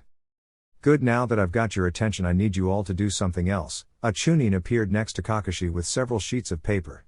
The Jonin took a sheet from the top and showed it to everyone. Because we have a lot of people die in here every year, we are going to have you all sign these forms. Otherwise we would not have a way to claim deniability when we have to return your corpse to your village. Kakashi chirped in a cheerful voice as he gave the now pale Genin an eye smile. The Chunin began to hand out stacks of death waivers to the Genin, telling them to pass them off. Once all the papers were signed, the Genin went to their assigned gate where they were given a bell. Finally the Kakashi's voice rang out over the speaker telling them to start, and the gate opened up. The Genin began to speed off, not even aware of the dangers that awaited them. Kakashi pulled his book back out and began to read for a moment. So what do you think? He asked seemingly to no one. There was a slight rustle in the trees as a dark orange blur shot out, landing on the ground a little ways away. Naruto stood up and shook his head at his sensei. I cannot believe you actually gave them a bell test. Seriously Kakashi, it's like you have some kind of bell fetish. Naruto finished with a cheeky grin. Kakashi let out a huff. Hey, I'll have you know that the bell test is a Team 7 tradition. Naruto merely laughed. Right, I suppose it is. He was going to say more when several screams pierced the air. Naruto looked out into the forest. Well, looks like the fun has started already. Seems so, Kakashi said as he flipped another page of his book. Well, I'm going to go in, Naruto said. I'll see ya later, sensei. The blonde tossed a wave over his shoulder, before he jumped into the forest and sped off. XXXXXXXXXXXXX. Naruto was smiling as he lay on the bed that was located in one of the rooms reserved for the proctor. His smile widened when he heard a low moan from the woman that his hands were currently trailing up and down, gently running along her back. Said woman was none other than the blue-haired beauty Konan, who had called for him to summon her just a little while ago. Unfortunately, since they were in the middle of the second stage of the Chunin exams and also in Konoha, Naruto could not take her out like he usually did. But Konan did not seem to care, having told him that as long as she could be with him then nothing else mattered. "Morning, sleeping beauty," Naruto said with a grin as Konan lifted her head up and looked at him with her beautiful amber eyes.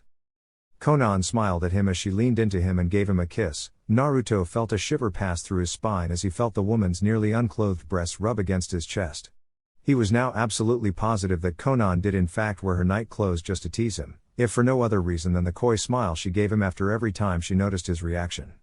The blue-haired woman had been getting a lot bolder in her teasing recently, not that Naruto was going to complain since he greatly enjoyed her more teasing personality.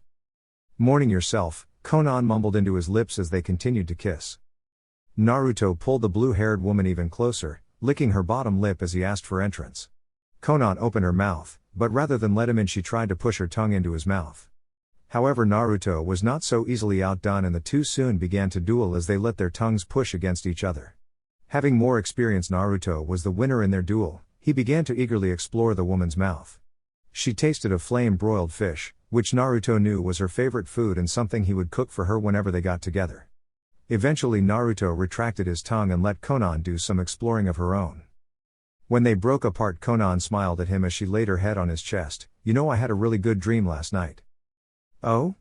Naruto asked as his hands began to slowly trail up and down Konan's back again. "I hope I was in it," he said in a teasing voice. "You were," Konan said as she gave light moans from Naruto's touch. "I had dreamt we finally achieved true peace," Konan gave a content sigh. "We got married and had a family, and had 2 children, a boy and girl. Our son's name was Yahiko." Naruto smiled as he closed his eyes and listened to Konan. "That does sound like a good dream. When we have a son we'll name him that in honor of your friend." His blue-haired lover gave Naruto's chest a light kiss, before resting her cheek against Naruto's chest. "And what about our daughter?" asked Naruto. "I don't know, I didn't hear her name in the dream." Konan looked up at Naruto. "What would you name our daughter?" Naruto closed his eyes in thought for a moment before smiling. "Kushina." "After your mother?" Konan asked with a somewhat sad smile. Naruto nodded as he opened his eyes. "Yes, because I never knew my parents. I am never able to feel as close to them as I want. I know that a part of me loves them, but another part doesn't really know enough to love them. All I know are the stories I hear, but I've never met them or anything. I feel that maybe if I name our child after her, I can in some way be closer to my mom, you know?" "I do," Konan said as she brought her hand up and began to draw circles on the blonde's chest. "I only knew a bit about my parents. They died when I was young, though I can't even remember their names anymore. I was about 6 years old when they died, 7 when Yahiko found me scrounging through the trash in one of the slums in Ame." Naruto kissed Konan on the head as he buried his face in her hair, letting her scent invade his nose. They stayed like that for a while until Naruto spoke again. "So what has Akatsuki been up to?" Konan sighed as she realized they would have to talk business. So far Akatsuki only has the Rakubi and the Sanbi, which Deidre and Tobi just captured. Naruto nodded when Konan quoted the name Tobi, knowing who she was talking about. "I think Kisame and Itachi are currently going after the Gobi, but I can't be sure. Since you killed 3 of their members, the others have been forced to switch targets in order to compensate." "I'm sorry," Konan said as she lowered her head, slightly ashamed at not being able to give better information. Naruto frowned as he lifted Konan's face up, placing a chaste kiss on her lips before speaking. "Kona-chan, you know that I don't really care about the information. The only reason I'm even considering letting you stay with them is because of Gaara, Yugi-chan and B. The fact that you have information on what Akatsuki is doing is more than enough to help, though I would personally prefer if you stayed with me." Konan smiled at him, pleased to know that he was so concerned for her. "Thank you, but you know that no matter how much I wish to, I can't leave right now." Naruto did indeed know, if she left now it would become obvious she was a spy and traitor. They would then hunt her down and kill her, and Naruto knew that while he was strong enough to fight almost everyone in Akatsuki, he still might not be able to defeat Pain, and he knew for a fact that right now he could not defeat Madara. "I know," Naruto sighed before giving Konan a grin. "Doesn't mean I can't dream though, right?" Konan giggled as she shook her head, missing Naruto's mischievous smirk. In one quick move Naruto flipped the 2 over, startling Konan, who was now under Naruto as the blonde straddled her waist. "You know, I'm kind of tired of talking about all of this Akatsuki business." Kona grinned when she saw Naruto's smirk. "Then what do you want to talk about?" In answer Naruto closed the distance between them, For the rest of their time together, the two of them used their lips for something other than discussion. XXXXXXXXXXXX. 5 days had come and gone, and all those who had passed the second test were now standing in one of the Forest of Death Tower's many chambers. Tsunade looked out over the Jinan and frowned at the number of teams that had passed. 8 teams had passed, so there was a total of 24 Jinan there. That was even more than when the Konoha 11 had been in the exams. It also meant they were going to have a preliminary test. She should have known Kakashi would be too lazy to make a test that was actually hard. She was going to pound that open pervert Jonin for not coming up with another test. Standing a little ways from Tsunade, Kakashi let out a shiver but chalked it up to the weather and continued to read his book. I would like to congratulate you all for making it this far in the Chunin exams, Tsunade said as she decided to get the ball rolling. Before we begin the final stage, I regret to inform you that. She was unable to say any more, as she and everyone else in the room became completely gobsmacked. Just before the platform she was on, something none of the people here had seen was happening. Ice was shooting out from the ground. They were large towering ice spikes that came out of the floor and each other. The entire thing looked like a large and creepy ice castle. It was something you would think you would find in a fantasy book. Once the ice castle was fully created, it began to crack, leaving long lines to run up and down its entire length as arcs of lightning shot out from the cracks. Finally, the entire structure shattering into a million pieces, forcing everyone there to cover their eyes. When they opened them again, they saw one Naruto Uzumaki Namikaze standing where the ice castle had been. Naruto grinned at the surprised and shocked looks he was getting from his peers, as well as the looks of envy he was getting from the Jinan. Hokage-sama, why don't I explain what's going on? Naruto said as he turned to her. Ah. Okay, Tsunade said in a dumbfounded voice. Naruto grinned as he turned back to the Jinan. Alright. My name is Naruto Uzumaki Namikaze and I'm going to be your proctor for the third exam. Naruto felt a smirk come on his face as many eyes widened in recognition. The Iwa team that managed to pass actually looked like they were going to shit themselves in fear. And I haven't even unleashed my killing intent, Naruto thought with a grin. Damn, I'm good. He soon began to speak, now as Hokage-sama was about to say, unfortunately too many teams ended up passing the last test. This means that we need to decrease the number of Jinan who will be in the last exam, which means we are going to be holding preliminaries. Wait, you mean right now? A Jinan from Kusa asked. But we just got out of that damn forest. One of the Konoha Jinan shouted.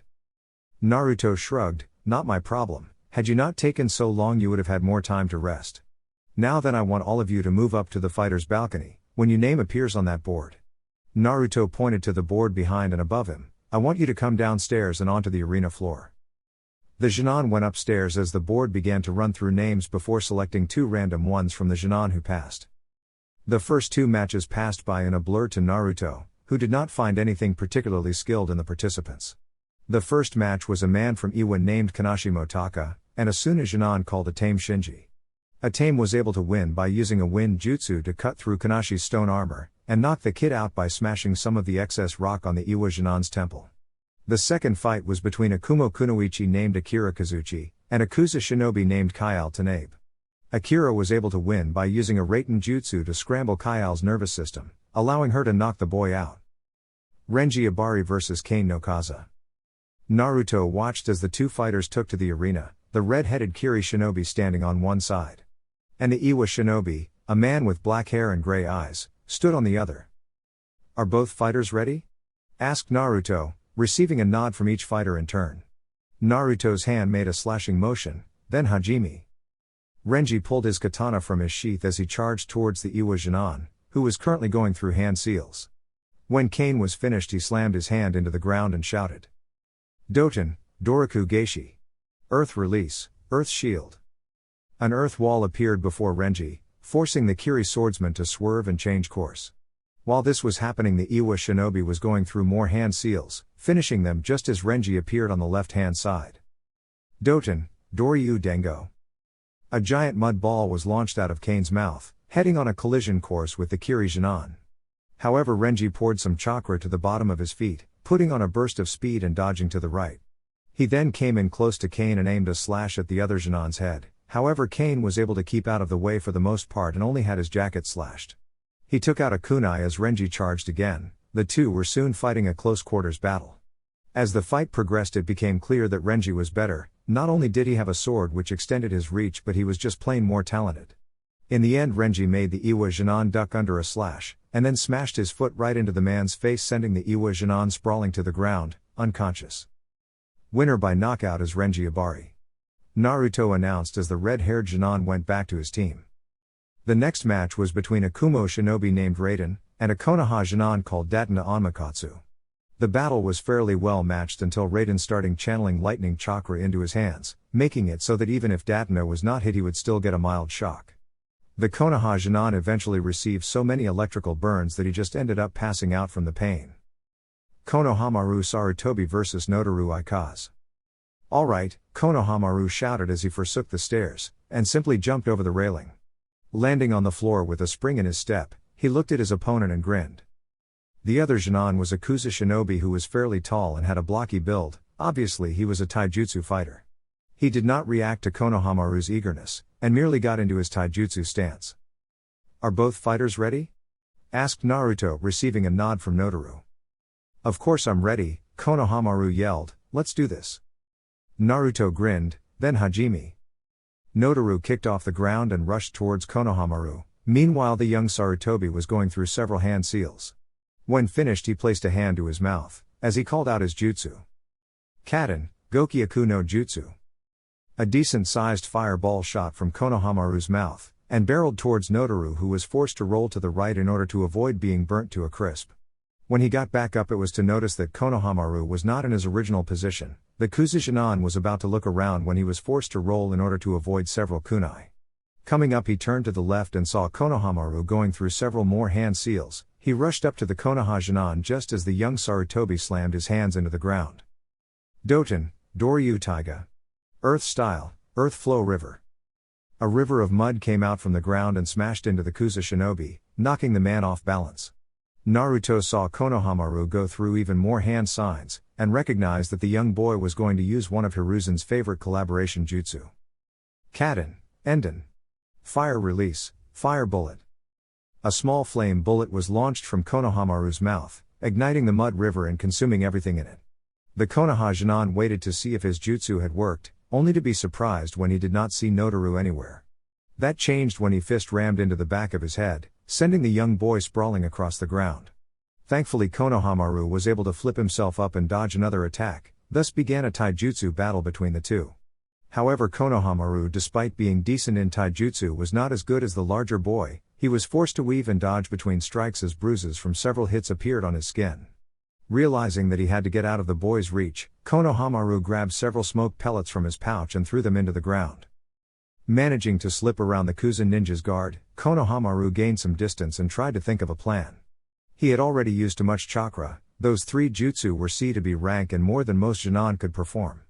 That left close quarters combat, however taijutsu was out of the question. Grabbing a scroll from his back, Konohamaru unsealed its contents to reveal a long black staff. He got into the Sarutobi-style bujutsu stance, as he waited for the smoke to clear.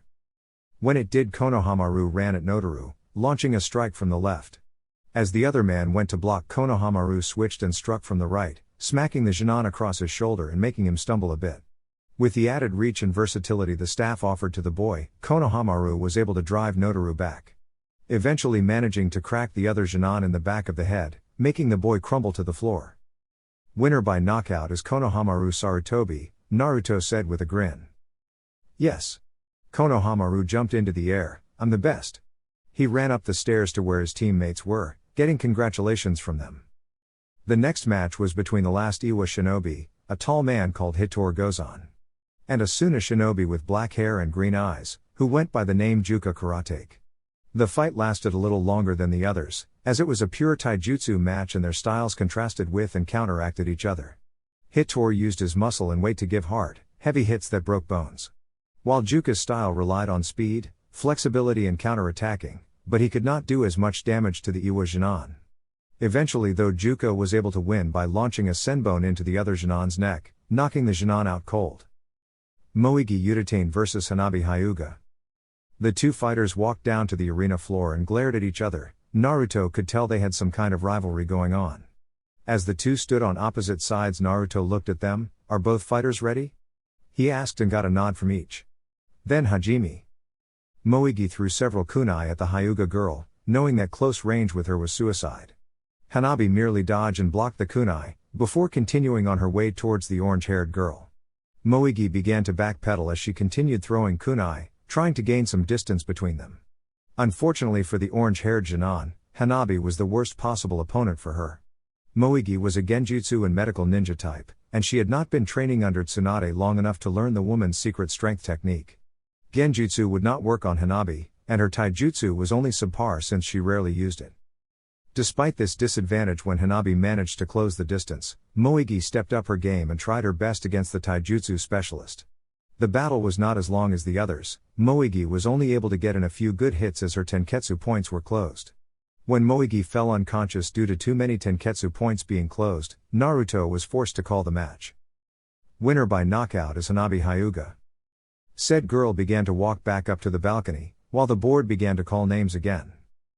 Rukia Kuchiki vs Talia Notami. Naruto watched as the two girls came down, neither really spoke. Talia, the last Kuzujinan, took the left, while Rukia stood on the right and unsheathed her sword. Are both fighters ready? Naruto asked as he received a nod from each, then Hajime. Naruto jumped out of the way just as Rukia put on a burst of speed. Talia did not even have time to act as the Kirijinan slashed across her arm. The Kuza Kunoichi hissed in pain, as the muscles in it were damaged enough that she would not be able to make hand seals for jutsu now. She threw several shuriken with her good hand, but Rukia just knocked them away as she came in. Talia was soon forced to dodge and move back as she attempted to put distance between her and the sword user, however Rukia stuck on the woman like glue. In the end, Talia ran out of juice and was forced to forfeit. Winner by forfeit is Rukia Kuchiki. Naruto called out, as Rukia went back up to the balcony to her team. Udon Mitokado vs Hikari Katone. Udon walked down to the ring. Rather than getting in a ready stance, he put his hands in his pouch. On the other side, Hikari, a kunoichi from Suna who was a few years older than Udon, got into the Suna Academy taijutsu style. Naruto looked at both of them. Are both fighters ready? As he received a nod from each, he slashed his hand down, then Hajime. As soon as the fight started, Udon threw several shuriken at Hikari, then went through several hand seals. Ninpa, Shuriken Kage Bushin no Jutsu. 5 shuriken became 25 as they sailed towards Hikari. They stabbed right into the Suna Kunoichi. However, rather than blood coming out, flower petals flowed out of her body. Udon watched as Hikari's entire body soon dispersed into flower petals. He looked around waiting to see what happened. You Udon-kun. Udon turned around and saw Moegi lying on the ground in a pool of blood. Her hand was reaching out to him. For a second, Udon began to freak out, before remembering that Moegi was in the hospital with her tenketsu closed. Genjutsu. Udon thought as he put his hand in the release seal. Kai. The vision wavered before dispersing. Hikari appeared right next to Udon with a kunai in hand. The Konoha shinobi ducked under a slash, planting a hand on the ground. Udon lashed out with a kick, hitting her hand and causing her to drop her kunai.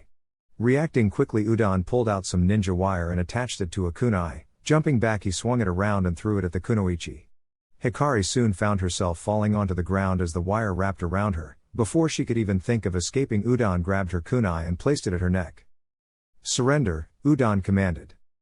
Hikari tried to think of a way to get out of her situation, but soon realized there was nothing she could do. Sighing, the Suna Kunoichi gave in. I surrender. Winner by forfeit is Udon, Naruto said, as said Jinan cut Hikari from the wire and helped her up. The next match was between two Konoha Jinan, who Naruto thought honestly did not belong in the Chunin exams. Their battle reminded him of Sakura and Ino's fight during the time when he had been in the exams, meaning it was as bad as two fangirls duking it out. Like that battle, this one ended in a double knockout. The second to last match was between a Kumo shinobi called Onaoi Tadano, who was tall with black hair and red eyes, and a Konoha shinobi named Hisai Bamino, an older shinobi with brown hair and brown eyes. The battle did not last long as the two started throwing kunai and shuriken at each other, before moving on to taijutsu. Onaoi managed to knock Hisai out by using a kuriwimi to fool the Konoha Jinan and neck chop him from behind. Ichigo Kurosaki vs Gyusa Uedashi. Ichigo appeared in the arena floor as soon as his name appeared on the board, taking a few practice swings with what Naruto could only consider a giant butcher's knife. While Gyusa just walked down and stood in his spot, waiting silently for the battle to start. Are both fighters ready? Naruto asked, getting a nod from Gyusa. Of course we are, Blondie, Ichigo said in his cocky tone. Let's get this party started. Whatever you say, Strawberry, Naruto chuckled as the Kirijinan growled, Hajime. Naruto quickly sushined away, appearing next to Tsunade. A good thing he did too, since as soon as he started the battle Ichigo had blasted across the ring. The Kirijinan sent an overhead slash at Gyusa, who sidestepped the attack. When the sword hit the ground, it formed a large crater. Ichigo did not even seem to notice as he swung his sword diagonally, hoping to bisect Gyusa. Said Jinan jumped back, but did receive a gash across his chest. Ichigo continued to stay on the Konoha shinobi's tail, slashing and hacking at his opponent. Knowing he could not stay on the defensive forever, Gyusa reached into his kunai pouch and pulled out several smoke pellets. When Ichigo came in to attack again, the Konoha shinobi threw the pellets in the teen's face. Jumping out of the expanding smoke screen, Gyusa began going through several hand seals. Katen, Gokyaku no Jutsu. A fire was launched from Gyusa's mouth, heading towards the smoke screen. It had not even gone 2 feet when a large blue blade of energy sliced it in half, continuing on towards the Konoha Jinan. Gyusa jumped out of the way, letting the blade slice into the wall instead of him. That was all the opportunity Ichigo need to appear right in front of him, beginning the game of cat and mouse again. Naruto looked at Ichigo's blade as he analyzed the attack just used. Interesting, that seems to be a chakra-based attack similar to the ones the samurai of Tatsu no Kuni use. However, it also has some fundamental difference, namely that it's stronger and takes less control to release it. Judging by the amount of raw chakra put into that attack, I feel it's safe to assume that the more chakra put into it, the stronger the attack becomes. It may also have something to do with the sword he is using, which kind of reminds me of the swords that are used by the Kiri no Shinobi Katana Nanin and Shu. I wonder if I can create a technique similar to that and use it with Susanoo. Naruto looked back at the battle just in time to see Ichigo smash the pommel of his sword against Gyusa's face. The Konoha shinobi landed on the ground completely dazed and out of it. Seeing that the Jinan was not going to get up, Naruto called the match. Winner by knockout is Carrot Top. What did you call me, Fishcake? Ichigo growled as he glared at the blonde ninja. Naruto grinned, what, you don't like your new nickname? Well, I suppose I can just call you Strawberry again. Now listen here, you, I don't care if you are an S-class shinobi, I'll still kick your ass, Ichigo shouted as he glared at Naruto. Naruto gave him a smirk, right, you think that? But you should know, even if by some miracle you did defeat me, Mei-chan would melt your balls off. Ichigo paled as he remembered the rumor that this man and his Mizukage were very intimate with each other. While he himself had never seen the two of them together, since he had always been on missions or at the academy. Many other people had, and would often speak about how romantic it was that their hero and Mizukage were together. He muttered an apology to the blonde as he hurried back up to his team, leaving all of the ninja who were not from Kiri confused. Seeing that all the battles were now done, Naruto called the Jinan back down before beginning his small speech. Congratulations to all of those who passed.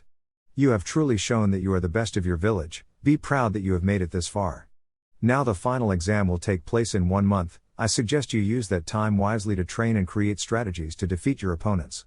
Naruto paused for a moment to let his words sink in. Now normally we would draw numbers and you would find out who you're facing. However, we won't be doing that this time. In live combat you almost never know who your opponent is until you start fighting, so too shall it be with this tournament. Therefore I suggest you train to be able to counter any opponent you may come across. Good luck, and I will see you in the exams. As the Jinan began to filter out, Naruto went over to Tsunade, wanting to talk to her about something for the upcoming final exam. XXXXXXXXXXXXX. Omake, Repercussions of an Author Part 2. Naruto ran as the horde of fangirls followed him doggedly, trying to get him so they could do any number of uncouth activities with him. The blonde was not sure how they found him, nor how they continued to find him and stay on his trail. It was like they were bloodhounds, or maybe they had some kind of Naruto sensor on them. In either case, he was forced to continue running. As he turned a corner, he opened a door to one of the bars in the area, slamming it shut and hiding. He did not even realize the danger he was now in. Naruto peeked out of the window as his fangirls passed his spot, screaming out to him about marriage, children, and why toast was always butter side up. As they did, he swore to Kami that if he found out who let loose that he was the author to Loveless, he would skin them alive. XXXXXXXXXXXXXX. In the Yamanaka flower shop, Ino let out a loud sneeze. I guess someone's talking about me. She rubbed her nose. I hope whoever he is hot. XXXXXXXXXXXXXX. Naruto was just about to give a sigh of relief as the girl's passing died down to a trickle, when a familiar scent hit his nose and made him pale. It was the scent of arousal. Turning around, Naruto found himself staring at what was apparently one of the many Naruto and Loveless fan clubs that had formed throughout Konoha. Naruto looked at the banners with his face and book on them, then turned his attention to the nearly 4 blushing and drooling women were staring at him. He pressed his back on the door as he grabbed the handle. Ah. Hey. Hi girls, Naruto said weakly. That seemed to be the signal as all the women stood up and pointed at him. It's Namikaze-sama. Get him, girls. Naruto shot out of the door like a rocket, as he began running from this new horde. Of course, with fangirls nothing ever goes right, and soon enough the first horde joined the second. As Naruto ran in fear of his life and man bits, he cried anime tears.